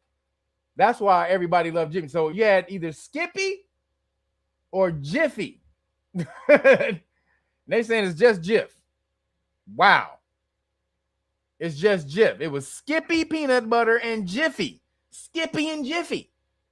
Like Hansel and Gretel. Iconic. Too bad the microphone was never a part of the iconic. Loved when Curious George would swing around from his tail, except for that he never had one. That's okay because Mickey Mouse has had a tail all along. What he never had, however, was suspenders, which is odd since I've Mickey Mouse didn't have no suspenders? Oh, come on, man. Memories of him snapping them while driving the boat. I distinctly remember a story where Curious George hit something with his tail, knocked it off with his tail, and I specifically remember Fruit of the Loom having that little basket. I'm telling you. I even asked Groken and said I was crazy, but I remember my dad's old underwear had that. I mean, the comment section is where the money's made with this video because we all know that Richard Simmons had a headband. I completely agree with that, but people are saying that he didn't. The lady at the end of this video said he did, and she's got a newspaper article to prove it. You always say, trust your memories. Memories are incredibly unreliable. Also, eyewitness testimony is like at the bottom in a court trial or in a trial at court. And after this video, I've realized, like, why do we even count eyewitness testimony at all? Because what if everything we thought we knew wasn't true? Go look at the old Encyclopedia Britannica. I never ate cornbread. I don't eat cornbread. But yeah, I think Jiffy is a type of cornbread. But Jiffy peanut butter was also back in the day when I was a kid. Back in the day. And they're saying that like 40% of it is not even credible anymore. It's like some of those things have been completely disproven. We thought we knew what we thought we knew. Some examples of the Mandela effect, but in movies. Probably the most famous example is the legend of the movie Shazam. I remember that. Sinbad plays a genie. People have collectively said they have memories of watching this movie. The problem is it does not exist. Closest thing you'll get is Kazam, where Shaq plays a genie. Probably my. Now, how you get them pictures? Did you just AI all them pictures? They said it never. You guys say you saw this movie? He said there was never a movie with Sinbad called Shazam. What do you guys remember watching? Memories of watching this movie. The problem is it does not exist. Closest thing you'll get is Kazam, where Shaq plays a genie. Probably my favorite example of the Mandela effect in a movie is when people collectively forgot the Scarecrow is wielding a gun in The Wizard of Oz. It's not like an Emerald City fantasy gun. He straight up just has a revolver. And these scenes still exist. They never took it out. You could watch The Wizard of Oz today and it's still there. The recent one that's been growing in popularity is from the SpongeBob movie, where it has this scene where SpongeBob is playing the guitar. So what exactly is the problem? This is the guitar he actually plays, but if you ask anybody to try to describe this moment from memory, it will likely describe this. I remember the guitar. Risky Business. Every Halloween, someone dresses up as Tom Cruise from this specific scene, and they always add a pair of sunglasses. But now I watched this movie a few times. I don't remember if Tom Cruise had sunglasses or not, but it seemed like he did. But I don't know. He does not wear them in this scene. In Star Wars, C-3PO has a silver leg. I know a lot of us remember him as all gold. That is not the case. A lot of the examples of the Mandela effect in movies are simple. It said C-3PO had a silver leg. What? He wasn't all gold. Oh man, they tripping. simply people remembering the quotes wrong. Again, in Star Wars, everyone likes to say, Luke, I am your father, but in reality, it's no, I am your father. Well, I know that. If you're a true Star Wars fan, you know it's not Luke, I am your father. It's no, I am your father. Do you know how many times I've said those? Like to say, Luke, I am your father, but in reality, it's no, I am your father. Do you know how many times I've said those words into a fan because it sounds like Darth Vader? Those exact words, Luke, I am your father. Actually, a famous example of this comes from The Silence of the Lambs, where many people seem to remember a line in which Hannibal Lecter says in a very creepy tone, hello, Clarice. The problem, that line does not exist in the movie at all. In Snow White, the evil queen never says mirror, mirror on the wall. She says magic mirror on the wall, which is something I learned just today. No, I always said mirror, mirror on the wall. I remember my mom saying that to me. You've heard of the Mandela effect, right? Where groups of people remember certain things differently. For example, there's a group of people who swear that Fruit of the Loom always had a cornucopia, but there's another group of people, including the company themselves, who swear that it never had one. But what if no one is wrong in either scenario? What if, in fact, this is actually proof that we've slipped into another universe? Stick around, because this explanation may just blow your mind. I'm not believing we're in a different universe. I feel like there'll be a lot of other things on a text. AI. So let's look. Yeah, this is crazy. Watch this. I don't know if this is AI or not, but watch this. See it? Did you see it? And then back out here. So what? Let me show you. A lot of other things that are going on weird than being. They think that we've slipped into an alternate universe from CERN. A lot of people think CERN popped off whenever it did that big collider, Hadron Collider thing back in the day, and it slipped us off into an alternate universe. Being in a different universe. Like, how did we get there? A lot of other things would be changed, not just words on a text somewhere. That's too minor. All right. It happens when it gets in the room. See it? Did you see it? And then back out here. Yeah. What the fuck? So let's zoom in. Watch the AI change to an AI right before your very eyes, and then right back. No, that's got to be doctor. So how is this possible, and why is it even happening? So this is Max Laughlin. He's just 13 years old and considered to be one of the smartest kids alive. And when he was asked about the Mandela effect, he gave an answer that connects memory glitches to the fabric of reality itself. There are other universes that are next to ours, and this actually relates to my theory of the Mandela effect and how the particle accelerator altered the weight of one electron and therefore destroyed our universe and shifted us into the universe that's directly next to it, and therefore things are different in this universe. How did it actually change? Well, it never changed. We changed. Max believes that the culprit is actually CERN, or more specifically, the Large Hadron Collider in Switzerland. He says that when scientists smash particles together at nearly the speed of light, then they may have ripped open reality and shifted us into a completely different timeline. And this was, you think, when CERN Super Collider did its experiment? A Large Hadron Collider, yeah. We thought our universe would implode, and then it didn't, and we're like, oh, it's okay. Well, maybe it did implode. We just instantly got shifted to another universe. So what do you think? Did Pikachu always have a black tail? Did double stuff always have just one F? Did a cornucopia ever exist? Or are you just from another universe? I don't know. I think you can't count that by just some random little branding designs. Comment down below. Allegedly had no head, equally as upset and fucked up by it, I promise you. Richard Simmons allegedly had no headband, wore no headband during any of his recorded shows. Like, if you look it up, it specifically says never worn one, when we all know he was well known for doing that. Like, they think we're stupid. Your fucking kidneys are closer to your chest now. Now, any boxer knows where the kidney is, because you can hit a nigga, or if you ever been in martial arts. But the kidneys are in the front now, not in the back where they always used to be. In the pictures, in the diagrams, in the anatomy diagrams, they are basically in the middle of your chest, not on your lower back. No. The Monopoly guy never had a monocle. The Monopoly guy. We all know. I think they're trying to tell us he never had a monocle. He did have a monocle. It's too much. And an honorable mention is that Thanksgiving has always been the third Thursday. I don't care what you tell me. I don't care what anyone tries to tell me. It was always the third Thursday, and you cannot convince me otherwise. So I'm gonna skip forward to this lady that he found who did some research.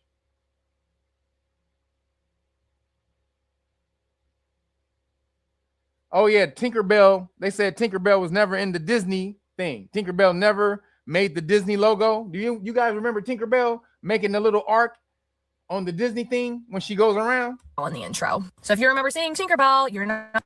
What? Movies, where work we go in the current reality that we're living in. The next one I have for you is about the intro during a lot of the movies, where it's playing like the theme music and they're showing like this little logo up here. A lot of people. That was now this lady though, she broke it down.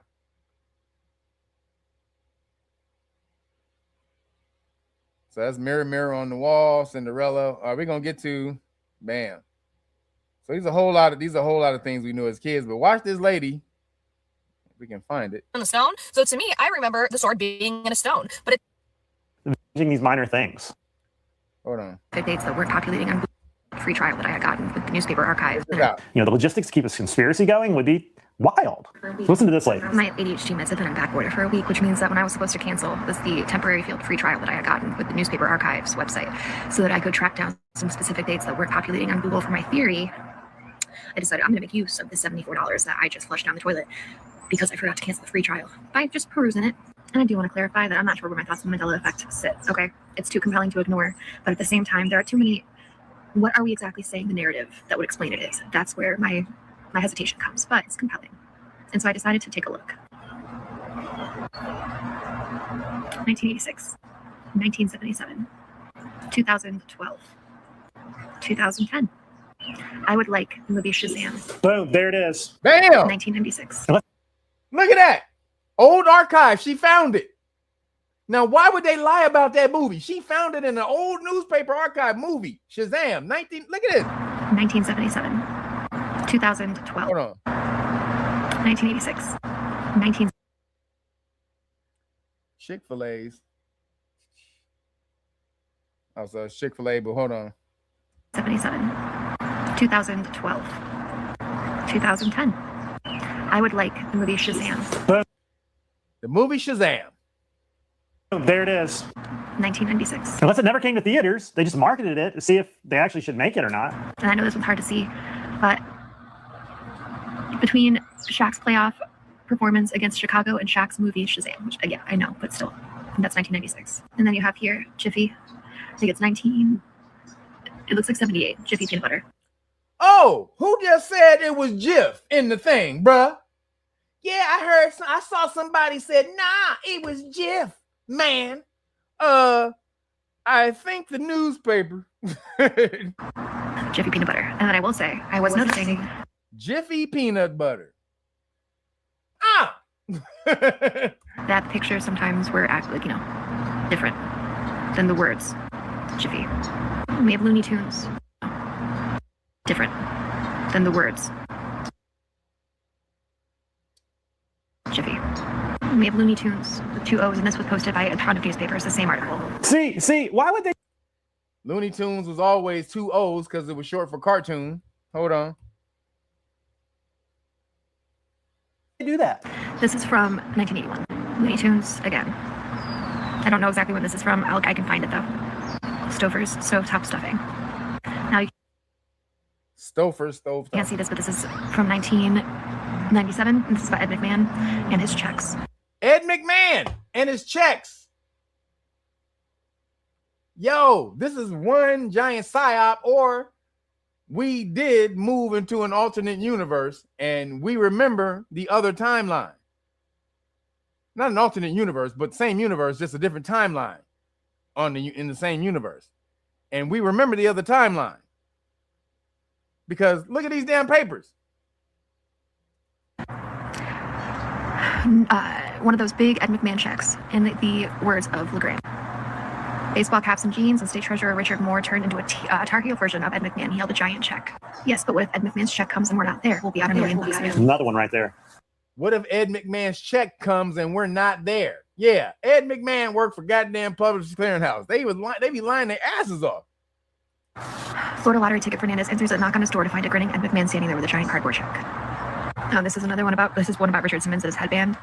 The first half looked about as pretty as Richard Simmons and headband. America has seen since Richard Simmons. There's an article about Richard Simmons' headband. The first half looked about as pretty as Richard Simmons and headband. America has seen since Richard Simmons snapped on a headband. See? He did wear one. I'm telling you, you can't believe what everything is being told to you in the media. We have proof right there. I'm not saying that means anything. It could absolutely just be misspellings and misprints, especially these older ones without the advantage of the internet to spell check and things like that. Let's make a video. But a lot of these are also like photocopies of printed media, which would make it very hard to make those things a little harder to scrub, harder to edit, harder to modify if they were harder to edit, harder to Unless it's the CIA. Edit things. So when I am on my balcony and I am gardening and I am just, I'm going to be continuing to try to find more things like this because yeah, it's interesting. So bam, lady found it. Shout out to her. She went and found it in the old archive newspaper. Pulled it right on up. Pulled it right on up. Play a pimp. Thank you, girl. So that was the last thing in science and the weird. So the last thing we got is in nigga news. The nigga news. The nigga news. So in nigga news, real quick, I got to go over something that went down. We went over last week. I was talking about FBA, and somebody was telling me that FBA is not a movement. And I played the video that showed Tariq saying that FBA was a movement. Now we're gonna play that. We're gonna play that again because a lot of y'all apparently got sugar daddy in your ear, and you can't hear properly. So I want to break this down because it's very important that you guys understand about this FBA thing. If I can click to it. God damn it. All right. So here we go. I can find the video from last week.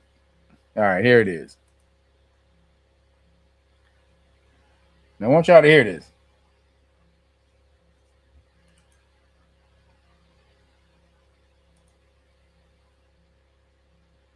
God got it. Y'all start losing your. Hold on. All right. By offering a specific black agenda, y'all wanted to double down on the disrespect. Y'all send old big back hamburger helper eating Roland Martin and people like that out here to curse us out. See the voting rights, this how stupid, y'all stupid food. Y'all what the FBAs, we can't vote, and then the gerrymander, see, we gonna y'all is y'all MAGA, we gonna lose our seats, I won't get no more butter biscuits. Hey, that's what it is. That's what it is. Come on now. And blaming the foundation of Black American grassroots. Now, this is the thing that's very interesting because y'all Democrat shills are the main ones who hop online. This is the contradiction. Y'all hop online trying to minimize the foundation of Black American grassroots. Oh, that's just that lineage. Oh, that's just some online stuff. Oh, FBA is just on the internet. FBA, that's just a hashtag. FBA, that's just a trademark. Right? That's what y'all were saying, right? Y'all were trying to minimize foundational Black American lineage. So right there, he said, trying to minimize foundational Black American lineage because people say he's not a movement, it's a lineage. We're going to talk about that in a second too. Yeah, y'all trying to make it seem like the foundation of Black American delineation movement was. Did you hear what he just said? Y'all trying to make it seem like the foundational Black American delineation movement is what this nigga just said. Y'all got sugar daddy in your ear? Want me to hear it again? Look. Right, that's what y'all were saying, right? Y'all were trying to minimize foundation of Black American lineage. Yeah, y'all were trying to make it seem like the foundation of Black American delineation movement was insignificant. The foundational Black American delineation movement is insignificant. So he just said right there, it's a movement. And everybody else is trying to make it seem like it's insignificant. Y'all listen to the nigga. This nigga started it. So whatever y'all think it is, y'all don't count. He started it. This nigga started the shit. He made it up on the spot in one of his live streams. He just made the shit up. So no matter what the fuck y'all think it is, he made it up. So you niggas don't get to name it of some other. You don't get to name some other shit somebody else made up. Now let's talk about it. FBA is a lineage. This is people. FBA is a lineage. No, it ain't. No, it ain't. Not at all. Do you know what lineage means? Lineage means line age. Your line throughout the ages. Your bloodline throughout the ages. That's what lineage means. All y'all niggas ain't the same blood. Every nigga who was over here before Africans was imported over here, or whatever the fuck y'all want to say the foundation of Black Americans is, y'all niggas ain't of the same foundation. Y'all not of the same lineage. Some of you niggas were Choctaw. Some of you niggas were Blackfoot. Some of you were Mohawk. Some of you were Lenape. Some of you were Cherokee.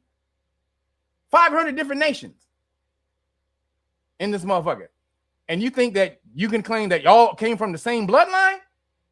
You think that's gonna get you something? You got to prove that. How the fuck do you prove that? That all of y'all came from the same bloodline just because you black and you were here a long time? How do you prove that? And the fact that FBA is called Foundational Black Americans, but you have no foundation. You have no structure to go to. So if the government did want to come and give Foundational Black Americans something for whatever they lost, who would they go to? Where would they go? Again, and then he said delineation movement. Delineation means to outline something. To delineate something, delineation means to outline something. To point it out, to specifically point it out. So that's how you get paid. So when you say it's all of these people, how are you outlining all of these people when it's that vague? Who is part of the foundation of Foundational Black Americans? What is the definition of the foundation in Foundational Black American? You can't say it's a lineage because all of you niggas ain't of the same bloodline. That's what lineage means. So where'd it go? Again, I've been doing this way longer than y'all. Way longer than anybody you know. I'll smash on all you niggas. I just don't do this shit like this. But I will smash on all you niggas. I do this. And in order for you to learn this shit, you have to know law and government. And most of y'all don't. Y'all are listening to other people. Y'all don't know shit about the law, especially government. So until you guys sit your asses down and learn law and government, y'all don't know what you're talking about. If he made FBA an organization, it would be one of the most powerful organizations in America. If he actually made it a foundation, an organization that white people or the government had to go to whenever they wanted something. But because you are a movement, just like he just said, and even if you call it, it's a lineage, you're a lineage movement. How does that work? How do we all prove that you have the same bloodline? You're the same family stock. Again, lineage means family, stock, clan, blood. Your skin tone is not blood. So y'all got a big damn mission. Y'all ain't never gonna get shit. You know why? Because you don't have no structure. You have nothing. Especially if you're trying to get reparations. Who did they give the reparations to? Which they'll never give you, but who did they give the reparations to? In the FBA movement. Who did they go to? Y'all got to answer all them damn questions. And again, this is from him who created it. The Foundational Black American Delineation Movement is what he said. Not organization, movement. Now, any one of you guys can create the foundation. You don't need him to do that shit. Did he trademark it? You can't trademark it if it's not an organization and you're not doing anything with it. So any one of you guys who call yourself Foundational Black Americans, why don't you go do it? Why don't you pick up the ball and go create an organization? And then roll and then mash on the government with that. Why do you got to follow him? You can do it. Why do you got to pick your cues up from what he say? When he says we're not even we're not an organization. So again, y'all miss me with that. Y'all miss me with that bullshit. He did trademark it. Then, okay, that means you can't do it. All right, so he trademarked it. Okay, so if he trademarked it, then why is it not an organization? He trademarked it so you couldn't sell nothing. Trademark is for commerce. He trademarked it so you couldn't sell nothing.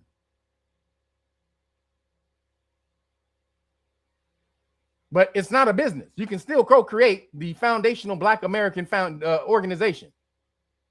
You can still do that.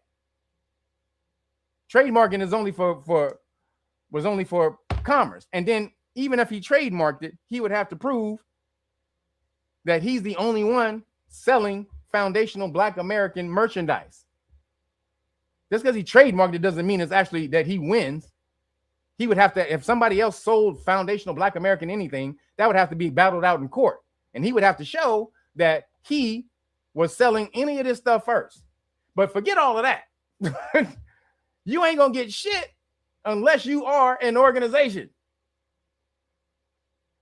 Again, this whole world is made for organizations. It's made up of organizations. So if you want any power within any government in the world, you're going to have to go as a body of people in order for them to single you out, focus you out, say, who do we give this shit to? Because if you're just standing around talking, they're not going to give you shit. Like they haven't given you anything. And if you have, show me what FBA has gotten people by calling yourself Foundational Black American. Show me what you gotten from that shit. I'll wait. Show me what you gotten from it other than you feeling good about separating yourself from other melanated people who are immigrants. Making a distinction between that's them, this us. What else did you get? The FBA been around some years. So what else did you get from being FBA? And again, black don't mean nothing in law. Black means you ain't real. If they really want to flex on you, black means you're not real. So by adding black in there, again, he took some power out of it. However, because if he made it an organization, it wouldn't even matter. If he created an organization out of this, it wouldn't even matter if the word black was in there, because now we can identify you as a body politic. Now we can negotiate, we can have meetings, we can call somebody to whoever we need to talk to about some shit. You got to do that. And if you're not going to do that, you can't be complaining that you don't get shit from the government. If you're not willing to go out there and smash out and you just want to sit back and talk, do that. So again, we keep it moving. And I like Tariq. I don't got nothing against Tariq. Nothing whatsoever. He been on the Gov't show a few times. I don't got nothing against him. Nothing whatsoever. However, I've been doing this for 30 some odd years. That's why I say I'll smash on all of you. I'll smash on all of you niggas. So here we go. Keep it moving. Niggas filling my damn inbox up with FBA. Kev, you wrong about the FBA. It's a lineage. It ain't a movement. It's not a lineage either. All you niggas are in the same bloodline. So when you niggas show me that you're the same family, y'all got the same grandparents, all of you niggas in FBA got the same grandparents or great grandparents or great great great grandparents, then you're not a lineage. But keep it moving.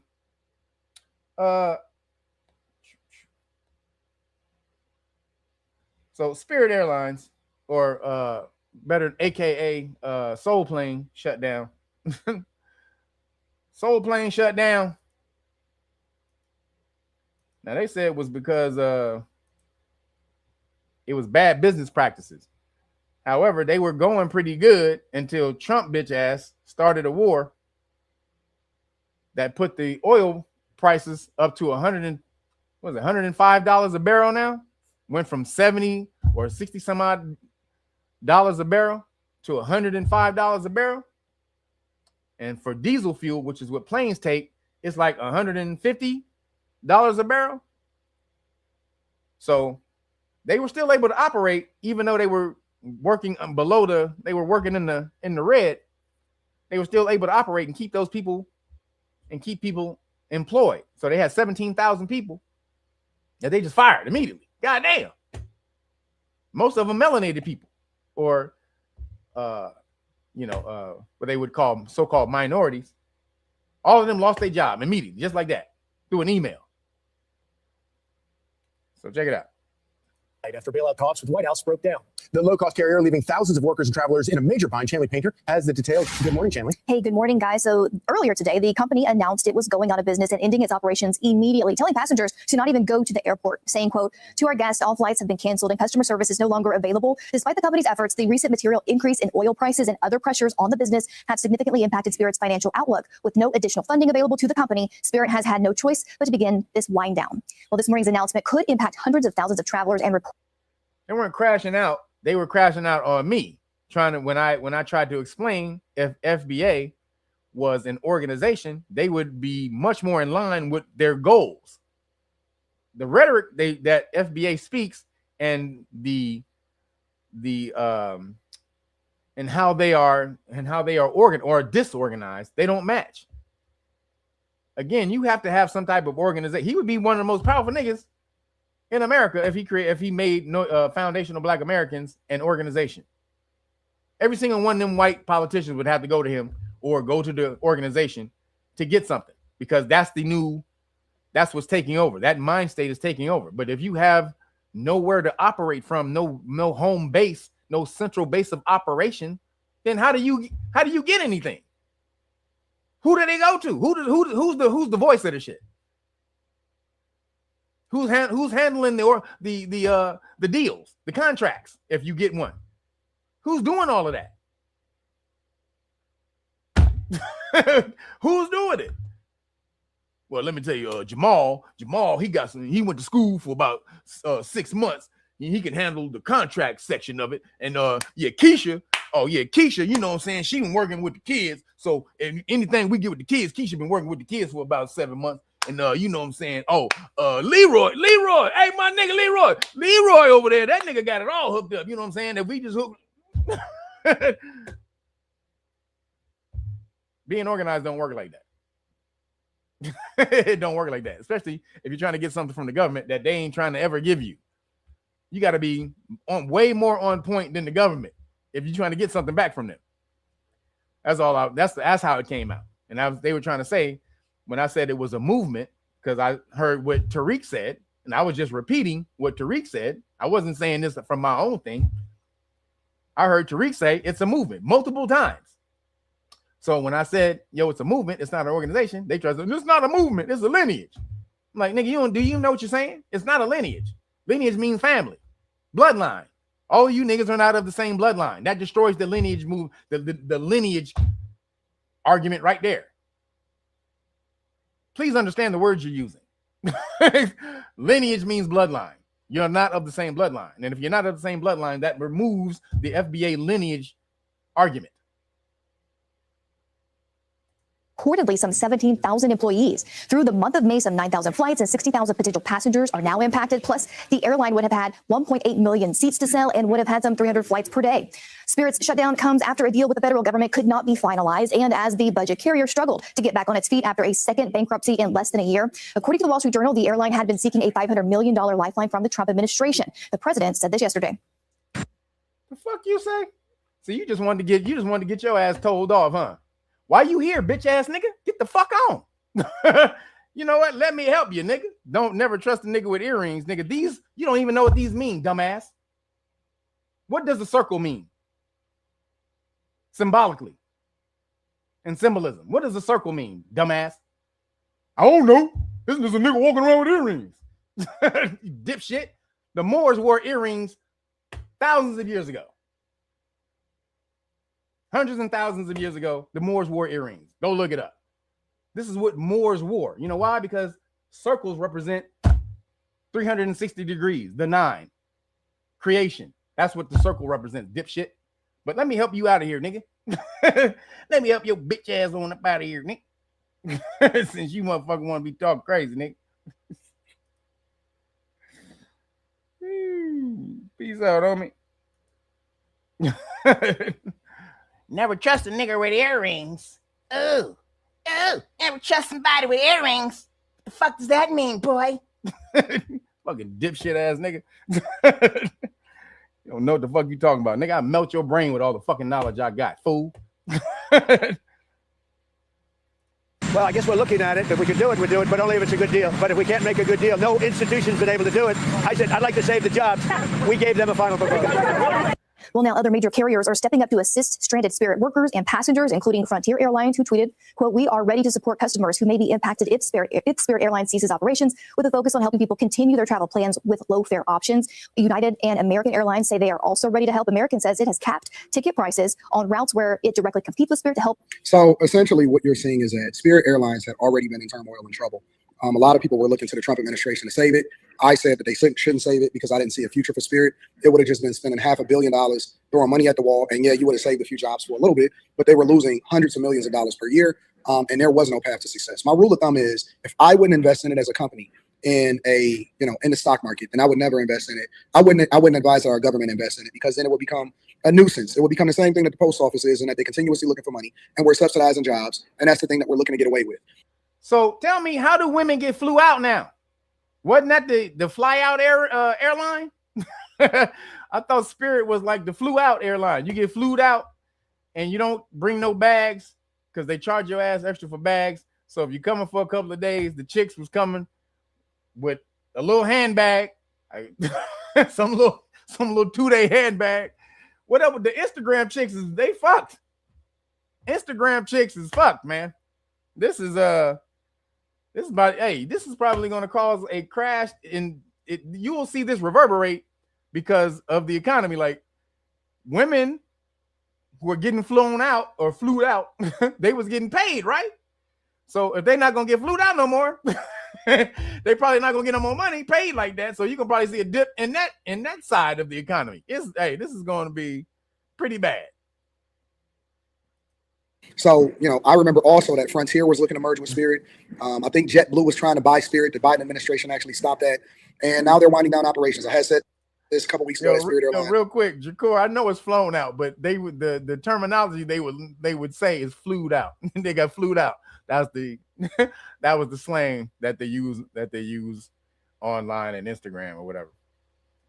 Was going to go out of business. I anticipated that Trump was going to make an offer. I didn't think that it was a good idea. And now the biggest thing is what happens to the customers that have already purchased tickets. I'm not sure what that looks like. I don't know if you actually can get a refund. I said that people should have gotten a refund a long time ago. This was a dying airline, and no merger, no anything was going to save it. Even if a company was going to buy out or merge or say, yo, we're going to buy Spirit or whatever and absolve their debt, they probably would have spun it off eventually or spun off some version of the business so they can offload debt from their own company and try to absorb their customer base, right? Maybe even their planes, salvage some of the things. But again, I think that the airline industry is a very, very bad industry to invest in. I tell everybody inside of the Patreon. So he's saying they were going to, but that's true. Like, they did have problems, but the major thing that got them was the oil, was the gas. Like, they would have still been able to pay people and do whatever and you never know in business. You can one day you can be down in business and the next day you can flip your business just like that. That's happened so many times. Elon Musk, when Tesla flipped, he was on the verge of bankruptcy right before 2020 when Tesla blew up. Tesla was like at how much? It was on the low, like $20-something, $30 an ounce, a share or something like that. And then he blew up. It blew up during the pandemic. But Elon talks about how they was almost bankrupt. He was about to file for bankruptcy in Tesla right before the pandemic happened. Bam. And he was about to file for bankruptcy. So you never know. You don't take your foot off the gas. You know what I'm saying? Or if you do, then you find a new, you find a new pathway to maneuver, because man, it can always happen. No matter what, you never know. 1 second can be completely different from the next second. So I don't know how that's 17,000 melanated people, or mostly melanated people, out of a job. That sucks. He said, is OnlyFans 304 304 is publicly traded.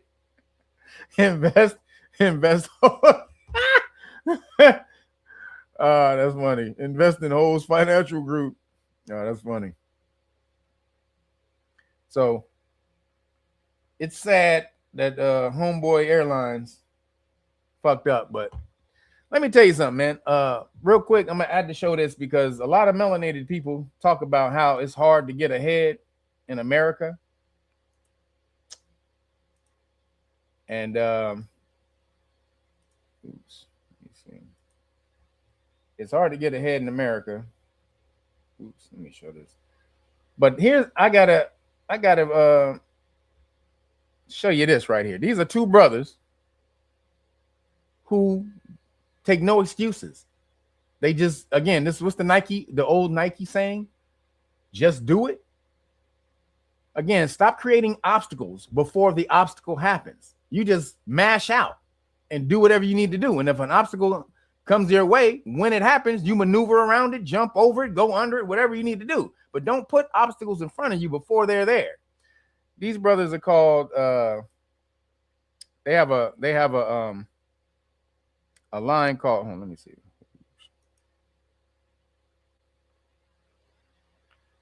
They have a clothing line called Tulones or something like that. Damn it. Hold up. God damn.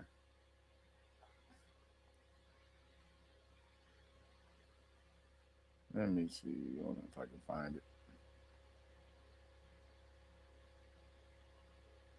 So they're holding back. Man, they're holding out my my videos, bro. What the hell? All right, let me do this. So check this out.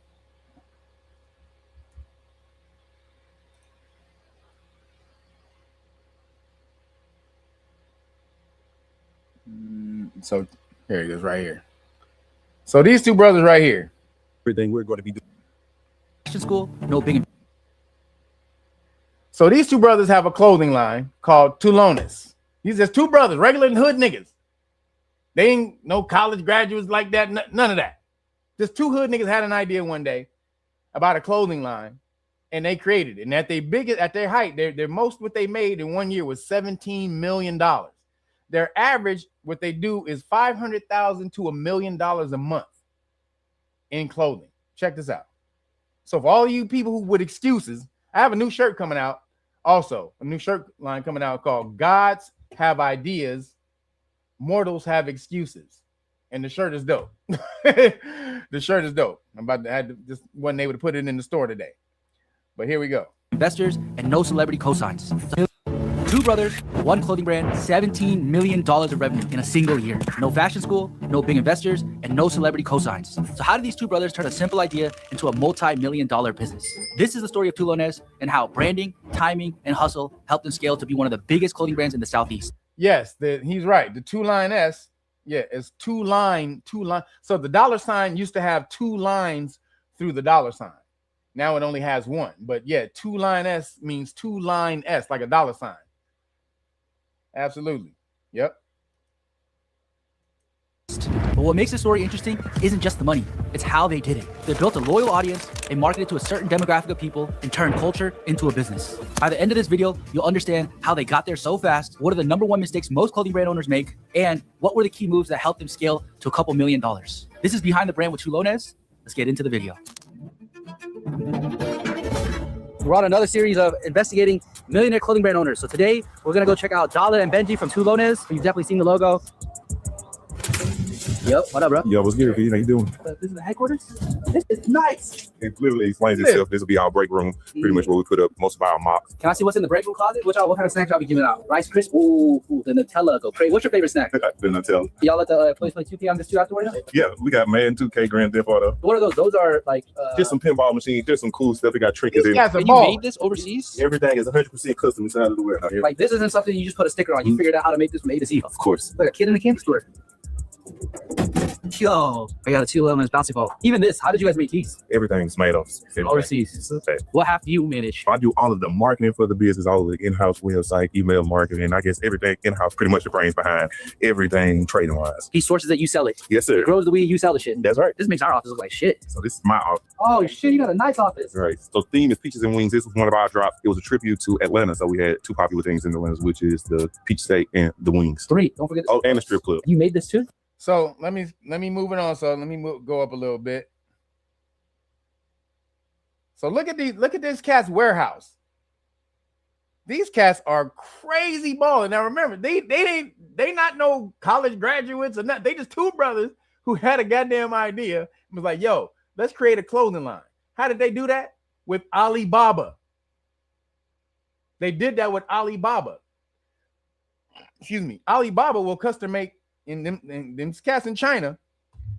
They will custom make anything for you, and you do it through Alibaba. So they never been out of the country. They never left. They never been to a trade show. They never been out of the country. Nothing. Everything they do has been ordered online, and these cats are making $500,000 to $1 million a month. just they created the idea, send it to Alibaba. Alibaba custom make that, or somebody in Alibaba makes that. They send it back. Just all Alibaba. Now I don't want to hear no damn excuse, no damn. Oh, I can't do this. The white man do this. The white man keep us down. We ain't got no opportunity. Blah, blah. Shut the hell up with that bullshit. These two niggas is regular niggas from Atlanta.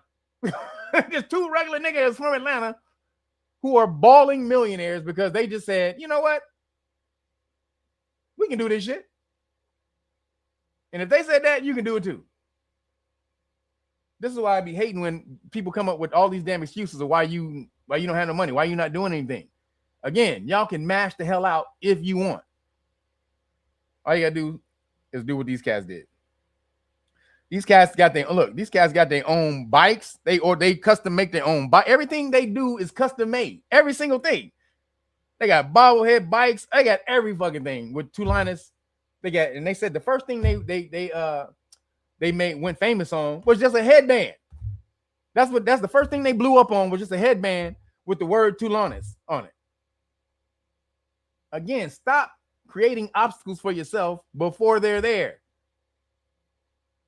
Better than that, no obstacles. You create your universe. Again, the universe is mental. Whatever you think, the universe says okay. So if you think that there's always going to be obstacles in your way, then the universe will create obstacles for you. Because that's what it thinks you want. That's what you told it. The universe is a yes entity. If you speak negative, it's yes. If you speak positive, it's yes. No matter what you speak, what you're saying, it's yes. Because you are the creator. So shout out to these brothers. They didn't let none of the negative talk affect the way they did operations or the way they did their business, and they mashed out. And they're balling. This dude too. He's what is this? Superline. He has a clothing. He does wholesale clothing lines like t-shirts and sweatshirts and hoodies and stuff like that. He makes like $1 million a month too. This Asian dude. And he was a drug. He used to sell weed in Atlanta and he used to hang around all niggas. He had a Chinese family, but he hung around all niggas in Atlanta. And then he started selling weed and went to jail, started selling weed, then got into selling clothes and started selling them to all brothers in Atlanta. Now he makes $1 million a month too. So everybody, stop having excuses, please. No more excuses. This broke nigga, this broke victim syndrome has got to go. So that's all I wanted to show. You can go watch this. Is on he has a channel, Superline, and where he shows other people's businesses who are balling like him. He just goes and shows everybody's business. So shout out to that cat. But 2-line S, just a $. And they made a international brand out of that. A $. That's encoded in the word. So shout out to them, man. You can do anything you want if you just go and do it. Just do it. Just get out there and do it. Now moving along, your boy Clarence Thomas is receiving some backlash because this ain't about Clarence Thomas. This is about black people crashing out because of the civil rights thing. You got a whole bunch of melanated people that are crashing out.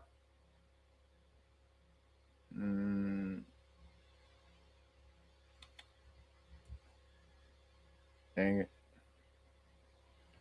Everybody crashing out because of that. Oh, let me just so I can do this.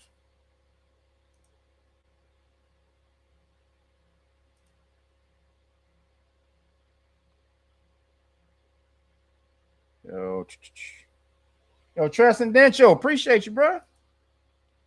Thank you for the cash app.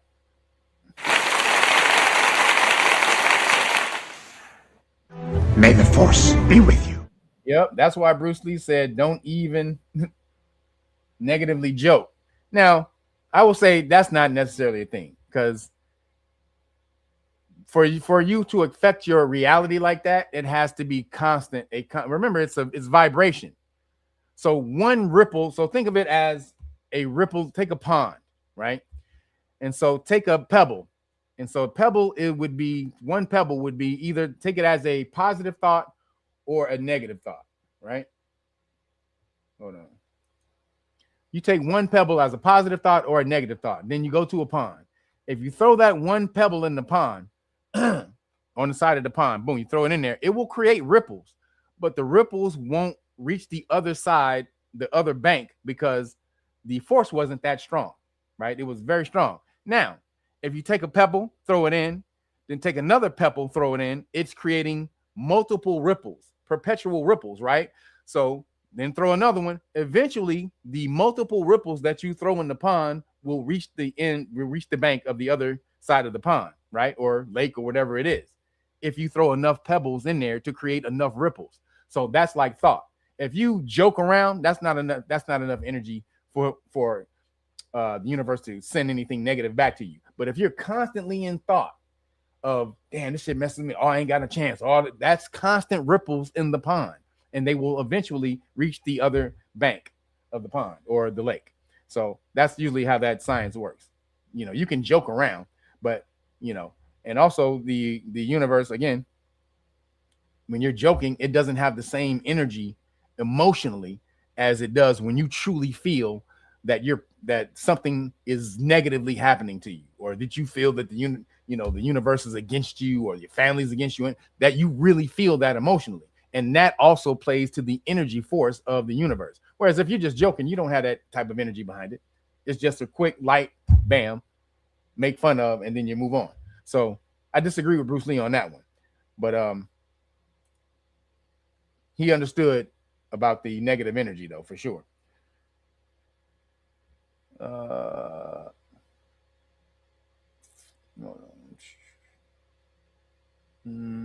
it, where'd it go?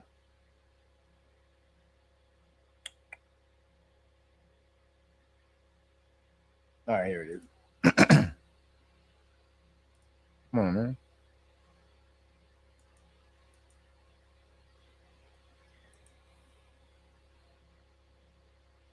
A brick wall and stuck a Doberman. Saying, so Supreme Court Justice Clarence Thomas was speaking, and he started talking about or sharing his thoughts on progressivism, saying that progressivism is actually a threat to our union, that it's becoming a bit much. You guys can't see that. Damn it. Hold on. There it is. All right. So Supreme Court Justice Clarence Thomas was speaking, and he started talking about or sharing his thoughts on progressivism, saying that progressivism is actually a threat to our union, that it's becoming a bit much, that he's a little bit concerned about it, that it is antithetical to our Declaration of Independence and our Constitution. I've never seen a man who hated his race so bad, to the point where he would make sure that every door that was open for him to walk through, he made sure he closed that, locked it, built a brick wall, and stuck a Doberman pinscher right in front of that hole so none of us could get across. Clarence Thomas is the coon from Django. Samuel L. Jackson, he played Clarence Thomas. Clarence Thomas would be the one to snitch when Harriet Tubman trying to get everybody to fuck out. He would be the snitch. I really believe that Martin and Malcolm would be in the background. So I hate that narrative. You know, 99.9% of the time I'm rooting for us, but I can't wait for that man. I can't wait for the day they say that, you know, his clock is up. And I know this man was married to a black woman first, even though he kept it on a hush hush. I know he was married to her first. I want to know what the fuck she said to him to make him go ahead and turn around and marry a white woman and treat black people like as if he was white. That mother really needs to be studied. He needs to be analyzed. Hi guys, welcome back to our channel. In case you're new here, my name is Maren. And I'm Maureen. Right. So guys, in today's episode, Clarence Thomas is going to be catching a lot of fire. People look right, even if he work set up. That's Clarence Thomas. Then we come back with our commentaries. You ever meet a black man that's so anti-black you just feel like it's a setup? That's Clarence Thomas, the longest serving judge on the Supreme Court, and the one most committed to rolling back the very rights that allowed him to rise. And his wife, that's the kind of white woman that's every black woman's worst nightmare. But we'll get to her. So let's start at the beginning. Clarence Thomas was born in 1948 in Pinpoint, Georgia. Dirt poor and Jim Crow raised. He grew up speaking Gala, was raised Catholic, went to seminary, and almost became a priest. But racism followed him everywhere until he flipped. And I don't mean flip the system. I mean flipped on us. By the time he reached Yale Law School, he started to resent affirmative action. Not the racism that made it necessary, but the fact that white folks assumed he didn't belong. Instead of challenging them, he decided to join them. And in the 1980s, he got cozy with the conservatives. Reagan appointed him to the EEOC, the Equal Employment Opportunity Commission. But instead of protecting black workers, this man gutted the very civil rights regulations that he was hired to enforce. Then George H.W. Bush made, so he gave me this show. Then George H.W. Bush made him a Supreme Court justice in 1991. They call it replacing Thurgood Marshall, but he's no replacement. He took the seat. And that's when Anita Hill happened. A brilliant black woman came forward under oath and told, let's say there's a black kid right now. Would you rather have that black kid have a role model be Kendrick Lamar or Clarence Thomas? Kendrick, obviously. So not the black American on the United States Supreme Court. I don't think I'll ever get over Clarence Thomas ruling on January 6 cases, knowing that his wife participated in the attempted coup, or ruling on cases related to government. Just because you're a black man on the Supreme Court don't mean that you should be a role model for somebody. That doesn't mean anything. What are your core beliefs about life, spirituality, the world? What are you talking about?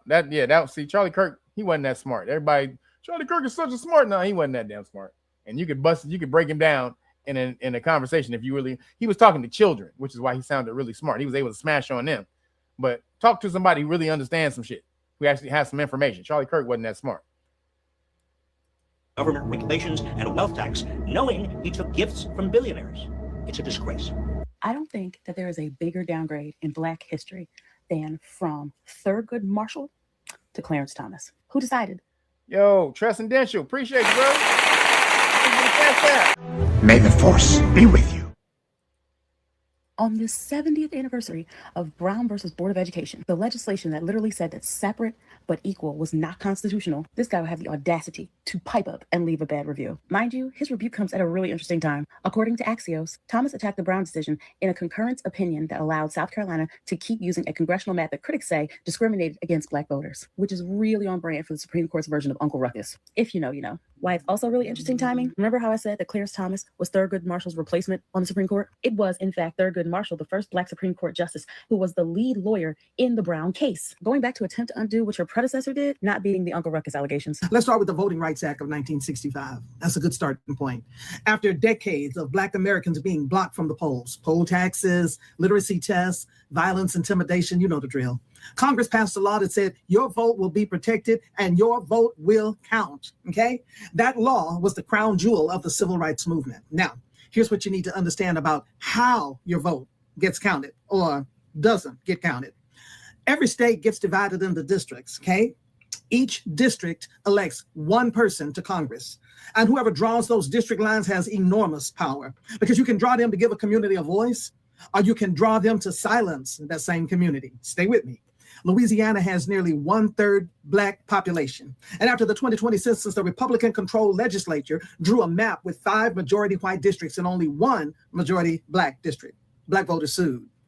And courts agreed that the map was unfair. And Louisiana was ordered to draw a second majority Black district, and they did. A Black man by the name of Cleo Fields won that seat in November of 24.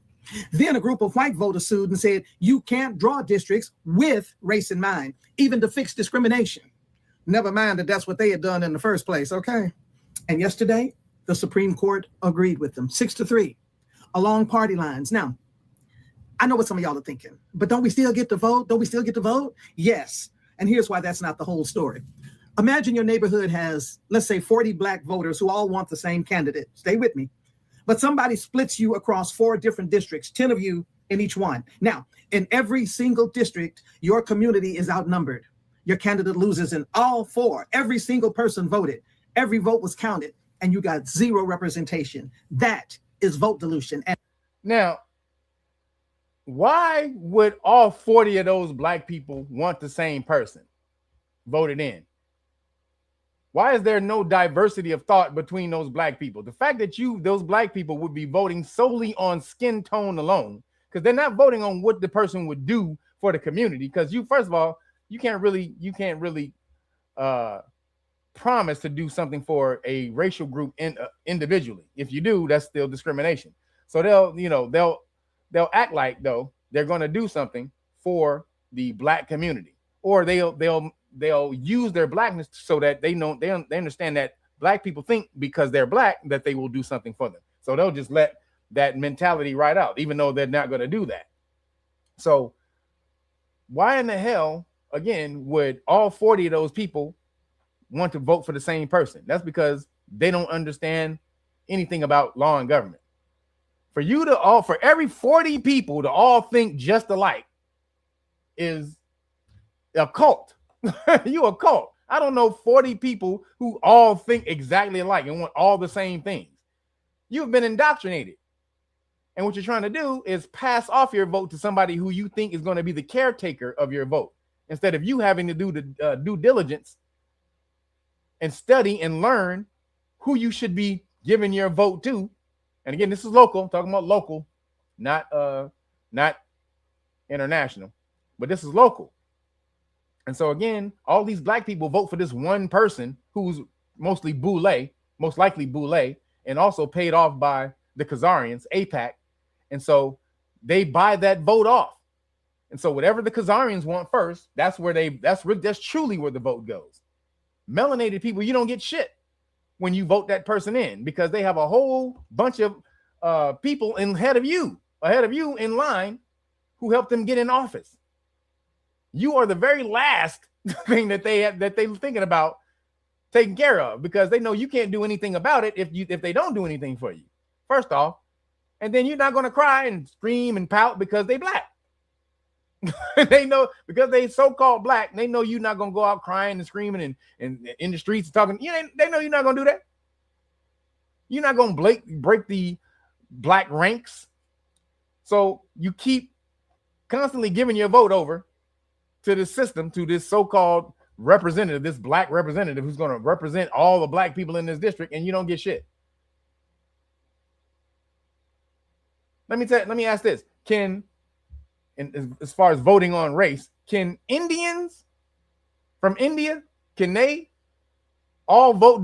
Can they all vote for a person to vote for them? And does the black person who this district votes for, does that black person, that black representative, do they represent the Indian person in their district? What about the Asian person? What about the Somalian person? These are all people who think differently politically. What about the Russian person? These are all, you have all these demographics within America living in all these different districts. But if just think about this. If you were the minority within these districts and they had somebody like the Chinese people all voting for Chinese persons so that they could do something for just Chinese people, or Indian people voting for all Indian people so they can do something for just Indian people, and so on and so forth, you'll be pissed as hell. You'll be pissed as fuck. Nigga, like, yo, wait a minute, nigga, what the fuck is this shit? I pay all my goddamn taxes, I do all this shit, and then wait a minute, my vote don't get counted in a representative government? This is why democracy is bullshit. 51% control 49%. That's not how it's supposed to be. In a representative government, everybody's voice gets a say-so, gets heard. And so this is what they hating on. Now, Clarence Thomas, there's a whole bunch. Yeah, he's a coon Cajun for sure. Is Clarence Thomas a coon Cajun? Yes. Clarence Thomas is definitely a coon Cajun. That doesn't mean he's not right about some things. Two things can be true at the same time. Clarence Thomas is a coon Cajun. However, he is also right about some things. So one of those things is black people they don't need a crutch no more. They don't need a crutch anymore. Every argument that you hear from this is, no, we black people in 65, we couldn't vote and we couldn't do this. That's 65. In 1965, again, you had rotary phones. that and you dial that and anybody remember them phones? I remember my aunt, my great aunt had one of those. that rotary phone shit. So at some point in time, you have to evolve past old technology, old thinking, old ways. And especially if that hasn't been doing anything for melanated people since its inception. But also, if opportunities have opened up so much that you don't need any of that anymore. I just showed you two dudes who came up with a goddamn $17 million a year business at its height, at its peak, but $1 million a year, $1 million a month, $1 million a month business. Just on some, hey, let's do this. So if they can do this, if they can do that, and they can mash out, how come no one else can? That's because they're not sitting back here thinking about race and politics and all the rest. They're thinking about how to get paid. And if you remove all of that shit out of your way, all of these obstacles, these self-created obstacles out of your way, you can mash out too. So that's all Clarence Thomas. That's one of the things Clarence, that's not all, but that's one of the things Clarence Thomas is saying when he's talking about melanated people don't need the crutch anymore. And all these other people think they do. They just want to be perpetual victims. This is the what you're stealing from the Khazarians, the perpetual victim syndrome. However, you don't have the unity that community has. See, you don't have the same unity in order for you to have that victim mentality. So Clarence Thomas is getting a bad rap on the vote of the Voters' Right Act thing. Everything else though, hey, he is definitely a coon Cajun. Oh snap. Oh, hold on, y'all. Sorry. All right, here we go. So last thing I got in nigga news.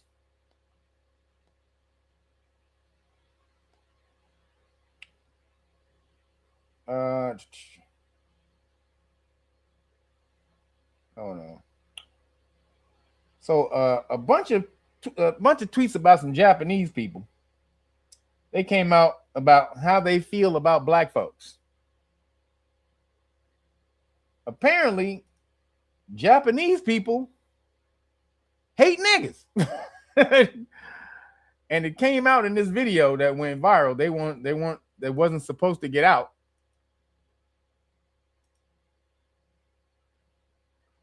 Let me see. It wasn't supposed to get out that Japanese people, they kind of hate black folks. Now, again, if you understand the culture, we are the indigenous to every place on this damn earth. If I can find it. Damn it. Oh, man. I just got to go back through this. So the reason I'm showing this because Japanese was just real blatant with this shit. I'm like, yo, do you know somebody listening to you? We can see you. So Japan is tripping. Now, again, I don't know how it is when you go over to Japan, but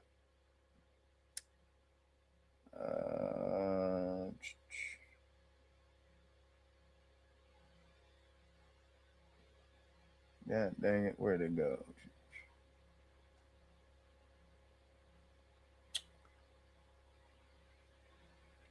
Oh man, this thing. It took it out again. God damn, man. I hate YouTube with the bullshit. Damn it, took my thing out. It took my video out.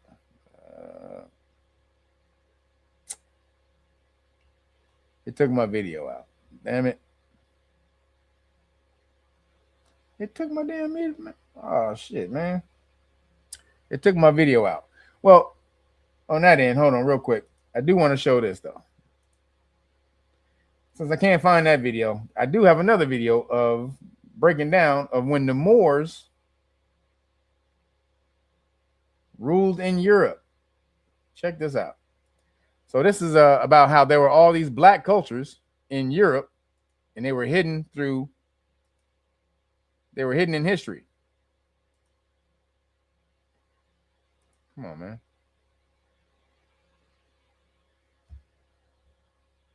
So check this out.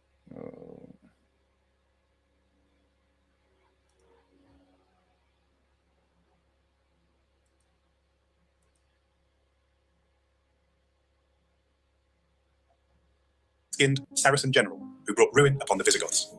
The earliest witness, the anonymous author of the Chronicle of 754 of Europe, whose reigns shaped the... But hidden in chronicles, in cathedrals, and in statues across the continent are the faces of black rulers who wore the crown. For nearly 800 years, from Spain to Sicily, from France to Germany, black Moors ruled thrones across Europe, and their names were erased. This is their story, 10 forgotten black kings of Europe, whose reigns shaped the very foundations of the West. It begins in the year 711, when a general of African descent crossed the sea from North Africa with an army of Africans.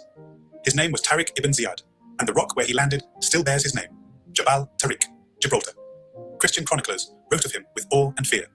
Rodrigo Jimenez de Rada, a Castilian writer centuries later, recalled him as the the black-skinned Saracen general who brought ruin upon the Visigoths. The earliest witness, the anonymous author of the Chronicle of 754, painted the moment with terror. The reins of their horses were as fire, their faces black as pitch. The noble Goths were broken in an hour. Oh, luckless Spain.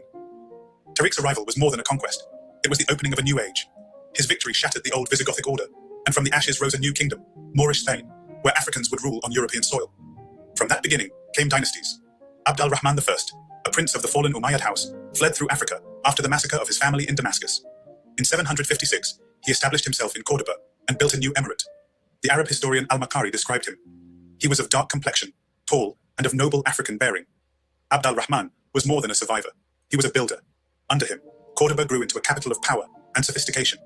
Gardens bloomed, libraries multiplied, and the Mosque of Cordoba began to rise, its arches a statement of a new order. He proved that Moorish kings were not simply invaders passing through. They were rulers of Europe itself. Generations later, Abd al-Rahman III declared himself Caliph of Cordoba. You can see all of these statues in all these places. Germany, and there's a bunch of videos on YouTube about but these are all on the buildings in all of these places. Spain, Germany, Portugal, where the Moors ruled. They were rulers of Europe itself. Generations later, Abd al-Rahman III declared himself Caliph of Cordoba in 929, making his kingdom the equal of Baghdad and Cairo.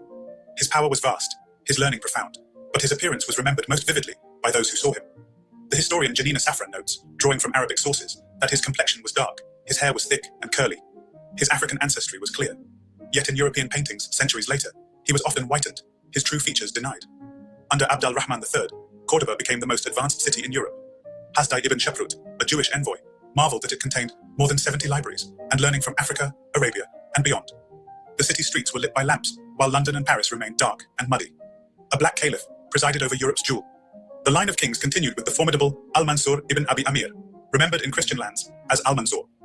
Rising from humble beginnings, he became the most powerful man in Cordoba, leading over 50 campaigns against the Christian north.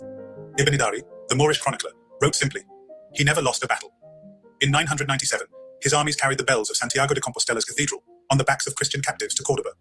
His name was spoken in France with dread, the Black General Almanzor, who he never lost a battle, and this dude, the Black raids Bread, shook Christendom. His power extended beyond Spain, proving that Moorish kingship was a force across borders. From the Sahara itself came another king, Yusuf ibn Tashfin of the So when you go watch Lord of the Rings and you see the orcs and all of that, that's who you're looking at. The orcs and all of that, those are the Moors. Look. Wait, where's that? Compostela's cathedral on the backs of Christian captives to Cordoba. His name was spoken in France with dread, the Black General Almanzor, whose raids shook Christendom. That looked like one of the damn orc things. That looked like one of the orcs. One of the orcs, remember, had long hair, especially in the first one. The orc that had the long hair, long black hair. That looked like him. And he also had the mask thing over his face. Yo, the orcs are you. The orcs are melanated people. His power extended beyond Spain, proving that Moorish kingship was a force across borders. From the Sahara itself came another king, Yusuf ibn Tashfin of the Almoravid dynasty. Ibn Khaldun, the great historian, described him. Dark of skin, thin and ascetic in his dress, but mighty in his command. When Christian armies threatened to overwhelm Moorish Spain, it was Yusuf who crossed into Europe. At the Battle of Sagrajas in 1086, he crushed the Christian forces and restored Moorish control. He ruled both Morocco and much of Spain, a black king whose empire spanned 2 continents. Yusuf built Marrakesh into a capital, but his shadow fell over Europe, where his victories preserved the Moorish thrones for generations. The Moors did not confine themselves to Iberia. In 827, they invaded Sicily, and by the 10th century, rulers like Hassan al-Kalbi transformed Palermo into one of Europe's greatest cities.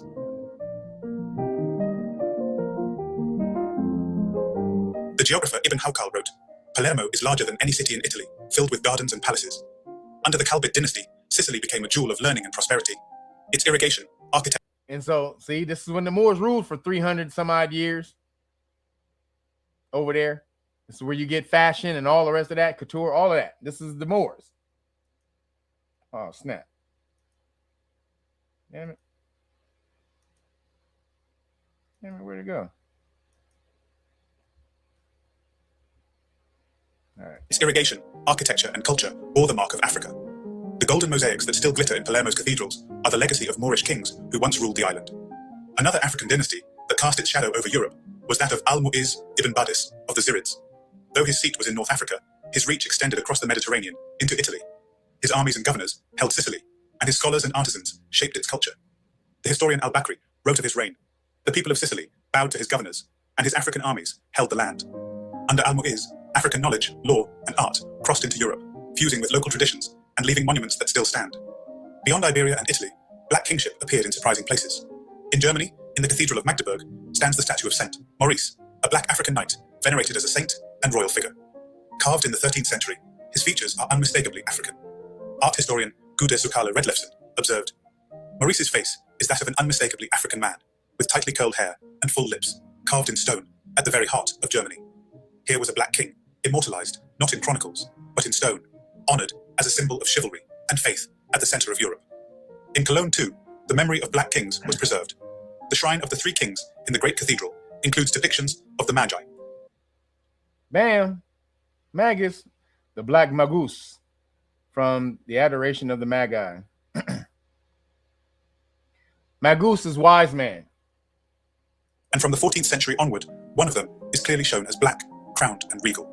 Jean de Vise, the art historian, wrote, the black magus was not a servant, but a king. His crown, a recognition that Africa produced rulers equal to any in Europe. These were not minor decorations. They were central to Christian Europe's greatest shrines. You can find these images in the book Image of the Black in Western Art. Yeah, right here.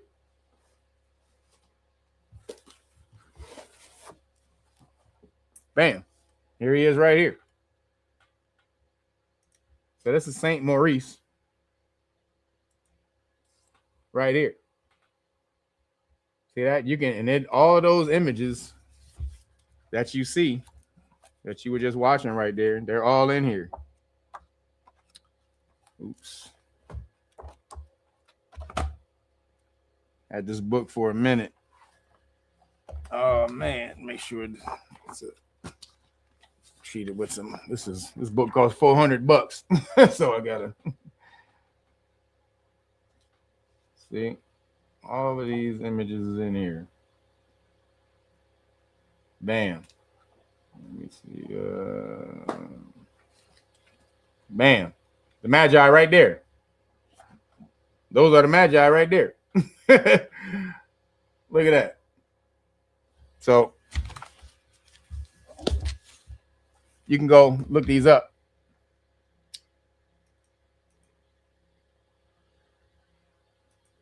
Here we go. The image of black kingship was carved into Europe's sacred spaces. The last of the Moorish kings was Boabdil, Muhammad XII of Granada. In 1492, he surrendered the city to Ferdinand and Isabella, ending nearly 800 years of Moorish rule in Europe. Spanish historian Luis del Marmol Carvajal. See, they handed over power. The Moors handed power. They were never conquered in Spain. They handed it over. Again, this is one of the Phoenix Moors. They had to hand over power because they understood what was going down. This is the end. They had to hand over the power. And they minimized the backlash, the karmic backlash. They understood there was some messed up Moors out there doing some foul shit. So they handed power over.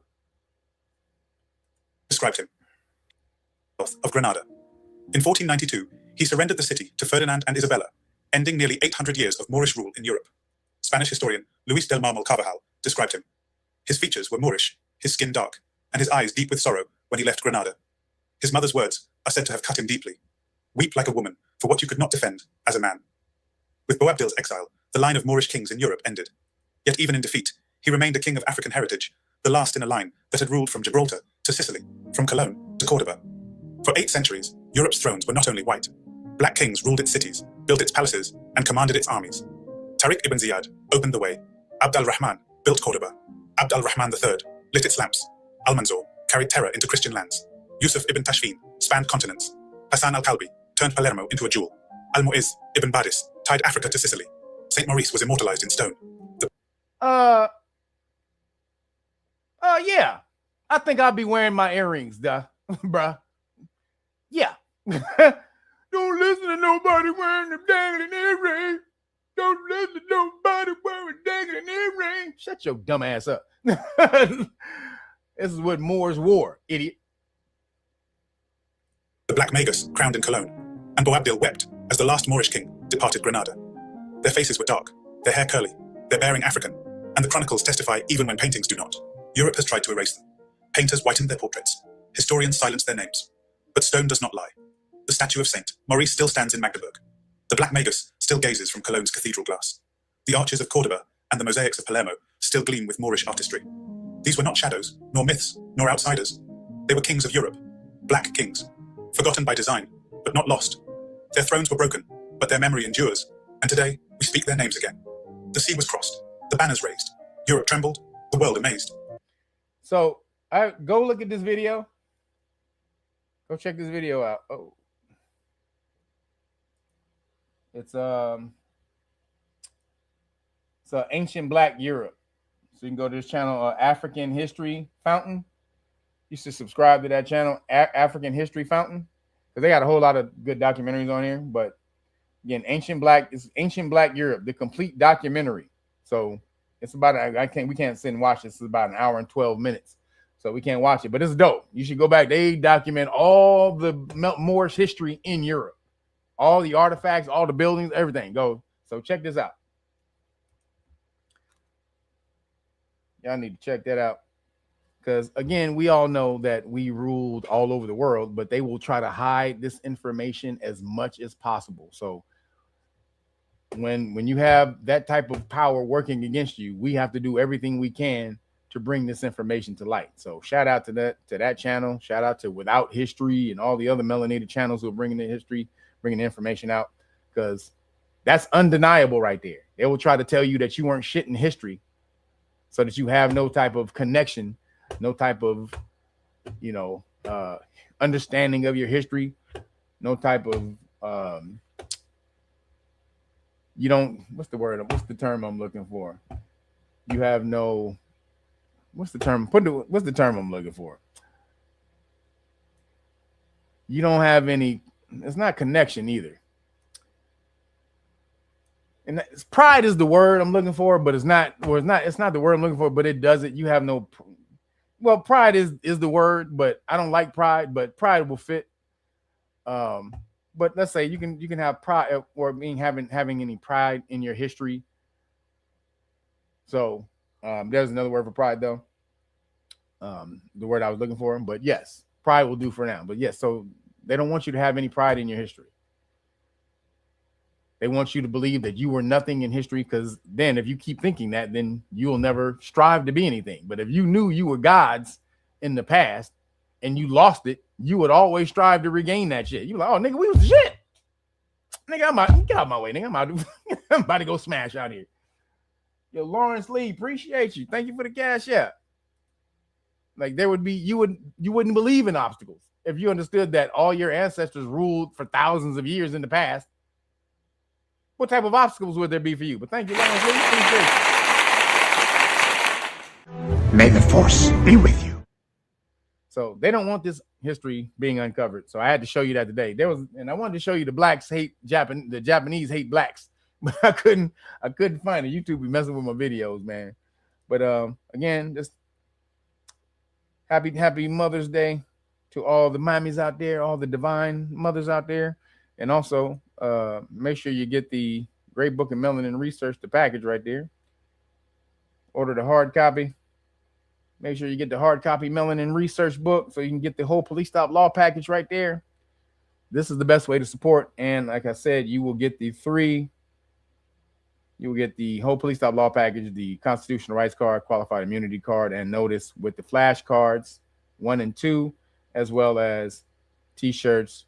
That's 3, 2, 1, or 1, 2, and 3. Or you can get the new Rapstrology. You can get the new Rapstrology t-shirt that we did I leave it? Where'd it go? Man, you can get the new Rapstrology. Bam. You can be the second to get it. Well, actually a couple of people ordered it yesterday, but the first time I put it in there. So you can be like one of the first 10 to get it. I think about 5 people bought it yesterday. So again, boom, where is it? Oh, hold up. That's not it. Here it is. Bam. That right there. And also, like it comes in white, All the symbols are in white, as well as the rap astrology is in white, but it also comes in the yin yang as well. So again, lots of different styles for you to get. This is the best way to support, as well as Cash App. Appreciate you guys for the Cash App, as well as people who Cash App me during the week with shawarma messages. That shit is hilarious. I love it. So appreciate you guys for everything you do.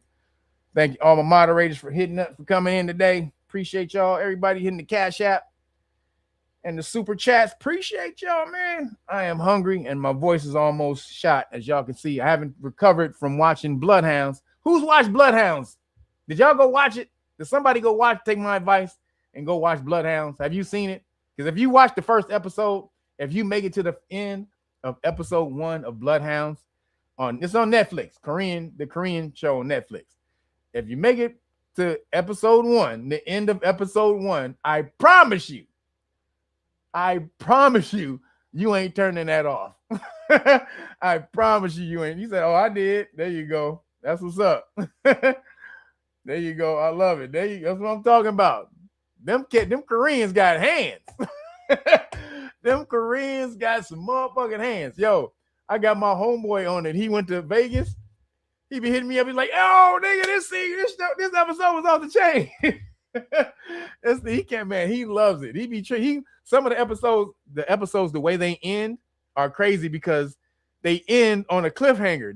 They make you have to watch the next episode. So like my homie was watching it.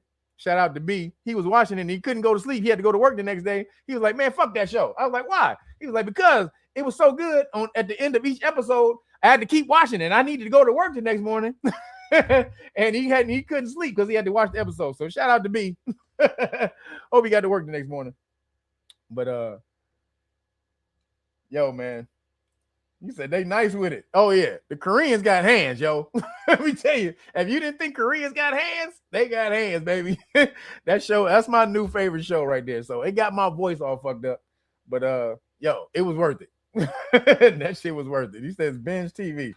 Straight up. So appreciate you guys. Thank you everybody for hitting the Cash Apps. Appreciate y'all in the super chats. I'm out of here. Rest my voice and give me some nibbles. All right, y'all. I'll let y'all next week. Deuces.